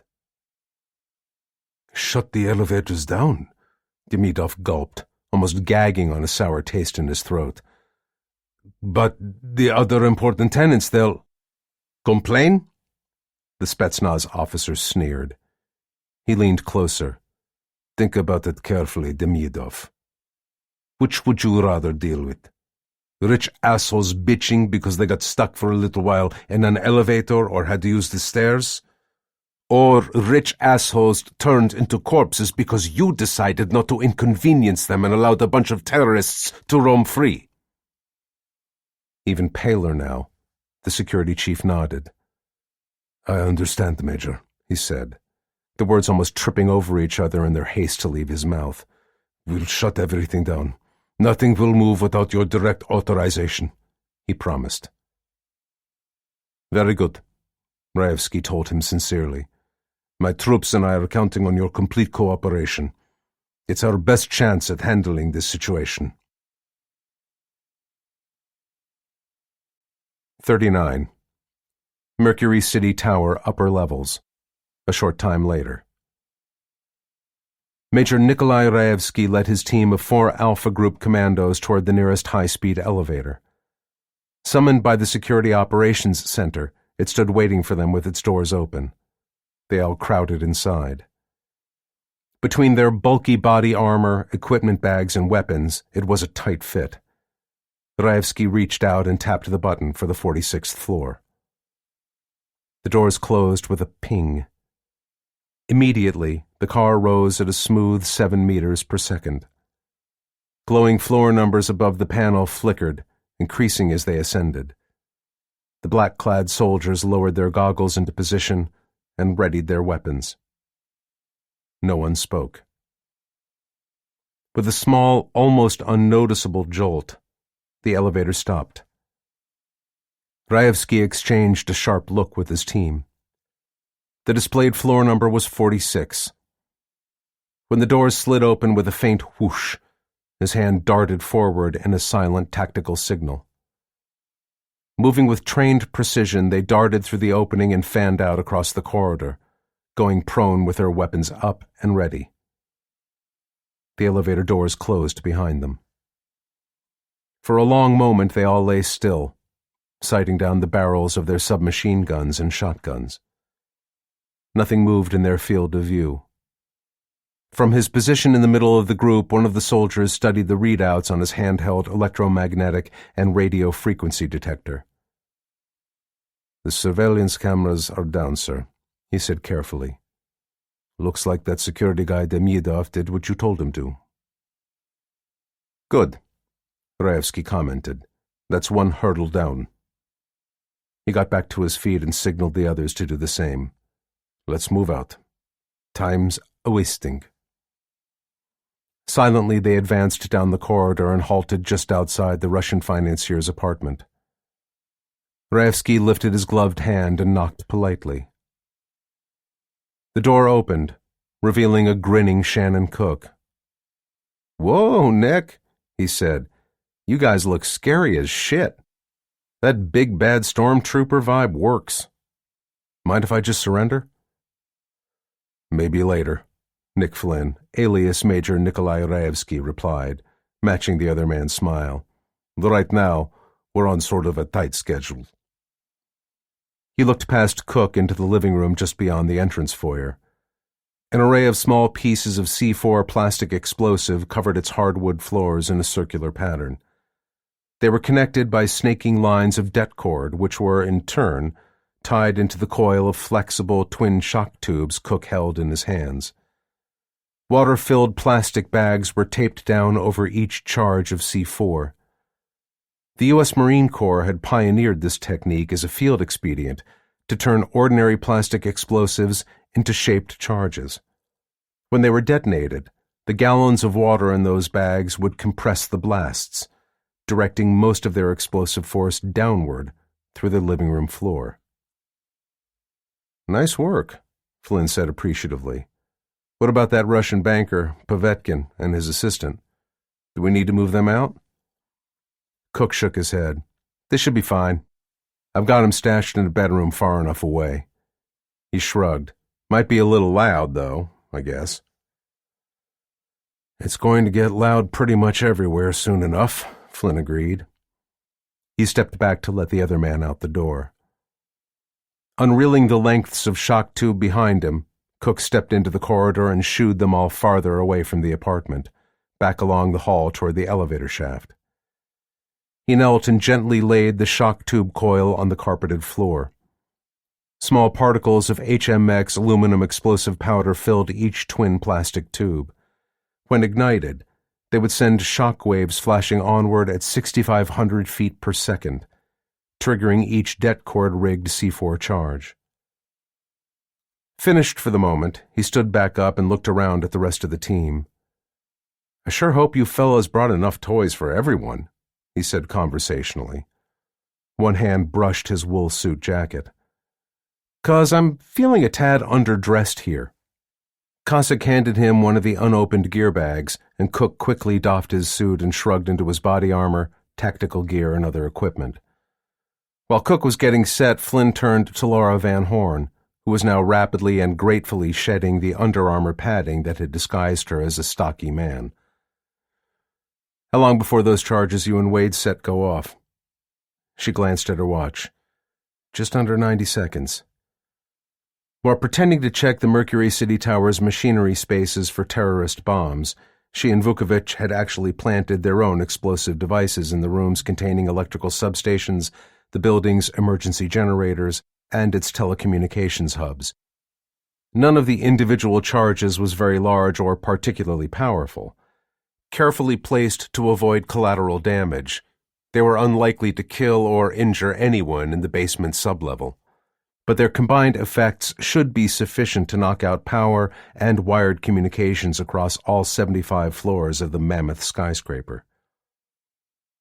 Flynn felt his gut tighten. Between those explosives hidden deep in the roots of this building and the improvised C4-shaped charges Cook had rigged up inside Pavetkin's apartment, all hell was about to break loose. "Get set," he ordered his team quietly.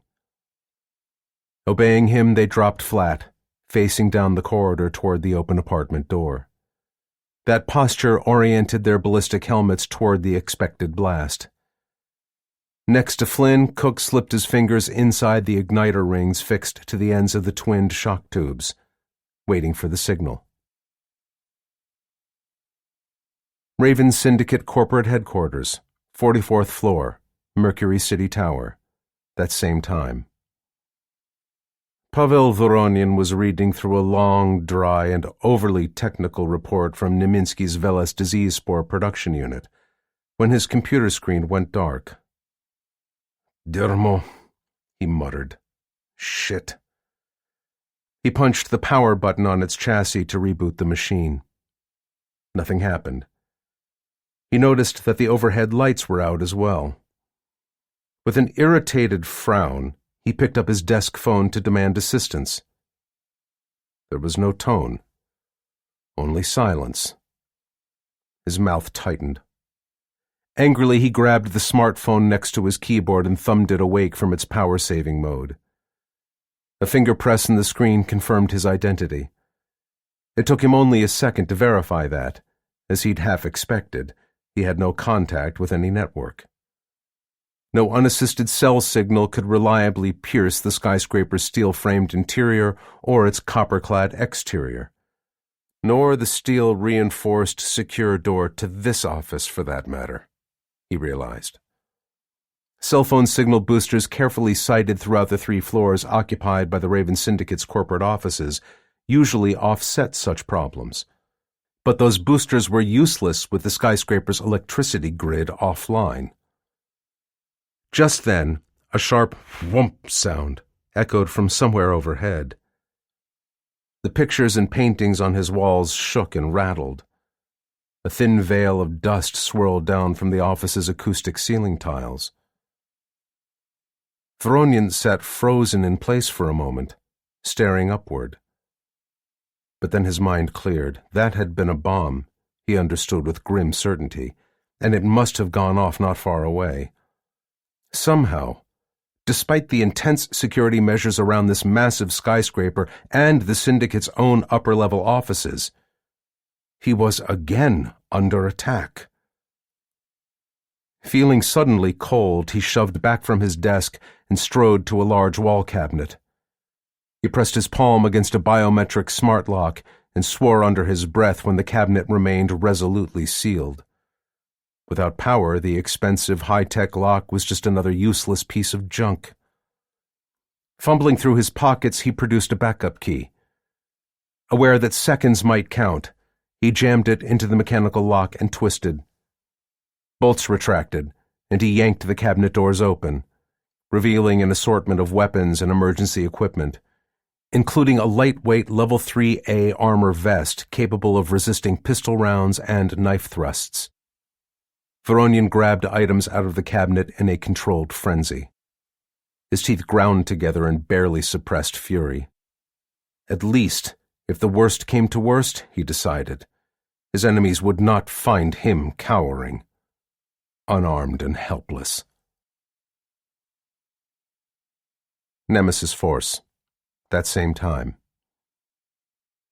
With his ears ringing from the simultaneous detonation of Cook's multiple shaped charges, Flynn pushed himself up off the corridor's carpeted floor. Around him, Van Horn and the others were doing the same. The blast's pall of smoke and dust cut visibility to only yards. Unslinging his Vityaz SN submachine gun, he trotted forward into the gray haze. Readying their own weapons, his team followed. Part of him felt oddly relieved now that they were in action. All of his lingering doubts and uncertainties were gone. From here on out, the situation they faced was relatively simple. The brutal calculus of battle was either kill or be killed. Flynn reached the Russian banker's apartment to find the explosion had blown the door off its hinges. He peered inside and saw that their improvised demolition charges had ripped a huge, still smoldering hole in the living room floor. A couple of scorched steel support beams were now exposed, but everything else had vanished, smashed downward by the blast. The hole opened into the 45th floor, which was the uppermost of the 3 levels occupied by Voronian's Raven Syndicate offices. One side of his mouth quirked upward. He'd told Fox they would find a gap in the Russian oligarch's security, or make one. Well, there it was. A quick hand signal halted Van Horn and the others just outside the door. Then he tugged a ball-shaped Russian RGN fragmentation grenade from one of his equipment pouches, armed it, and lobbed it straight down through the hole. If he'd waited even a second longer, the grenade's primary impact fuse would have armed, meaning it would have gone off the instant it hit any surface. But with those steel support beams still partially obstructing the gap, risking an impact detonation would have been dumb. "Frag out," he yelled, and dropped prone. The rest of the team threw themselves flat, too. Less than 4 seconds later, there was a sudden flash and a sharp crack as the grenade's secondary timed fuse detonated, spewing lethal, razor-edged aluminum fragments outward from its blast point. Above the hole, acoustic tiles on the living room ceiling shattered as pieces of the grenade's casing impacted them at high velocity. Reacting fast, the 6 Quartet Directorate agents scrambled upright and rushed the gap. In pairs, with Flynn and Van Horn going first, they dropped down through the hole and landed in the blast-smashed ruins of a couple of Raven Syndicate offices. Chunks of rubble from the shattered ceiling and partition walls lay heaped across broken desks and overturned chairs, and spilled out past doors that the force of the explosion had ripped away. Flynn noticed an outstretched arm, half buried in the debris. Another body, badly mangled, was sprawled across one of the desks. He winced briefly at the sight. No matter how this went down, he and the others on his team were going to kill a lot of people today. But then he hardened his resolve. Implicitly or explicitly, the men working for the Raven Syndicate had signed on to Voronyan's plans to kill millions or tens of millions of American civilians. He was sure they would have argued they were only serving the interests of their own country, but patriotism could not justify a willingness to commit mass murder. He regained his balance and looked across the smoking debris field at Van Horn. She hefted her submachine gun and nodded. He tucked his own automatic weapon against his shoulder and angled out through the closest blown-open door. He emerged into another corridor, narrower and far plainer than the one on the floor above them, with doors on either side. This level of the skyscraper was broken up into office space, not large luxury apartments. Flynn turned to the right. They were at the narrower southern end of the Mercury City Tower, which meant the nearest emergency stairwell leading down to the 44th floor should lie in this direction. Two separate staircases ran through the skyscraper's central core, one opening to the west, the other to the east. They were heading up the eastern flank of the building. Van Horn slid into place on his left. Cook and Vukovich followed them out into the corridor. Hines and Cossack came last and turned the other way. Their task was to protect the rest of the team against any ambush from behind. While the pole covered him, Hines fished inside his equipment bag and pulled out a small, olive-green, plastic-cased device. It was rectangular and slightly concave. He knelt and carefully positioned it on twin bipod legs, angling it slightly toward where the corridor turned a corner. Satisfied with its aim, he screwed a brown cylinder into a well on the top and made sure the coiled length of electrical wire emerging from the cylinder was solidly connected. Then Hines got to his feet, slung the equipment bag over his shoulder again, and went back into the ruined offices. Only seconds later, he came out dragging a rolling chair. Quickly, he tipped the chair on its side, right in front of the device he'd deployed. Now the olive-green rectangle was, at least, loosely concealed from anyone coming around the corner. Finished with his preparations, he picked up the coil of wire and started backing away, slowly unreeling the wire as he went. Walking steadily backward beside Hines, still sighting down the short barrel of his submachine gun, Cossack smiled. "Someone may be in for a very bad day," he noted. Hines nodded. "Surprises," he said. "I hate getting them, but I love giving them." By this time, Flynn and the others had advanced farther up the corridor. Van Horn's submachine gun stuttered briefly as she dropped a Russian who'd suddenly bolted out through a doorway ahead of them. Hit 2 or 3 times, the man went down without a sound. Passing the crumpled corpse, she kicked a pistol out of his hand. Seeing it, Flynn nodded grimly to himself. They would have to treat everyone they met in this warren as an armed enemy. On high alert, they both continued to edge forward along the smoke-filled hallway. Closed doors crashed open behind them as Cook and Vukovich checked to make sure the rooms they'd passed were really empty. Sudden bursts of submachine gun fire and shotgun blasts showed that not all of them were. "Tango on the left down," Flynn heard Cook report through his radio headset. "Got another on the right," Vukovich echoed. Through the haze ahead, Flynn saw the corridor veer to the right. According to the rough floor plans they'd drawn based on Kondakov's descriptions, it widened beyond that bend into an open bay, with floor-to-ceiling views of Moscow and conference tables that could be flipped on their sides to create improvised barricades.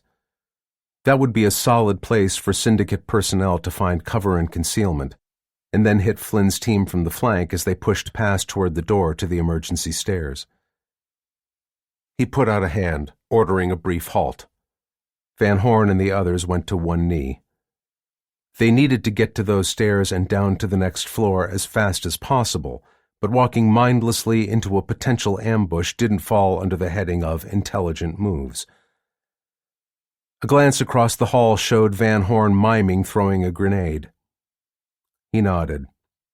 Her favorite tactical adage was, "When in doubt, blow it up," which made excellent sense in this case. The key to winning a close-quarters battle was to leverage every advantage you had, explosives, for example, rather than slugging it out in a fair, stand-up fight. More rapid hand signals conveyed Flynn's intent to the rest of his action team. They nodded in understanding. He went down on his stomach and wriggled forward to just short of the bend. From there he had a partial view of the open bay, but no real line of sight to where the enemy was likely concealed. He yanked another RGN fragmentation grenade out of one of his vest pouches, twisted onto his side next to the wall, pulled the pin, and side-armed it hard and fast, rolling back onto his stomach in the same fluid motion. "Frag out." The grenade flew through the air, trailing blue-gray smoke from its pyrotechnic fuse, hit the far wall, and bounced away at a shallow angle, tumbling deeper into the bay out of his sight. He buried his face against the floor. A horrified voice yelled a warning. "Granata! Grenade!" Crack! Dust and smoke billowed outward from the blast point. Splinters hammered the wall of the corridor opposite to the bay. Shrill, agonized shrieks and screams rang out. Even before the shattering noise of the explosion faded, Van Horn, Cook, and Vukovic were in motion. They sprinted around the bend and opened up, swiveling through narrow, lethal arcs as they fired a hail of 9mm rounds and 12-gauge armor-piercing shotgun slugs. Flynn pushed himself back onto his feet and went forward to join them. Their weapons fell silent. "Clear," Van Horn reported, scanning the jumble of upended, bullet and fragment-riddled conference tables stretched across the far end of the bay. "I count 3 down and dead." "Roger that," Cook said, still sighting down the barrel of his submachine gun. Off to his flank, Vukovic dropped out a spent 12-round magazine from a Saiga 12 tactical shotgun and slammed in a full one. Flynn swept his hand through an arc, gesturing to the continuation of the corridor on the other side of this more open area. Through the dust and smoke, he could barely make out a dimly lit sign in red Cyrillic lettering. "Avarinia Lesnitze." Emergency stairs. He realized that with all the regular power off on this level, that sign must be running on a battery backup. "Keep moving, guys," he ordered. "The clock's running. We need to pile on the pressure before more of these bastards wake up and figure out where we are, and what we're planning." Growling their assents, his team regrouped and followed him toward the entrance to the emergency stairwell, with Cossack still covering their 6 and Hines carefully unreeling his coil of electrical cable. 40. Raven Syndicate Headquarters, 43rd floor. That same time. Kirill Rodin finished buckling his body armor into position and then retrieved his personal weapons from the combination safe next to his desk. A small 9mm SR-1 Vector pistol went into a chest rig on his tactical vest. Next, he unfolded the stock of a compact SR-2 Veresk submachine gun and slung the weapon over his head and shoulder. He checked the phone one last time. It was still dead. His jaw clenched. Because he'd judged any such attempt to be doomed to failure, he'd never really expected Voronin's enemies to attack the Mercury City Tower. The idea that anyone would choose to hurl themselves into the teeth of so many sophisticated security systems and armed guards had struck him as an act of suicidal futility, one that would be anathema to experienced enemy intelligence agents and special operators. At best, he'd calculated that a few attackers might succeed in breaking into the skyscraper's ground floor lobby, but he never imagined that they could penetrate any higher. And yet, Rodin icily reminded himself, here they were. Judging by the powerful explosion he'd heard and felt only moments before, the enemy operatives had made a forced entry somewhere on the 45th floor, 2 levels up. He frowned. How the devil could anyone have infiltrated weapons and explosives past the building's intrusive screening and ID checks? But then he shook his head. The house could wait. Right now his job was to see what, if anything, could be salvaged from this unfolding catastrophe. He spun around on his heel and left his office. Just outside the door he ran headlong into a knot of bewildered analysts blocking the corridor. They were bleating away at each other with ever more strident voices, demanding to know what was happening and asking frantic questions that none could answer.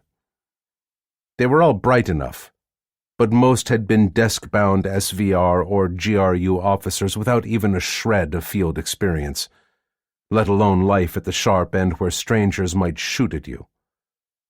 At the sound of another muffled explosion from somewhere overhead, they fell briefly silent before breaking out again, even louder than before. He could sense they were beginning to panic. "Shut up!" Rodin snapped harshly. He racked the bolt on his submachine gun, chambering around. Those around him froze and fell silent. "Stop acting like sheep." "Sir," a voice called from the back of the shocked crowd. He turned to see members of the Raven Syndicate's internal security unit shoving their way through the bottleneck. Like him, they were in armor and had their weapons ready. Rodin counted 12 of them, but immediately noticed who was missing. "Where's Saitov?" he demanded. "Where's your damn boss?" The guards shrugged helplessly. "We don't know," one of them admitted. "He didn't come to work this morning." Rodin snarled a short, thoroughly profane litany of curses, certain that Saitov's sudden absence was not a coincidence. He found the next senior man, Anatoly Nemov, among the security guards around him. From what he remembered, Nemov had been a captain in the Spetsnaz before joining the Raven Syndicate. "Where are the rest of your men?" "Scattered," Nemov admitted. "We have teams on all 3 floors and in the lobby, but I haven't been able to contact them. Everything's down. Computers, phones, mobiles, everything. These are the only guys I could lay my hands on fast." Rodin thought rapidly. Without communications or power, the situation was quickly degenerating into a complete shit show. One thing, however, was evident. Those carrying out this sudden attack had achieved complete surprise. They were already inside the Syndicate's defenses and undoubtedly now moving against their primary target, which had to be Pavel Voronin. Killing him was the obvious countermove for the Americans, now that they seemed to have awakened to the dangers they faced. This made it his duty to try to prevent that from happening, Rodin decided. Or, more accurately, to order these other men to do so. Most of the security guards were veterans of the Spetsnaz and other elite military units. They had the necessary training and combat skills to go head-to-head with the attacking force. Personally, however, he had absolutely no intention of risking his own life for Voronin. He was too old, too canny, and too valuable to the motherland to go charging into battle like some half-witted conscript. Besides, President Zhdanov had not given him this assignment to serve as Voronin's glorified bodyguard. Quite the opposite, in fact. His decision made, he rounded on Nemov. "All right. I'm taking command of this situation for the moment," he snapped. The other man nodded in relief. "Yes, sir." "Take 2/3 of your force and get up to the 44th floor," Rodin continued. "Your highest priority is to reach Mr. Voronin's private office. Join up with his bodyguards there and escort him safely downstairs to the Security Operations Center in the sub-basement. Nothing else matters. Not your lives, nor those of anyone who gets in your way. Do you clearly understand me, Nemov?" "I do, sir," the former Spetsnaz captain assured him. "Then get to it," Rodin ordered. With a nod, the other man swung away and headed for the nearest emergency stairs, calling out names as he went. The men he'd selected turned and followed him, pushing through the crowd of intelligence analysts who'd been listening with increasing anxiety. Rodin turned his gaze on the 4 remaining guards. The rest of you, take the other stairwell and deploy to the 45th floor. That's where the enemy is attacking from. You will find, engage, and destroy these intruders." They nodded and hurried off. He swung back to the flock of frightened analysts. They stared back at him. "As for you lot, you're coming with me." "Where?" one of them dared to ask. "Down the emergency stairs to the ground floor," Rudin told him. "I'm going to shepherd you out of this clusterfuck before it gets any worse." He allowed himself a hidden cynical smile. What could be better than to play the hero, while also avoiding any serious danger? Nemesis Force. That same time. Flynn stared in consternation at the glowing red light on the card-controlled security panel on the heavy steel door to the stairwell. This was the first point where their pre-assault intelligence had led them badly astray. They'd figured that the emergency exits would be shut down from the stairs. What they hadn't realized, and they hadn't clarified when interrogating Kondakov, he remembered to his chagrin, was that Voronyan's security people were paranoid enough to insist on securing both sides of the doors, whether they were intended for emergency use or not, and also smart enough to provide battery backup power for their biometric locks. "I can go back upstairs and grab Saitov's access card," Cook offered. "The one I dumped near the elevator." Flynn shook his head. "Even if we had the time, and we don't, building security already pulled Saitov's access." He turned to Vukovich. "We need to breach this door, Wade." "On it, sir," the lanky man replied. He rapped on the door and listened intently. "That steel's way too thick to shotgun the latch, but the hinges are on this side. I should be able to blast them." He patted his Saiga 12. "Get to it," Flynn ordered. "We'll cover you." At his signal, he and Van Horn glided further up the corridor and went prone, ready to engage any hostiles from that direction. Cook flattened against the wall beside the door, gripping a short, two-handled battering ram to bash the heavy door open as soon as Vukovich smashed its hinges. Flynn risked a quick glance back. The former soldier had a shotgun firmly seated against his shoulder, with its barrel angled up at the top left side of the door only 6 inches away. Vukovich fired twice into the top hinge. Blam! Blam! Hammered by 2 solid slugs, the hinge popped loose with a metallic ping. He lowered the barrel and aimed at the center hinge in a smooth motion. 2 more shots tore it off. His shotgun muzzle dropped toward the bottommost hinge. Another 2 slugs completed the job. The heavy steel door sagged slightly, now only held up on the other side by the solid bolts of its lock mechanism. Vukovich rolled back from the stairwell entrance, giving Cook room to slide into position and slam his battering ram against the door. Wham! Wham! Wham! 3 solid blows were enough to smash it away from the left side of the frame, creating a man-sized gap they could all fit through. Flynn breathed out. They had their way down. Cossack and Hines were about 10 yards behind the rest of the team. They were prone too, but still facing along the corridor the way they'd all just come. The Pole sighted down the barrel of his submachine gun, doggedly ignoring all the noise from where Vukovich and Cook were breaching the stairwell door. Suddenly he caught a tiny flicker of motion far down the haze-filled corridor. A helmeted head had poked around the corner and then, almost as swiftly, pulled back out of sight.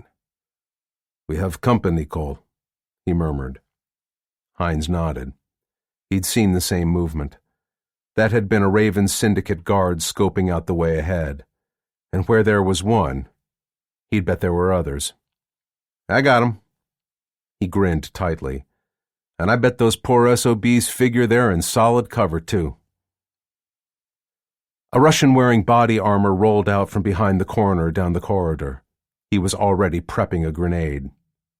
"Surprise?" Hines said quietly. He toggled the switch in his hand. Whoomp! The Russian-made Mon 50 directional mine he'd planted in the corridor detonated. 1.5 pounds of plastic explosive went up in a millisecond, sending 540 steel balls sleeting outward through a 54-degree arc. Walls, office partitions, and doors erupted in clouds of debris as they were struck by the hail of projectiles moving at more than 1,200 meters per second. All 4 Raven Syndicate security troops ready to attack the Quartet Directorate team from the rear were knocked backward by the enormous shotgun-like blast, punched off their feet by impacts that tore through ballistic armor and flesh alike with ease. They lay crumpled, bloodied and unmoving, and already dead or dying. One prong of the counterattack ordered by Kirill Rodin had been stopped cold. 41. Nemesis Force that same time. With Nick Flynn in the lead, 4 Quartet Directorate agents entered the stairwell. Gray concrete walls and steps, bare metal railings, and the dim, battery-powered emergency lights fixed to each landing made it evident that this was not a part of the Mercury City Tower intended for everyday use by tenants or visitors. He moved down the stairs with his back to the wall and his submachine gun at the ready, swiveling to clear every new aspect of the stairwell as it came into view. Van Horn, Cook, and Vukovich came close behind him. Cole Hines and Tadeusz Kossak were still posted up top, acting as a rear guard until Flynn and the others opened the way to the 44th floor, which, according to the information they'd gained from Kondakov, was where Voronin had his private office and living quarters. He reached the landing for that level and moved to examine the door there. As he'd expected, it was locked. Van Horn and Cook scooted around him and knelt at the top of the next flight of stairs, prepared to engage any hostiles coming up from the next floor, which also belonged to the Raven Syndicate. Vukovich came over to join him. Vukovich pursed his lips as he studied the solidly constructed exit door. "I'm going to have to blow this one open, sir," he said. "The hinges are on the other side, and shotgun slugs won't make a dent in all that steel." "Any chance we could batter it down?" Vukovich shook his head. "No way. I saw a video once of a bunch of guys trying to bust through a security door like this using sledgehammers and battering rams. After 15 minutes, they weren't much closer than when they'd started and a hell of a lot more tired." Flynn clapped him on the shoulder. "Okay, Wade. Go ahead and rig it." The other man turned and trotted back up the stairs and around a bend to where he could look up and see the smashed-open exit to the 45th floor. He whistled softly. "Hey, Cole!" he hissed. Hines's head poked around the edge of the door. "Yeah?" "I need the static Simon." Hines pulled back out of sight to rummage in his equipment bag and reappeared, holding a narrow cylinder with a thin rod fixed to his nose. The whole assembly was 29 inches long. "Catch," he called, and lobbed it gently to Vukovich, who caught it easily in both hands. It weighed a little less than 2 pounds. When he brought it back down, Flynn eyed the device with interest. Designed by an Israeli arms manufacturer, Rafael Advanced Defense Systems, the original Simon rifle grenade was designed to be fired at doors from a distance. The U.S. Army had adopted a variant for its own use as the M100 Grem. When fired, the weapon's 16-inch-long standoff rod would strike first and immediately detonate the shaped charge grenade that same distance from the targeted entrance, widening the area affected by its explosive shockwave and eliminating any need to aim for hinges or latches. This was a static version, without the fins needed for flight or the impact fuse at the base of that standoff rod. Instead, it came with a powerful adhesive patch fixed to the rod's flattened tip. Grem, I get. Grenade Rifle Entry Munition. Typical military acronym BS. But what does Simon stand for? He wondered aloud. Vukovich grinned back at him. "I bet that it's sort of a joke, sir," he confided, as in, Simon says, "Open the fucking door." Flynn laughed. "Then let's do it, Wade."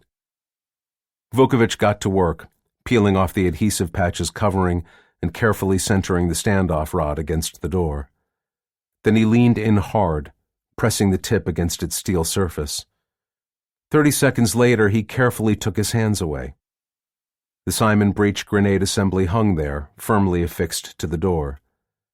Next, he began gingerly attaching a length of strong fishing line to a pin at the back of the grenade itself. Pulling that pin would trigger a short time delay fuse.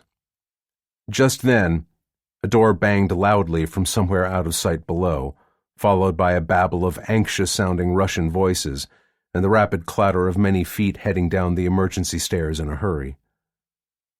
Van Horn glanced back at Flynn with a worried look. "Sounds like we've got runaways on the move, Nick," she whispered. "If one of them is that son of a bitch Voronian, we're screwed." Flynn nodded tightly.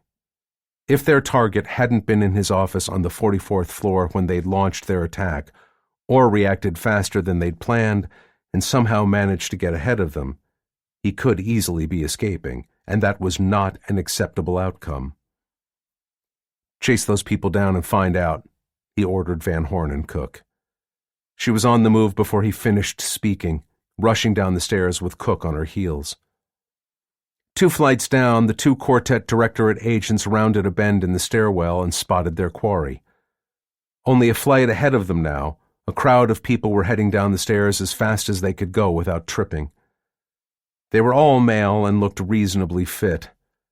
If she had to bet, Van Horn thought coldly, this probably wasn't just some random group of civilians fleeing the sudden explosions and staccato rattle of small arms fire.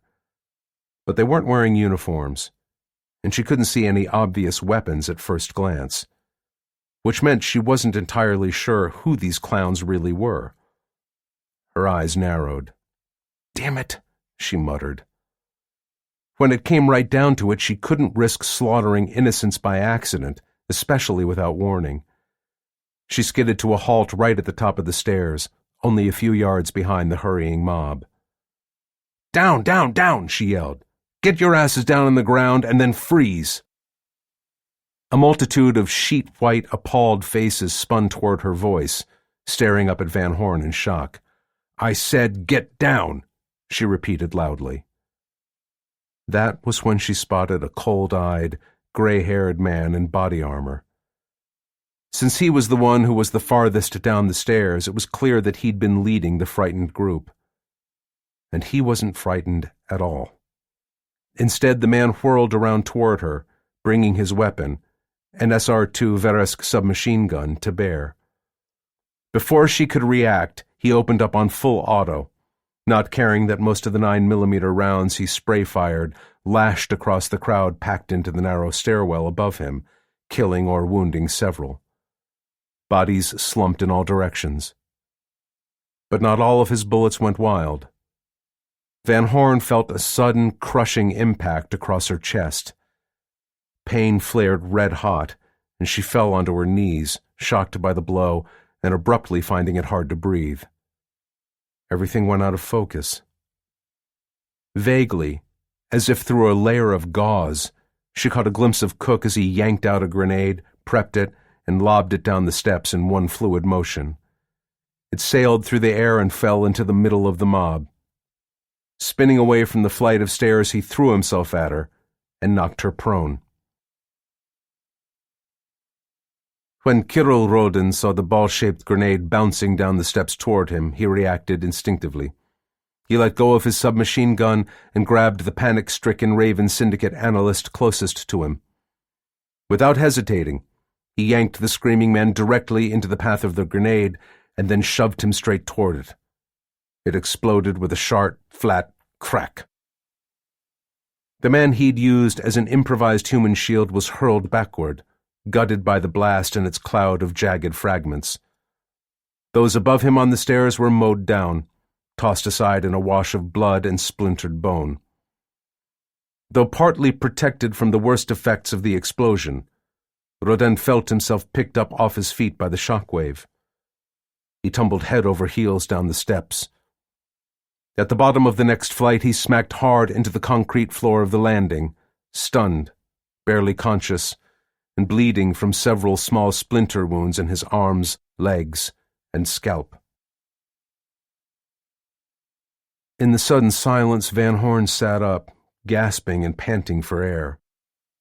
Frantically, she pawed at her aching chest, expecting to find a wound pulsing blood from a punctured lung. Instead, her gloved fingers brushed across a scorching hot ring of metal. She risked glancing down and felt relieved to see only a blackened circle and the faint glint of brass where a 9mm round had buried itself deep in the layers of her armor. It hadn't penetrated all the way through. She felt a weight across her legs. Cook was slumped there. Gently, she patted his shoulder. Shannon? Mind getting off me? Blearily, he raised his head. You okay? Other than being bruised as hell, I seemed fine, Van Horn assured him. When he rolled over, she pushed up cautiously and peered over the edge of the steps. A carpet of torn and bleeding bodies littered the staircase.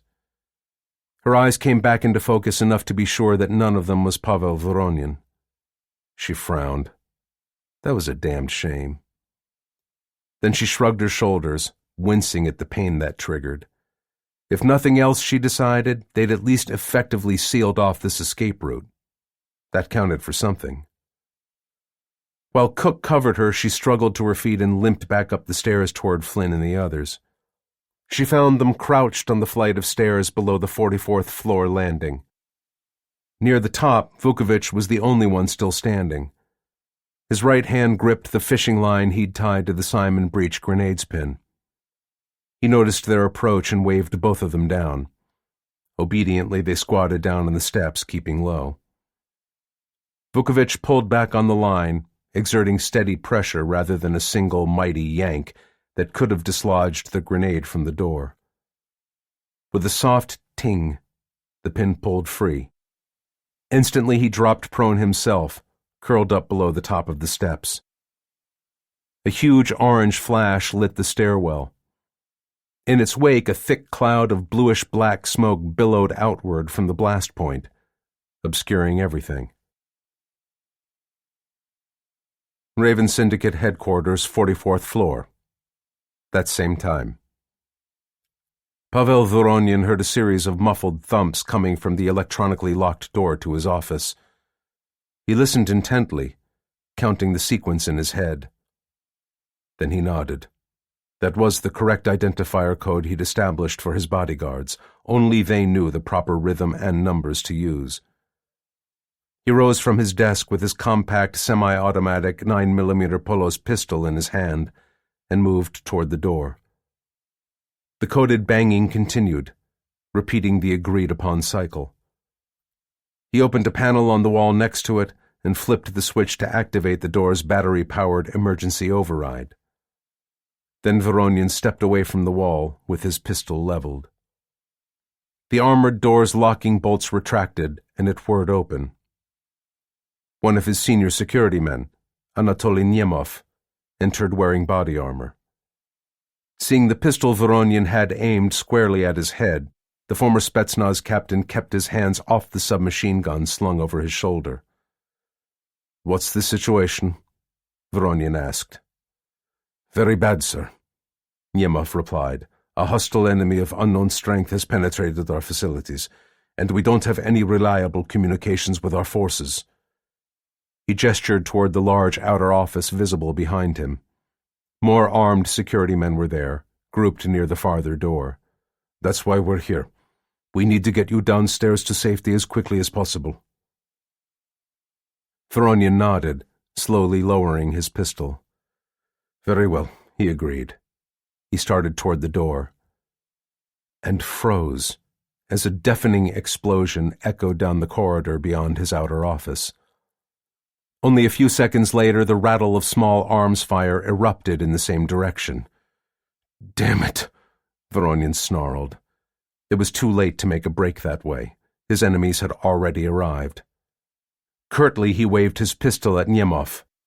"Get out there and do your job," he ordered. "Kill those bastards." "Yes, sir," Nemov acknowledged. He spun around, pulling the submachine gun off his shoulder, and raced back out, already yelling orders to his men. The instant the other man cleared the doorway, Voronian lunged for the emergency override switch and slapped it down. The solid bank vault-style door closed and latched again, with an audible ka-chunk sound as its bolts slid back into place. Eyes narrowed in thought, Voronian cast about for new options. If his troops were able to kill the intruders, he thought coldly, that was well and good. But if they failed, and the enemy somehow managed to breach this heavily armored door, the idea of trying to fend them off on his own in this large room, with only a single desk and a couple of chairs for cover and concealment, struck him as the epitome of folly. No, Voronian decided. If he was now the hunted prey, he needed to choose a better option. To find some hidden position that at least offered him a chance, however slim, at turning the tables on those who sought his life. He spun around through a slow circle, scanning his surroundings with eyes now attuned to questions of tactical advantage rather than comfort and prestige. Viewed from here, a smaller door on the shorter wall on the left side of his office opened into an ornate executive washroom. A door on the right-hand wall led into his private suite, which included a dining room, chef's kitchen, and substantial bedroom. Behind him, the security door to his outer office shuddered, hit by stray rounds that could not penetrate its solid steel core. Aware that time was growing short, Voronian made his choice. 42. Nemesis Force. That same time.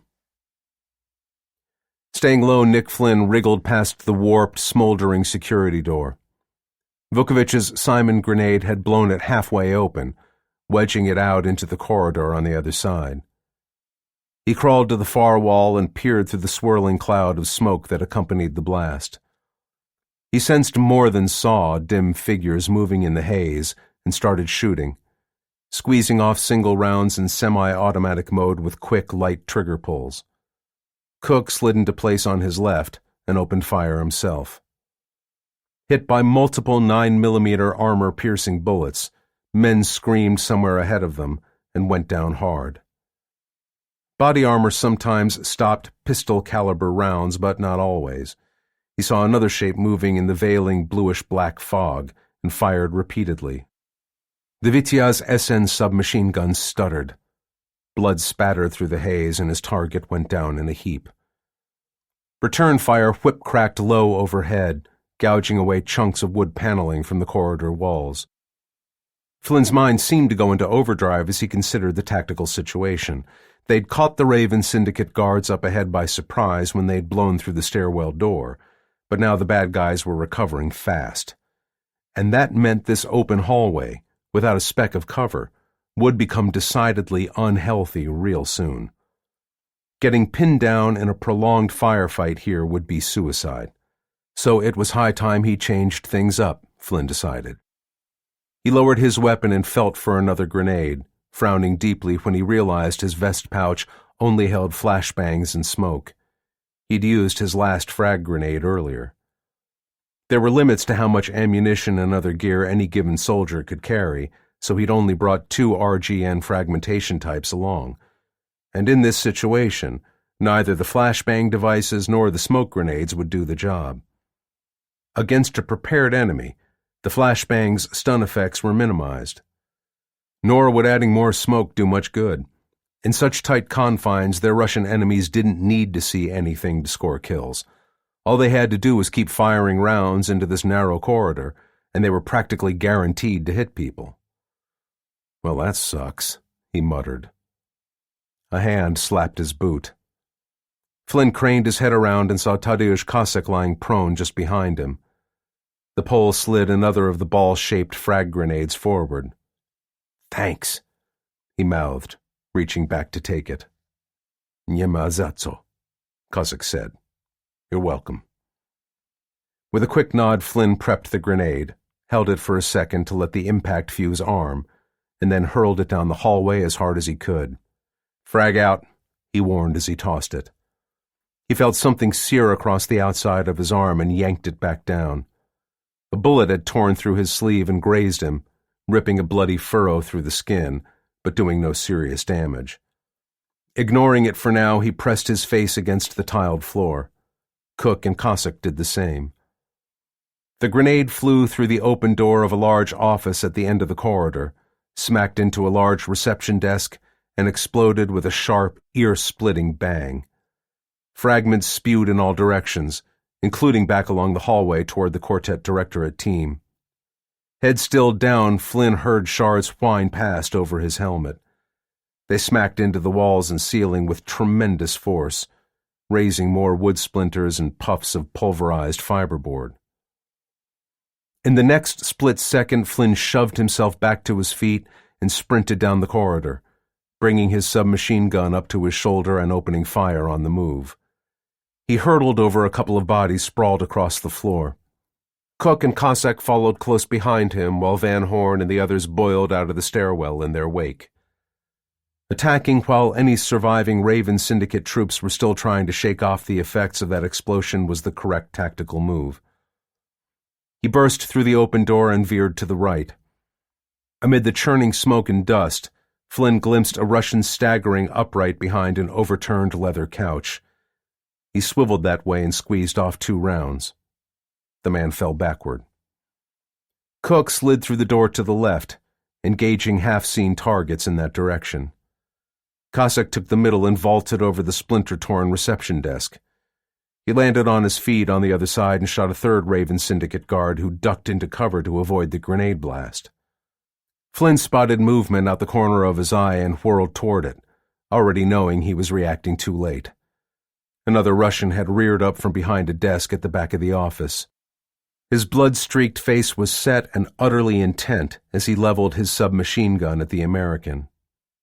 And then he folded over, hit repeatedly in the chest and stomach by several 9mm rounds fired at close range. Flynn half-turned and saw Van Horn lowering her own Vityaz SN. Her hands flew across the compact weapon, dropping out its spent 30-round magazine and inserting a full one with a couple of quick, highly efficient moves. "Looked like you could use some help," she remarked. Not trusting himself to speak just yet, Flynn only nodded his thanks. A rapid check of the large room, which Kondakov had identified for them as Voronyan's outer office and reception area, showed only corpses. Between their earlier exchange of fire, his grenade, and this swift, brutal assault, they'd accounted for around half a dozen of the Raven Syndicate troops. "I caught sight of a couple of them hightailing it that way," Cook told him, pointing down another shorter corridor out of the office. Flynn nodded. "Yeah, and they'll be back soon enough, probably with friends." He found Vukovich and pointed him toward the large steel door set in the middle of the far wall. It should be the entrance to Voronyan's private office. "See about getting us through that door," he ordered. "Roger that, sir," Vukovich agreed. He took the bag containing their remaining explosives from Hines and moved to examine the door. More rapid-fire orders from Flynn posted Van Horn, Cook, and Hines on guard in the outer office, with clear fields of fire down both corridors. The 3 began hauling couches and chairs into position to create rough, improvised barricades across each doorway. The piled-up furniture wouldn't stop bullets, but it should impede any attempt by the Russians to force their way back inside. "You have to hold here long enough for us to breach that security door," Flynn told them. "As soon as we've got it open, Tad, Wade, and I will assault in and take out Voronyan." Their heads nodded. That was how they'd planned on handling this part of the mission, assuming they'd made it this far without taking significant losses. Sir?" he heard Vukovich say hesitantly. "About that door?" Flynn turned to him. "Yes?" "We can't breach it," the other man told him regretfully. "Not with the demolitions gear we were able to bring with us. It's a bank vault type. The door's made out of reinforced steel several inches thick, and it's got solid locking bars, the works. We could bang away on it all day without getting anywhere." Hines turned away from the barricade. "You owe me $5, Wade," he said with an undisguised note of triumph. "Told you that scumbag Voronyan wouldn't cut corners when it came to protecting his own hide." Flynn raised an eyebrow. Should I assume that you have a solution for this problem, Cole? He asked mildly, because otherwise I'm not sure winning a $5 bet offsets the total failure of our mission. Yeah, Hines said confidently. We'll use the gatecrasher on one of those places instead. He indicated the stretches of wall to either side of Veronion's armored door. Behind all the fancy wood paneling, the wall is probably reinforced concrete. Sure, that stuff's pretty strong, but not nearly as strong as that armored door itself, Flynn suddenly understood. The gatecrasher was a modular, water-tamped breaching charge that blew man-sized holes through concrete and brick walls. It consisted of linear cutting charges contained in separate, cylindrical, water-filled jackets that were velcroed onto a backing material that could then be propped up against a targeted wall section. The water surrounding each charge helped direct the force of its explosion and reduced the kinetic energy of any bits and pieces of shattered wall hurled away from the blast, making it somewhat safer for use in more confined areas. In its essentials, the gatecrasher system was a smaller and more portable version of the improvised array of tiny C4 charges and water-filled plastic bags Cook had used earlier to blast their way through the ceiling of the Raven Syndicate-owned 45th floor. Hines nodded. You got it, sir. We'll need water to fill those module jackets, Flynn pointed out. Which could be a problem since what's left in our personal hydration packs won't cut it. And I don't want to wander these halls looking for the nearest restroom and hoping there's enough water still in the pipes. When they cut the Mercury City Tower's electrical power, that also knocked out the pumps used to lift water to the skyscraper's higher levels. Hines directed his attention to a glass-fronted case in one corner of the office. It contained dozens of bottles of the finest Russian brands of mineral water. Well, there you go, sir. Courtesy of our host Pavel Dumbass Veronion, he said. Kind of ironic, huh? Flynn nodded. So it is. Contact! Contact! Cook yelled suddenly from his post at the doorway to the corridor they'd come from. I count 3+ tangos pushing out of the stairwell. He opened fire, squeezing off single, carefully aimed shots. The counterattacking syndicate troops shot back, punching holes in their barricade of furniture. Fragments of leather and stuffing flew away. Rounds ricocheted off steel coils, throwing sparks. Cook burned through the rest of his magazine, dropped it out, and pulled another from his assault vest. He inserted it, but then glanced back at Flynn. I'm just about dry, he reported calmly, meaning that he was almost out of ammunition. Flynn checked his own equipment. He was low on ammo too, but he still had 3 full magazines left. He yanked out 2 of them and tossed them underhanded to Cook, who caught them and stuffed them into his vest before swiveling back to the barricaded doorway to continue the fight.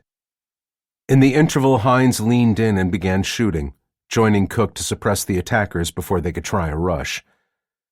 Tight-lipped, Flynn swung toward Vukovic and Cossack. Start prepping that demolition charge ASAP. We're short on time and long on bad guys. They nodded. Vukovic began pulling the separate components of the gatecrasher system out of their equipment bag, while the Pole grabbed handfuls of water bottles and carried them over. Flynn hurried to join them.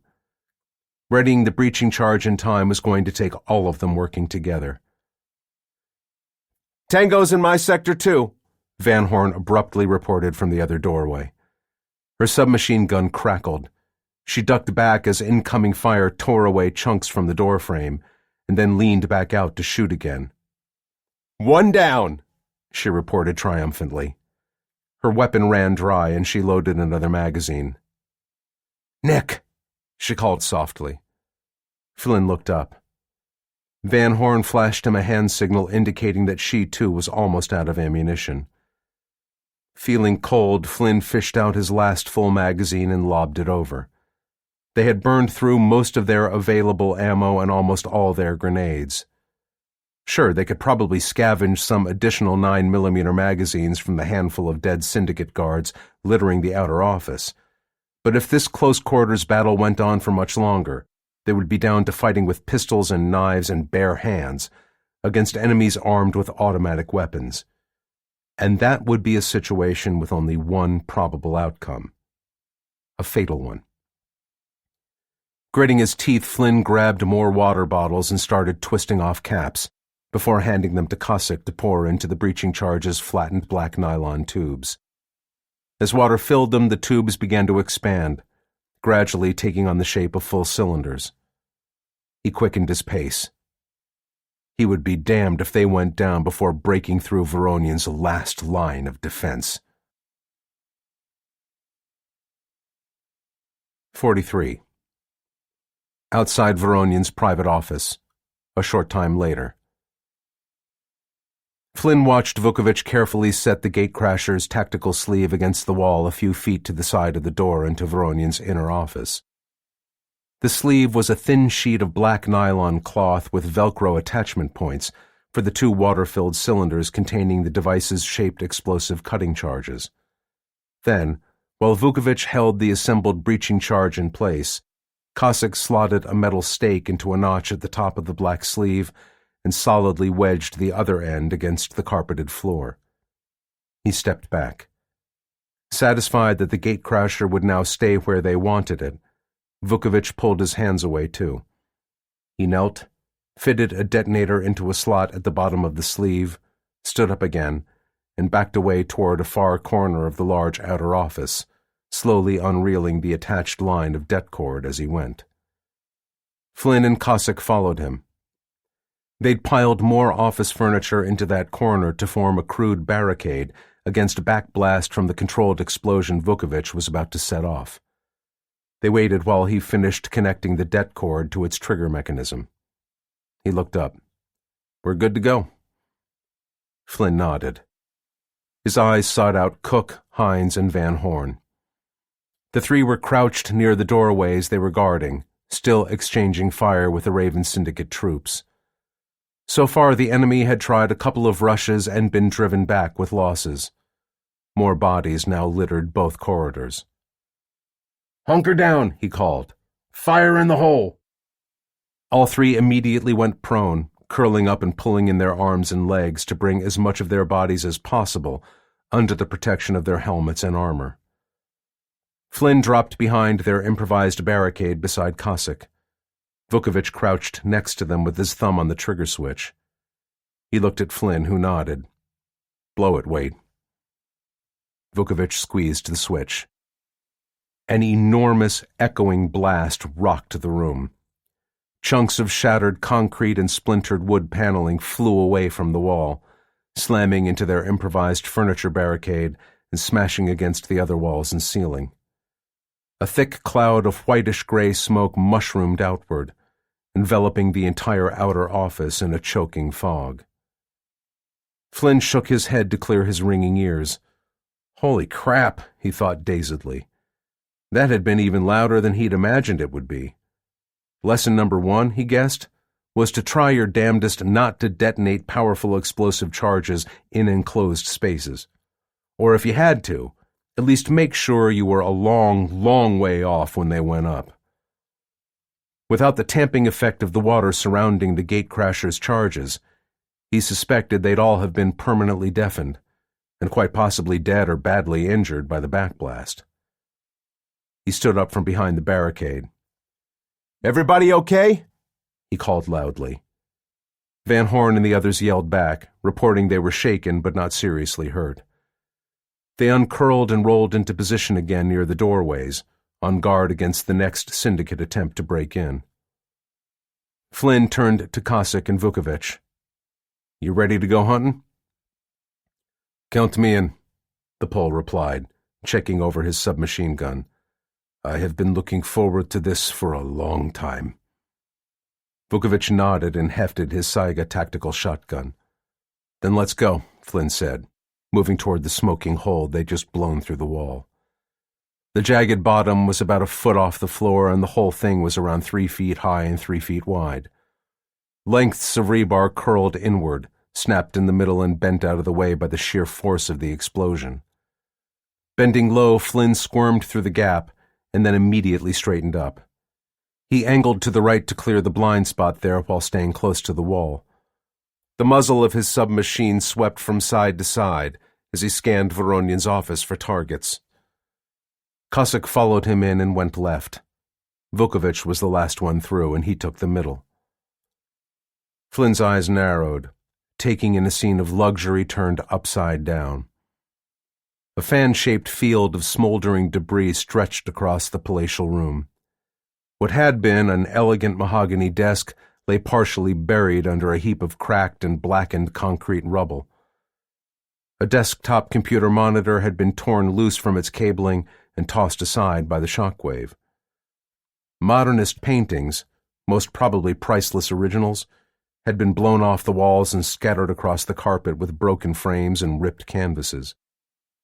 The enormous floor-to-ceiling windows that formed the far wall were cracked and splintered, but were, astonishingly, still intact.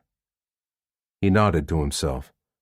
Kondakov had claimed the glass was strongly bullet and impact-resistant, and the Russian had been right. "Clear!" he snapped, confirming that Voronyan's inner office itself was empty. The others echoed his call. There were two other doors, one on each of the shorter walls to the left and right. Flynn jerked his head at the one on the left. "Check that one first," he commanded. Cossack and Vukovich nodded and moved in that direction. Flynn covered the other interior door and headed around the debris field toward Voronyan's desk. The computer's monitor might be toast, but he'd bet the machine itself was intact, shielded by the desk from any fragments in the blast wave. He lowered his right hand long enough to pull a multi-tool out of one of his vest pouches. Besides the chance to put a bullet in Voronyan, this was a golden, intelligence-gathering opportunity he didn't plan to pass up. Over by the left-hand door, the Pole leaned over, angled his submachine gun, and put a couple of rounds through the latch. It sagged open. Vukovich kicked it all the way in, leaned around the door jamb, and pumped 12-gauge buckshot rounds from his shotgun into the room beyond. He pulled back. "Nothing," he reported. "Just a fancy bathroom." "Presumably inoperable now," Cossack said with a straight face.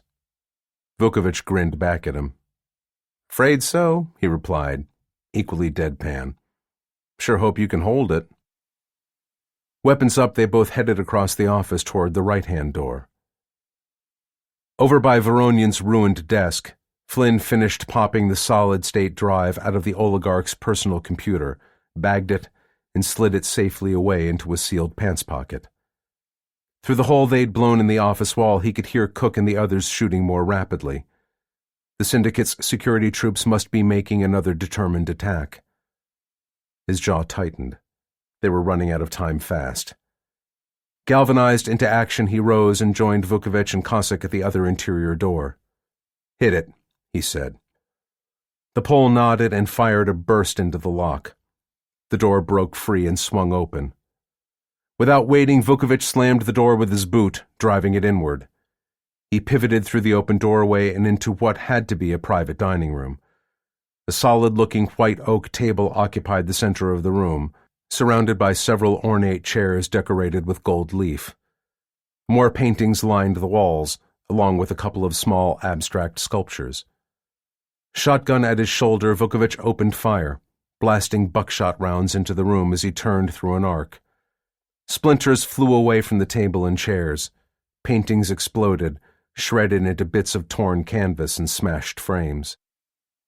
He squeezed the trigger again and heard a click as the weapon fell silent. He'd expended the last of his current magazine's 12 shells. "Ah, crap," the XGI said conversationally. He thumbed the release lever on the shotgun and reached for a reload on his vest.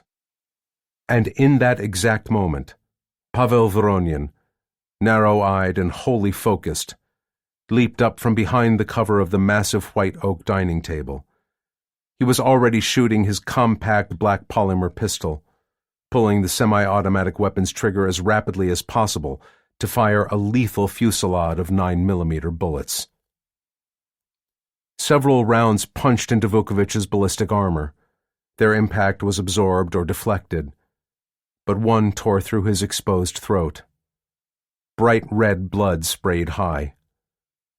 Choking, Vukovich slumped against a shocked Flynn, knocking him off balance. Momentarily locked together, the two men staggered backward. Voronyan's pistol fell silent, either jammed or out of ammunition. Snarling, his face contorted in rage, the Russian hurled it at Cossack's head before he could bring his weapon on target. The Pole ducked and, without hesitating, Voronyan lunged around the table at him with a wicked-looking combat knife held low and ready to strike upward, aiming to stab up under his ribs and deep into his heart. Desperately, Cossack whirled away, narrowly dodging the Russian's first attack. But he collided with a chair in his haste and stumbled forward, briefly losing his grip on the submachine gun slung around his neck and shoulder. Oh my God, Flynn thought, appalled by the Russian's inhuman speed and fury. He swung the dying Vukovich aside and charged Voronyan.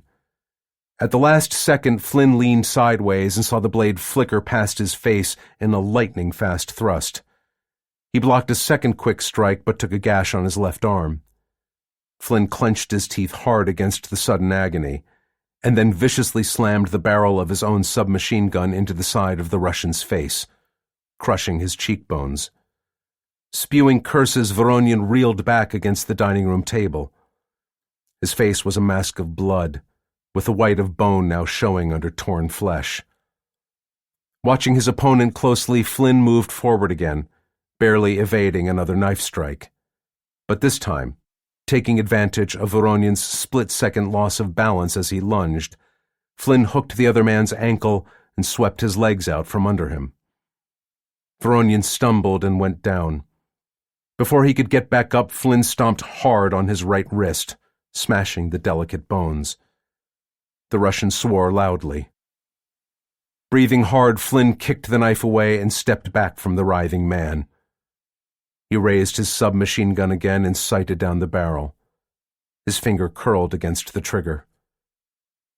"Wade's gone, Nick," he heard Cossack sigh.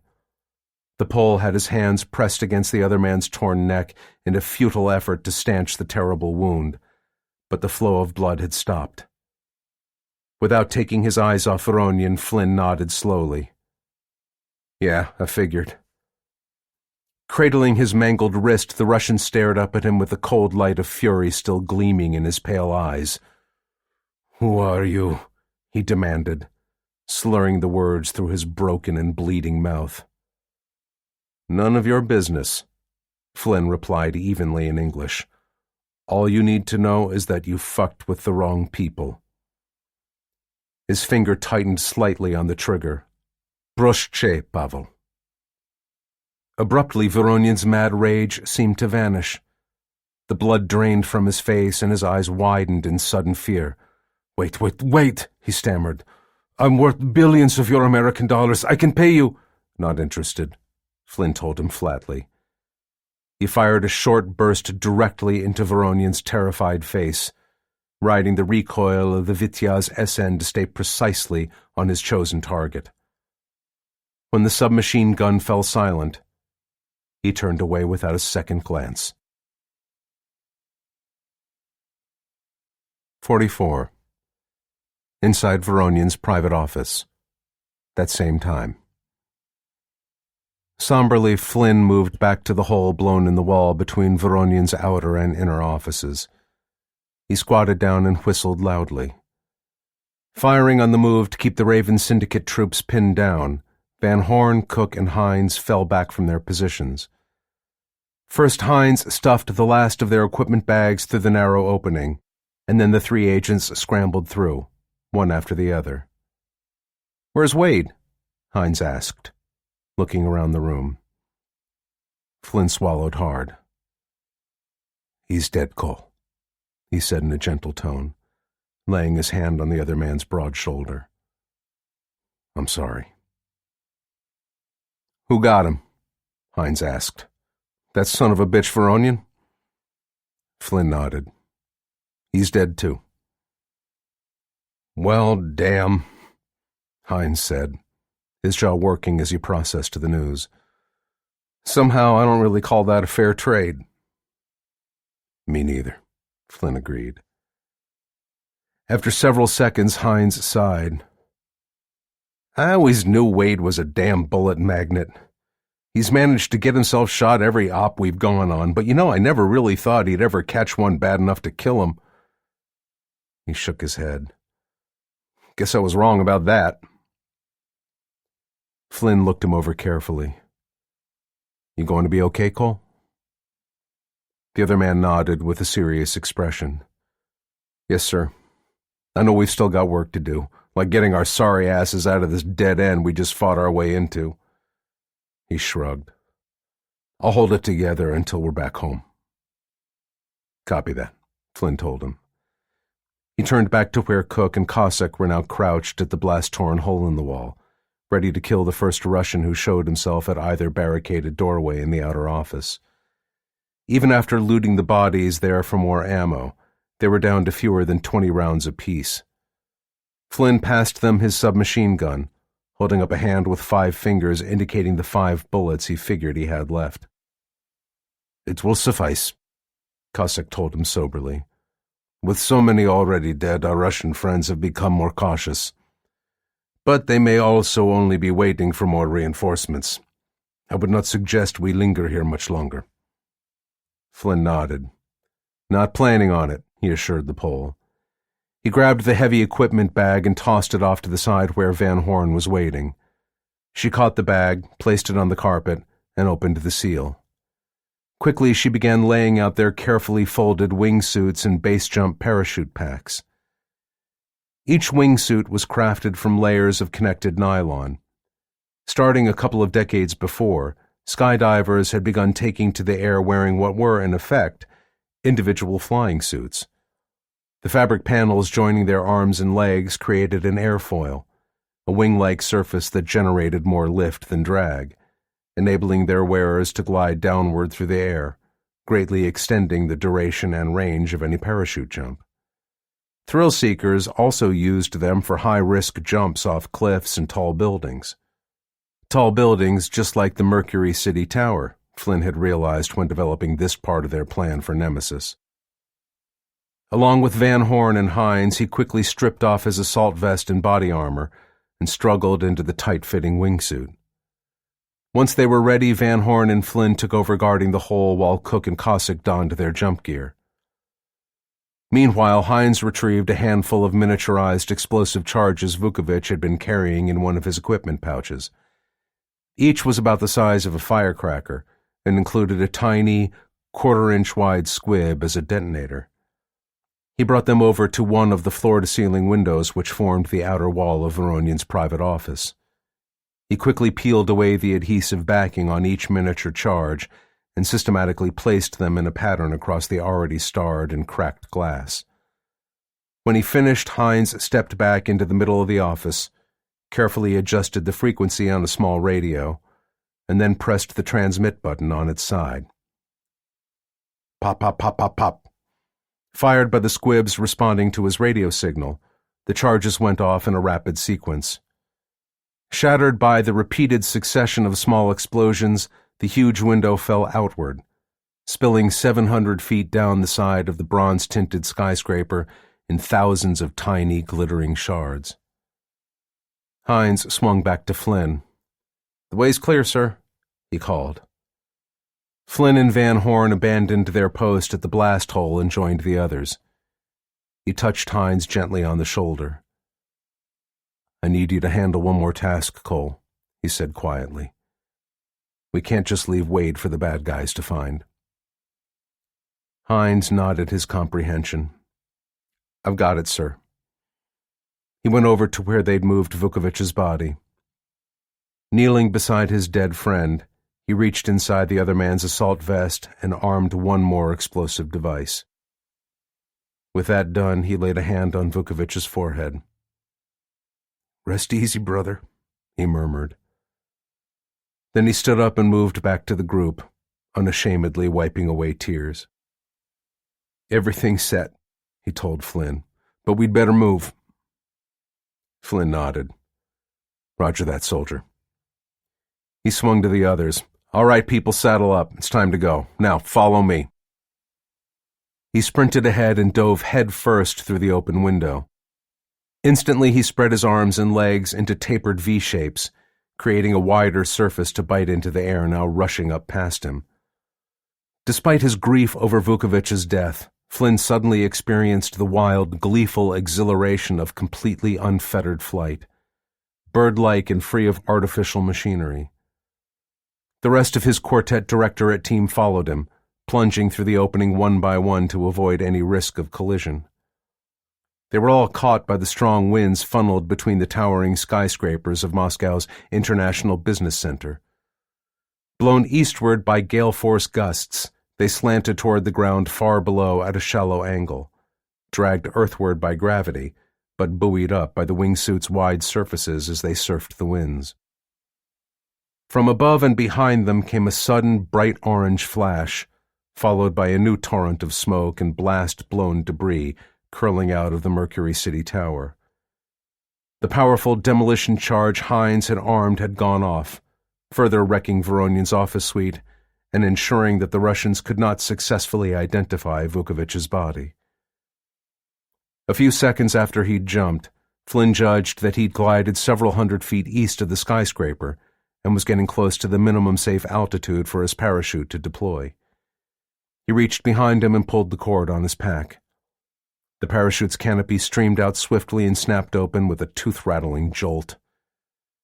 Tugging on its front risers to control his descent, he slid downwind over the low, flat roof of Moscow's enormous exposition center, heading straight for the green, tree-lined expanses of the Krasnaya Presnaya Park, which had once been the gardens of a wealthy Russian family. A brief glance over his shoulder showed 4 more canopies blossoming across the blue sky behind him. When his boots thumped to the ground, Flynn hit the quick release button on his parachute harness and shrugged out of its straps. The billowing canopy skidded away across the grass. Van Horn and the rest of his team landed near him and ditched their own parachutes. They ignored the buzz of excitement from the mostly elderly park-goers who were astounded by the unexpected experience of parachutists suddenly drifting down out of the air into their midst. Flynn had just grabbed the zipper of his wingsuit when 3 uniformed Russian police officers broke out of the murmuring crowd with their pistols already drawn and aimed. "Halt!" one of them shouted. "Get your hands up!"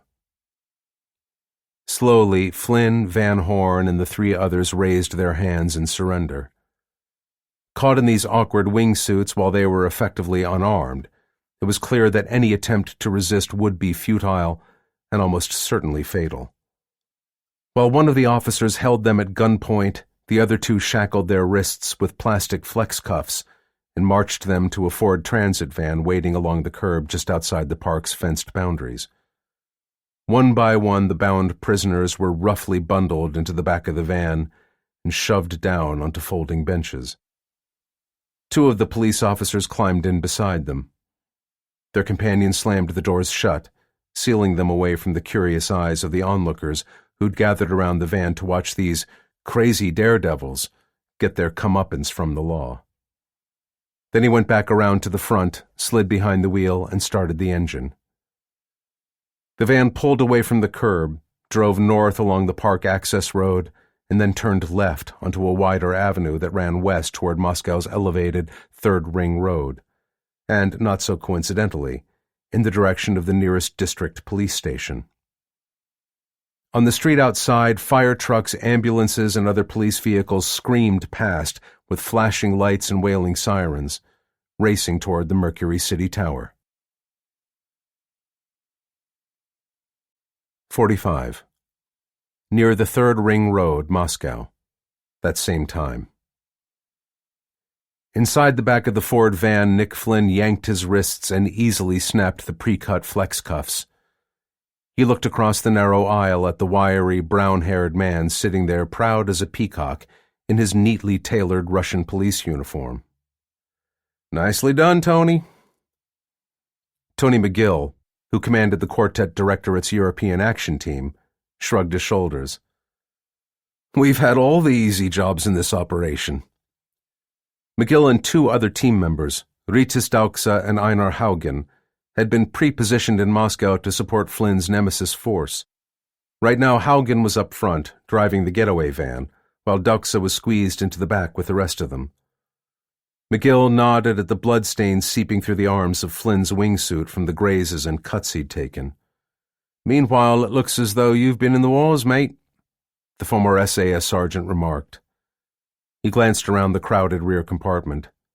"As have the rest of you lot." The corners of his mouth turned down. "Vukovic didn't make it." Hines shook his head in the sudden, heavy silence.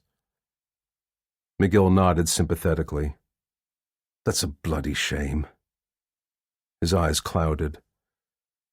The Englishman had lost comrades in past operations, so he understood how much it hurt.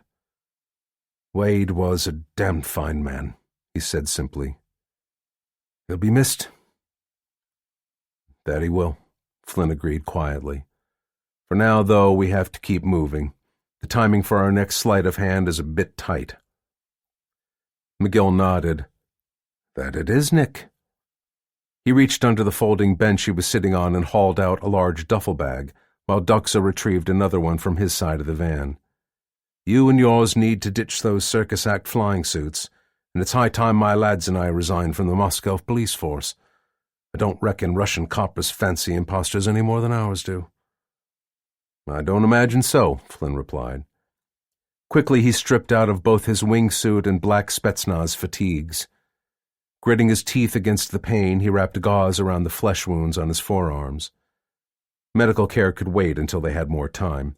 All he needed for the moment was to stop the bleeding. With that done, Flynn put on the clothes McGill handed him: a pair of slacks, a button-down shirt, a sports jacket, and a pair of brown loafers. He made sure to retrieve the solid-state drive he'd liberated from Voronyan's personal computer from the Spetsnaz uniform. He carefully tucked it away in the inside pocket of his new jacket. With luck, the data it contained would give the Quartet Directorate valuable insights into the new bioweapons atrocity the now-dead Russian oligarch had been planning. By the time Flynn finished, everyone except for Haugen had changed their own clothes, too. At a stoplight, the Norwegian doffed his police cap and shrugged out of his own uniform jacket. Now, at least when seen from a distance and through the tinted windshield, he looked pretty much like any other ordinary citizen. When the light turned green, he drove sedately past the local district police station. More patrol cars zoomed by on the other side of the avenue, undoubtedly responding to additional frantic radio calls for assistance from the units already at the increasingly confused scene around the Mercury City Tower. Reaching the end of the avenue, Haugen turned left again, this time onto a smaller street that led directly past a massive, multi-level parking garage built parallel to the elevated ring road. He turned into the garage, drove up a level, and pulled directly into a parking space. Once he switched off the engine, Haugen reached up to the sun visor over his seat and triggered what looked like a simple garage door opener. The day before, McGill's team had surreptitiously fitted small electronic devices to this level's 2 working CCTV cameras. Responding to the signal the Norwegian had just sent, those devices shorted out, frying the cameras at the same time. Haugen looked back over his shoulder with a satisfied smile. "All is good, Tony," he reported. "Now there will be no pictures of us abandoning this vehicle." McGill nodded and turned to Flynn and the others. "End of the line, ladies and gents, if you please," he said in a bad Cockney accent. "Transfer here for the airport shuttles." Duxa already had the van's rear doors open. Moving quickly but calmly, the 2 Quartet Directorate action teams fanned across the parking garage, heading for different vehicles they had prepositioned earlier. Flynn and his team got into their dark blue Mercedes S-Class sedan, while McGill and his 2 men slid into a white Toyota Camry. A minute later, both vehicles left the garage, turned one after the other onto the street outside, and drove sedately away, as though nothing at all unusual had happened.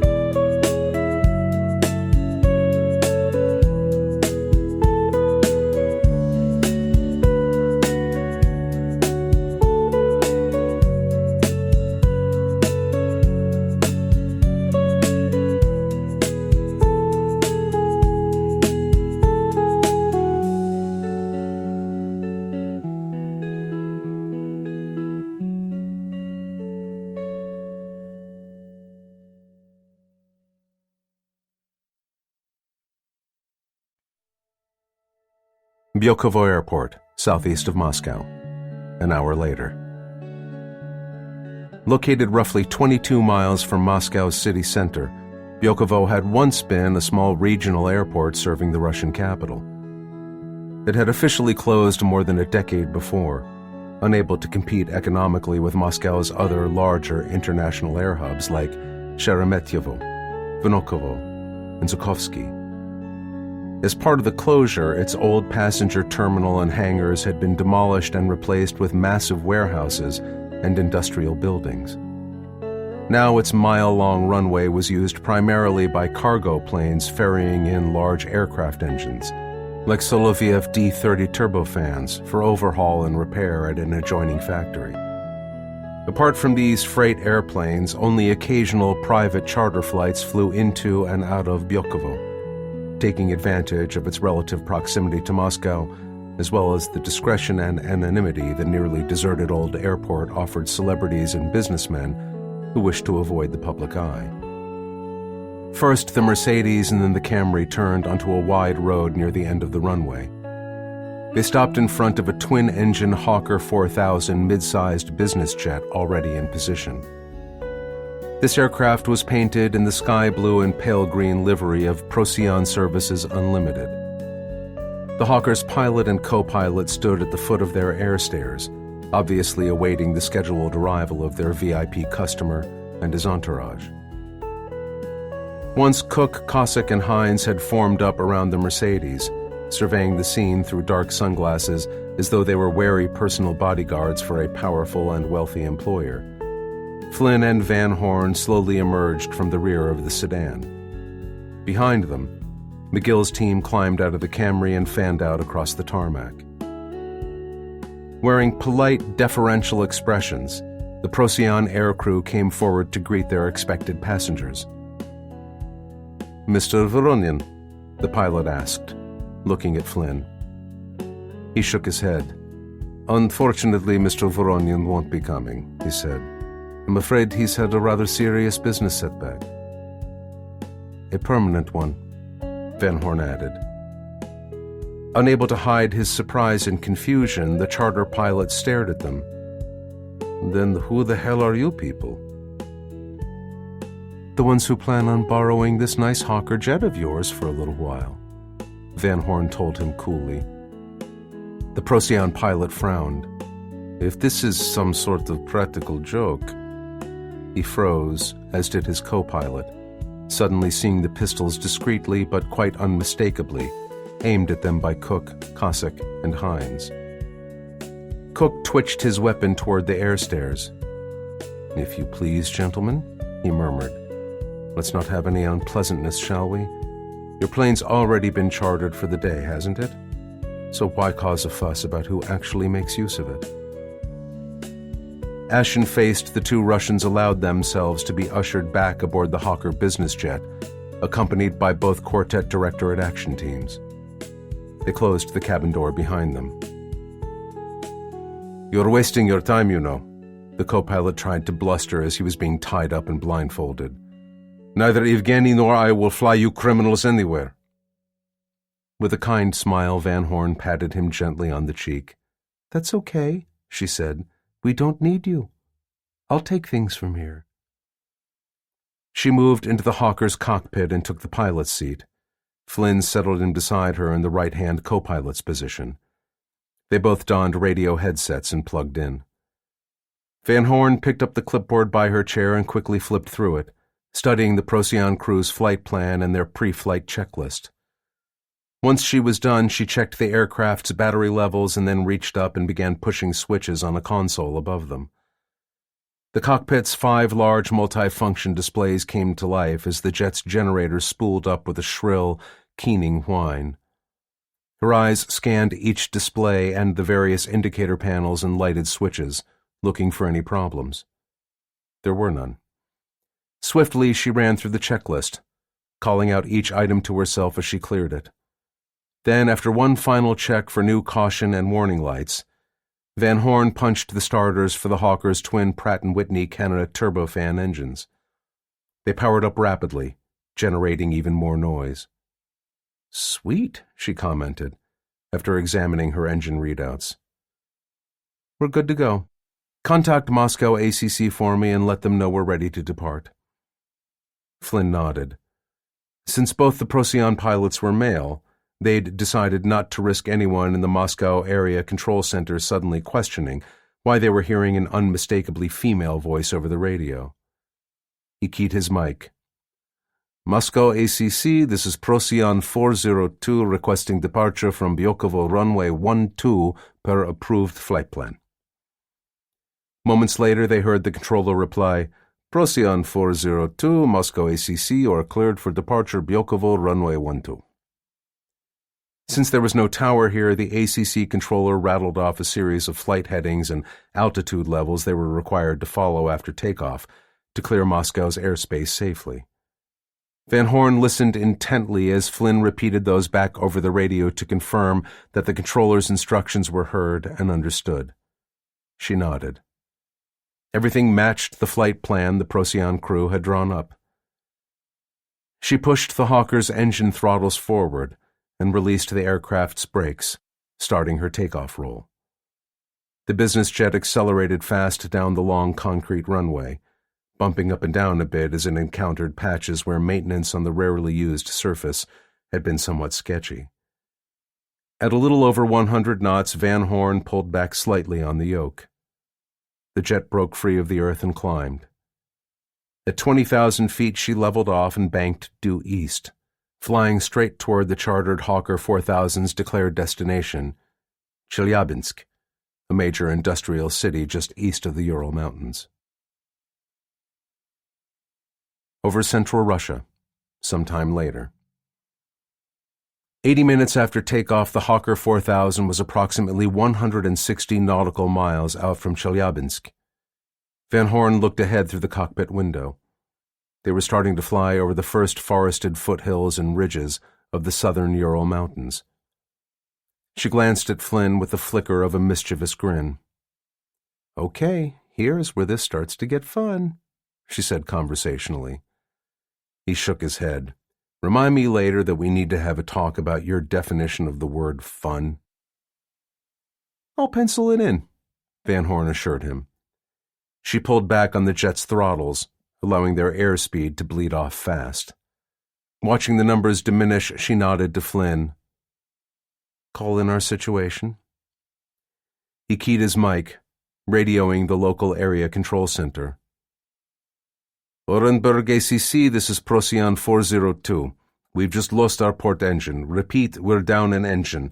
Restart has failed. We are declaring an in-flight emergency and request permission to land immediately at the closest available airfield."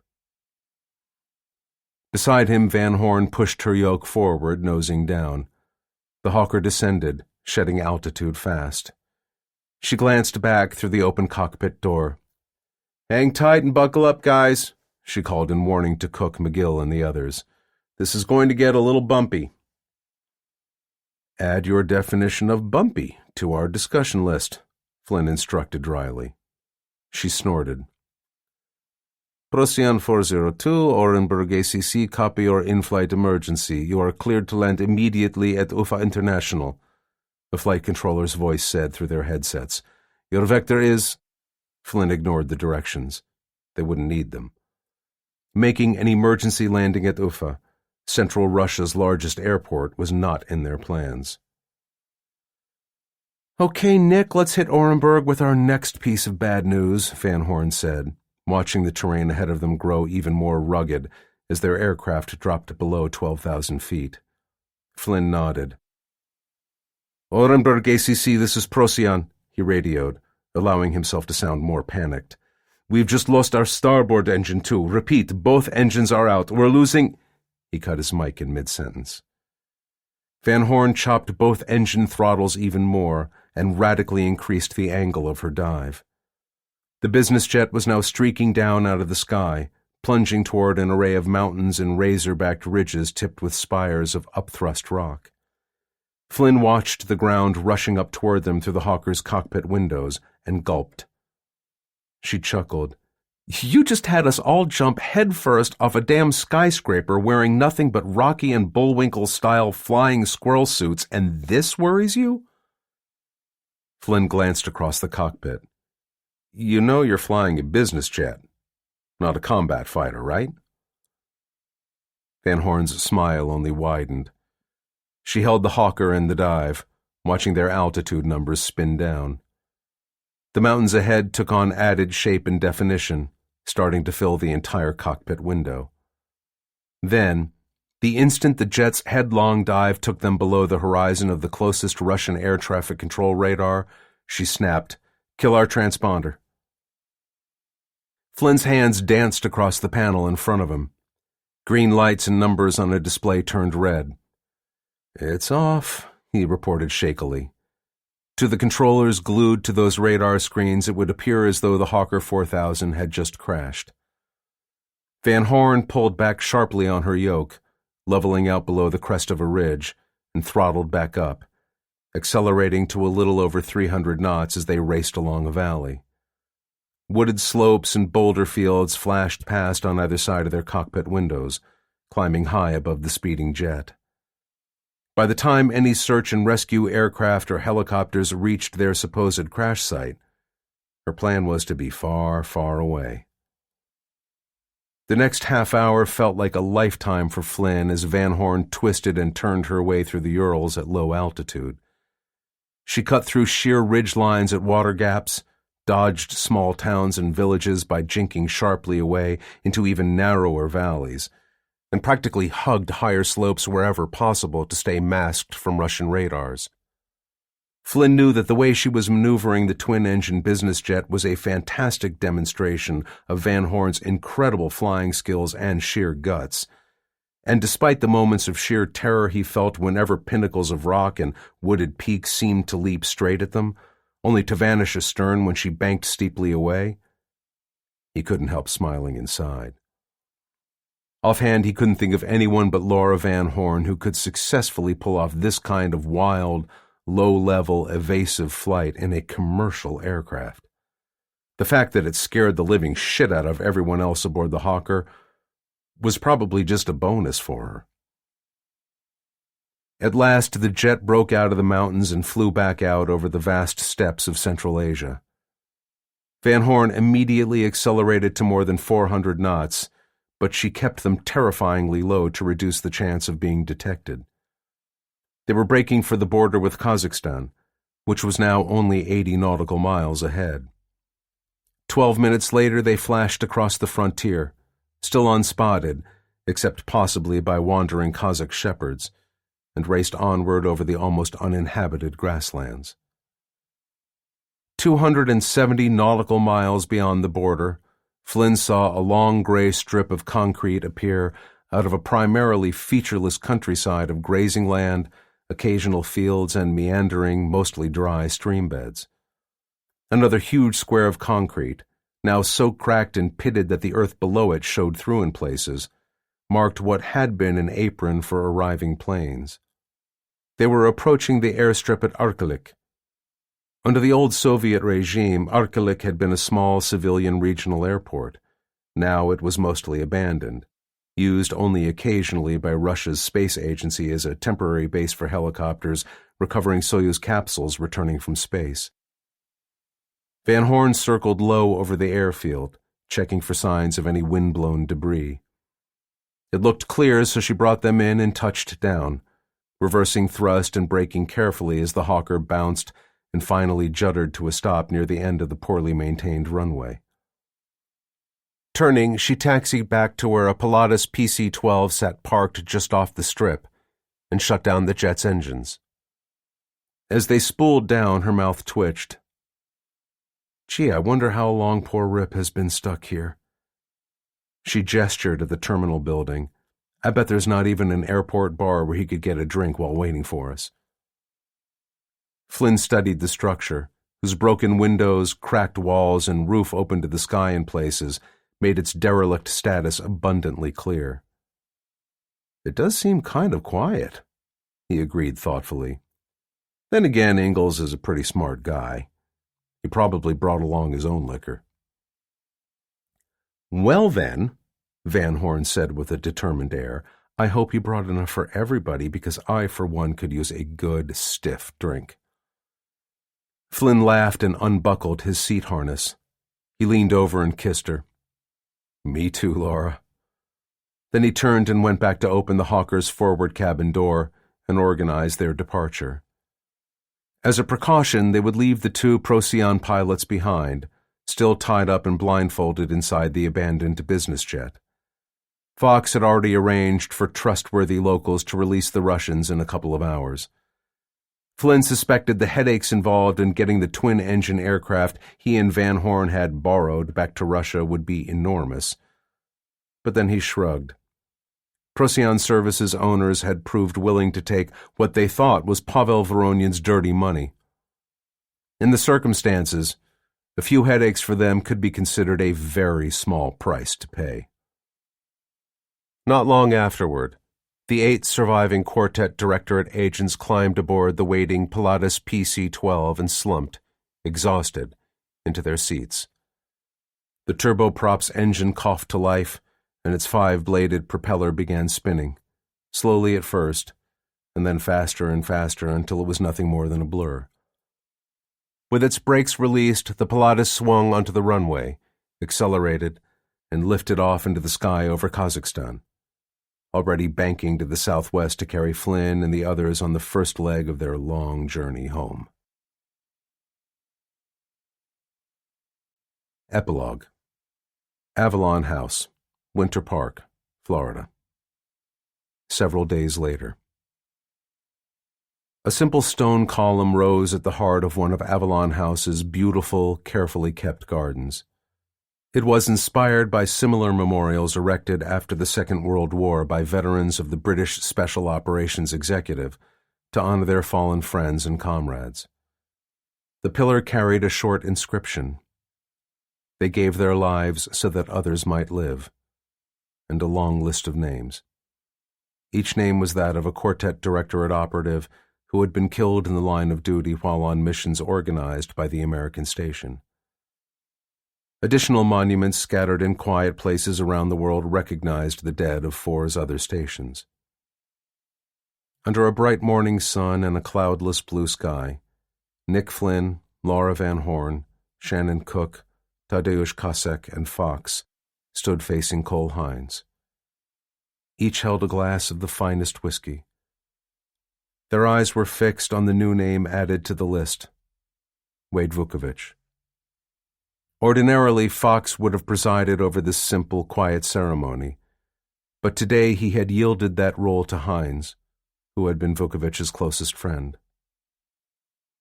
Wade didn't come from much of a family, Hines said quietly, but he found one when it counted. And that was us. He looked around the circle. All of us. We were his family.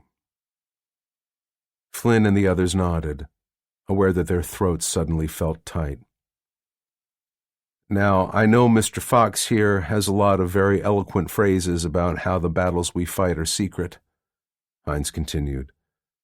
That we're not in this for medals, or parades, or even thanks. And that because we're willing to risk our lives for those of folks we won't ever meet, 4 has helped preserve freedom for decades now. He shrugged. And those words are all true. I know it. You know it. None of us would be here otherwise. They nodded again. Hines smiled a little now. But, as we all know, Wade wasn't much of a talker. Flynn and the others smiled at that deliberate piece of understatement. With rare and memorable exceptions, Vukovich had always been the quietest one in any room, preferring actions to words whenever possible.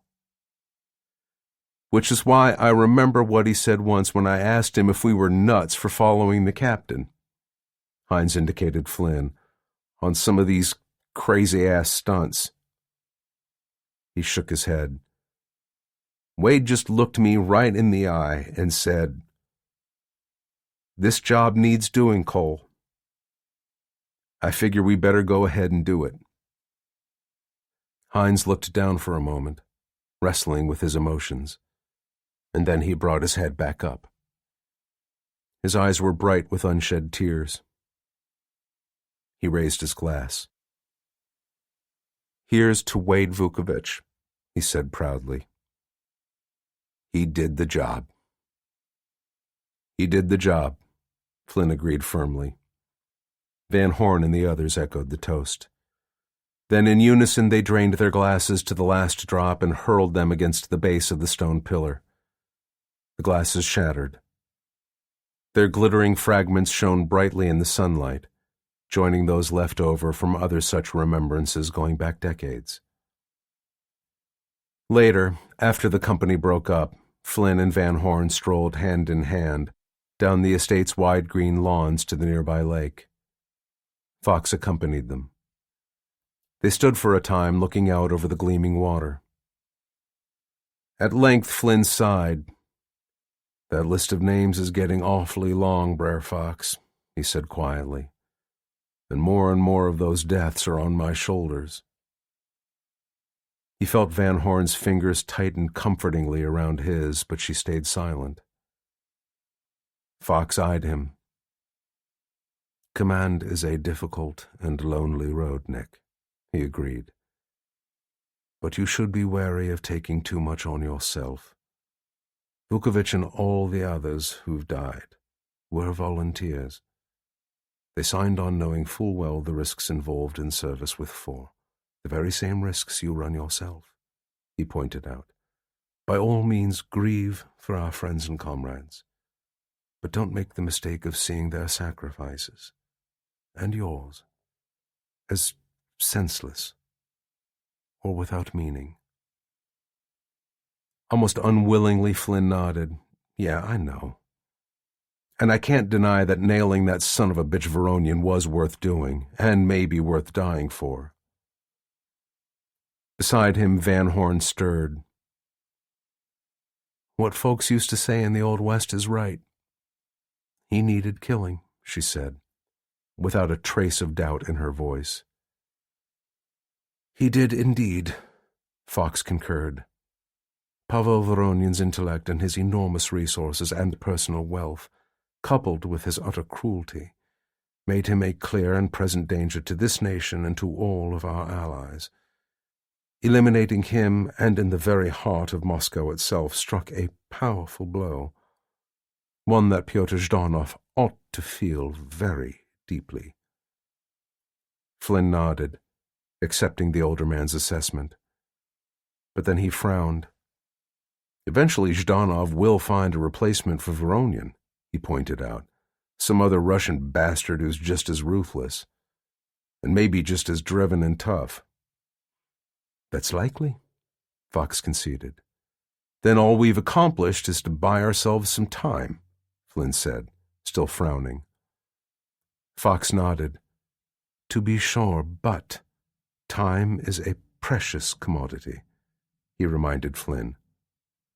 "And the time you and your team have bought means continued life and health for millions of Americans and other free people worldwide." His eyes met Flynn's with complete seriousness. "Nick, that's a gift beyond any conceivable price." Van Horn stirred again, plainly deciding it was time to lighten the mood. She turned and put her arms around Flynn's shoulders. "Hear that, cowboy? Brer Fox thinks we're pretty hot stuff." She lowered her voice to a conspiratorial whisper, easily overheard by the other man. "Maybe now's the time to ask him for a big raise." At that, Fox raised a single, quizzical eyebrow. "A raise in pay, Laura? Should I remind you about all the damaged, destroyed, and missing aircraft you've been personally responsible for over the past few years? I believe the total runs to something on the order of several $1 million. "Strictly as per mission requirements, Brer Fox," Van Horn assured the older man earnestly. She glanced at Flynn. "And Nick will back me up on this, right?" Flynn nodded, feeling a smile forcing its way onto his face. "Absolutely. I swear that we wrecked all those planes for a good cause." Fox folded his arms. "Several $1 million Van Horn sighed. So no raise then? I think not, Fox said, now not very effectively hiding a smile of his own. How about a couple of extra weeks of paid leave instead? Van Horn countered, with a wink at Flynn. Some of us may need more work on our tans. Fox laughed. Very well, he agreed. You can take 2 weeks off from saving the world. I'll consider that a reasonable compromise. Van Horn smiled sweetly at him. See? That's why I tell people who call you a cruel taskmaster that they're wrong, Brer Fox. She paused for effect. Mostly anyway. Mercury City Tower, Moscow. That same time.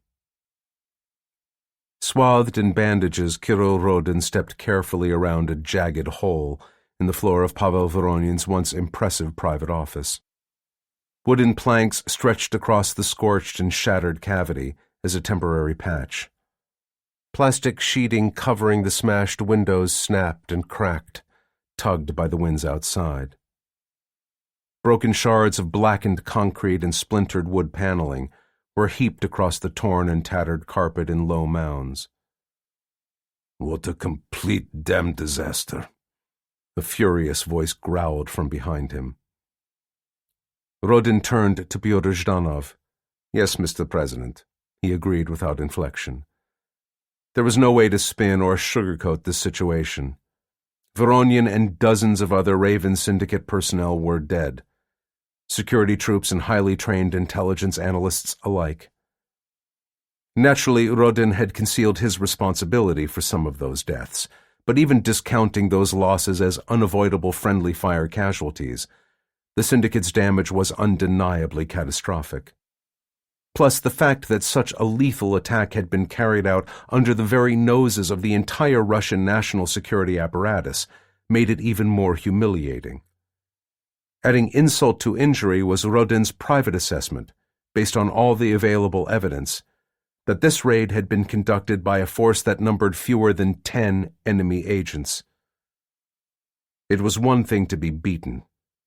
It was quite another to be crushed, despite outnumbering the foe so heavily. Zhdanov snorted, plainly not appeased. His face darkened further. And Veles, what about it? We have to assume that the project has been compromised, sir, Rodin admitted.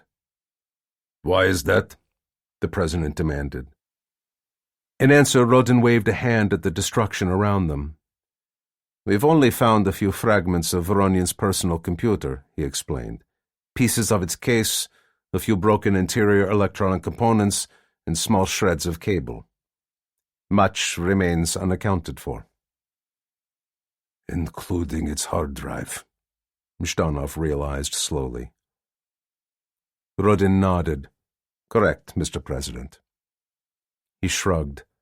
While it is possible that the device's solid-state drive was destroyed in the various explosions that gutted this office, such a favorable outcome seems highly unlikely. Meaning those enemy agents grabbed it before escaping, Zhdanov said. Rodin nodded again. The President scowled. Wouldn't the critical information on the drive be encrypted? Undoubtedly, Rodin said. He hesitated before continuing. It was delicate to point out what should have been evident to a man like Zhdanov. Russia's leader did not suffer fools gladly, nor would he appreciate having his technological blind spots exposed. Still, it was essential to be precise. Veles was now too great a potential liability to be allowed to proceed on an overly optimistic hope. But unfortunately, Mr. President, he continued, Voronyan's personal encryption keys would also certainly be contained on the same drive. Zhdanov grimaced. Very well, Rodin. I take your point, he said, biting out the words as though they tasted sour. He clasped his hands behind his back. Stand Veles down immediately. Cancel all further tests and spore production. We can't risk going ahead with the plan if the Americans already know about it. Or soon will. Should we sanitize the Kamishkovo Institute as a further precaution? Rodin asked, choosing his words with care. Sanitize was the preferred Black Ops euphemism for killing everyone involved in the project and destroying the facility and all its records. The president frowned. That won't be necessary. We'll keep Neminsky's weaponized disease spores as a deterrent, in case the Americans or the Chinese try something similar against us. Yes, Mr. President, Rodin agreed. Zhdanov turned away and glanced around the ravaged office. He made a sound of disgust and looked back. I'm giving you an additional assignment, he said without preamble. Rodin waited patiently. With Voronian dead, and in the aftermath of this embarrassing fiasco, I have no further use for this so-called Raven Syndicate, Zhdanov said. It's become a waste of resources. Rodin nodded. I'm putting you in charge of shutting down the syndicate, the president said bluntly. You will transfer the best of its surviving personnel to a new unit I want you to head. Dispose of the rest as you see fit. A new unit? Rodin asked. Zhdanov shrugged. We'll call it the 13th Bureau. Nominally, you and your people will be part of the GRU, but that's just for show. Where it counts, you will report directly to me. Your 13th Bureau will be my sword and shield. A special missions force far more disciplined, focused, and controlled than anything Voronian created. I want no more private armies. He smiled thinly. Except my own, of course. Rodin stiffened to attention, knowing that Zhdanov appreciated such submissive gestures. I am honored, Mr. President. I will do my best. Zhdanov's smile remained icy. I know you will, Rodin. You, of all men, understand the consequences for those who fail me. Rodin nodded tersely. Anyone given responsibility by the president walked a narrow path between great authority and an ignominious death. This promotion was truly a two-edged sword. But then, deep in the private recesses of his mind, a thought occurred. Two-edged or not, the chance to form and command Zhdanov's new 13th Bureau opened new vistas for him. Throughout Russia's recent history, gaining control over new organs of state security had been the path to enormous personal and political power. Why not for him as well? Rodin had served the state from within the shadows, operating primarily as a largely anonymous though highly efficient assassin. Now that would change. He was about to become a servant in charge of servants, and some men in such a position, those ruthless and cunning enough to seize the opportunities they were offered, found ways to become something far more than a simple, loyal, unquestioning servant. Even Joseph Stalin, Rodin remembered with an inner smile, had grown to fear Lavrentiev Beria, his chief of state security and the architect of millions of deaths. Perhaps, he thought, Pyotr Zhdanov would, someday, learn the same lesson. This concludes the reading of The Devil's Fortress by Dale Brown. Copyright 2024 by Creative Arts and Sciences, LLC. This book was read by Rob Shapiro.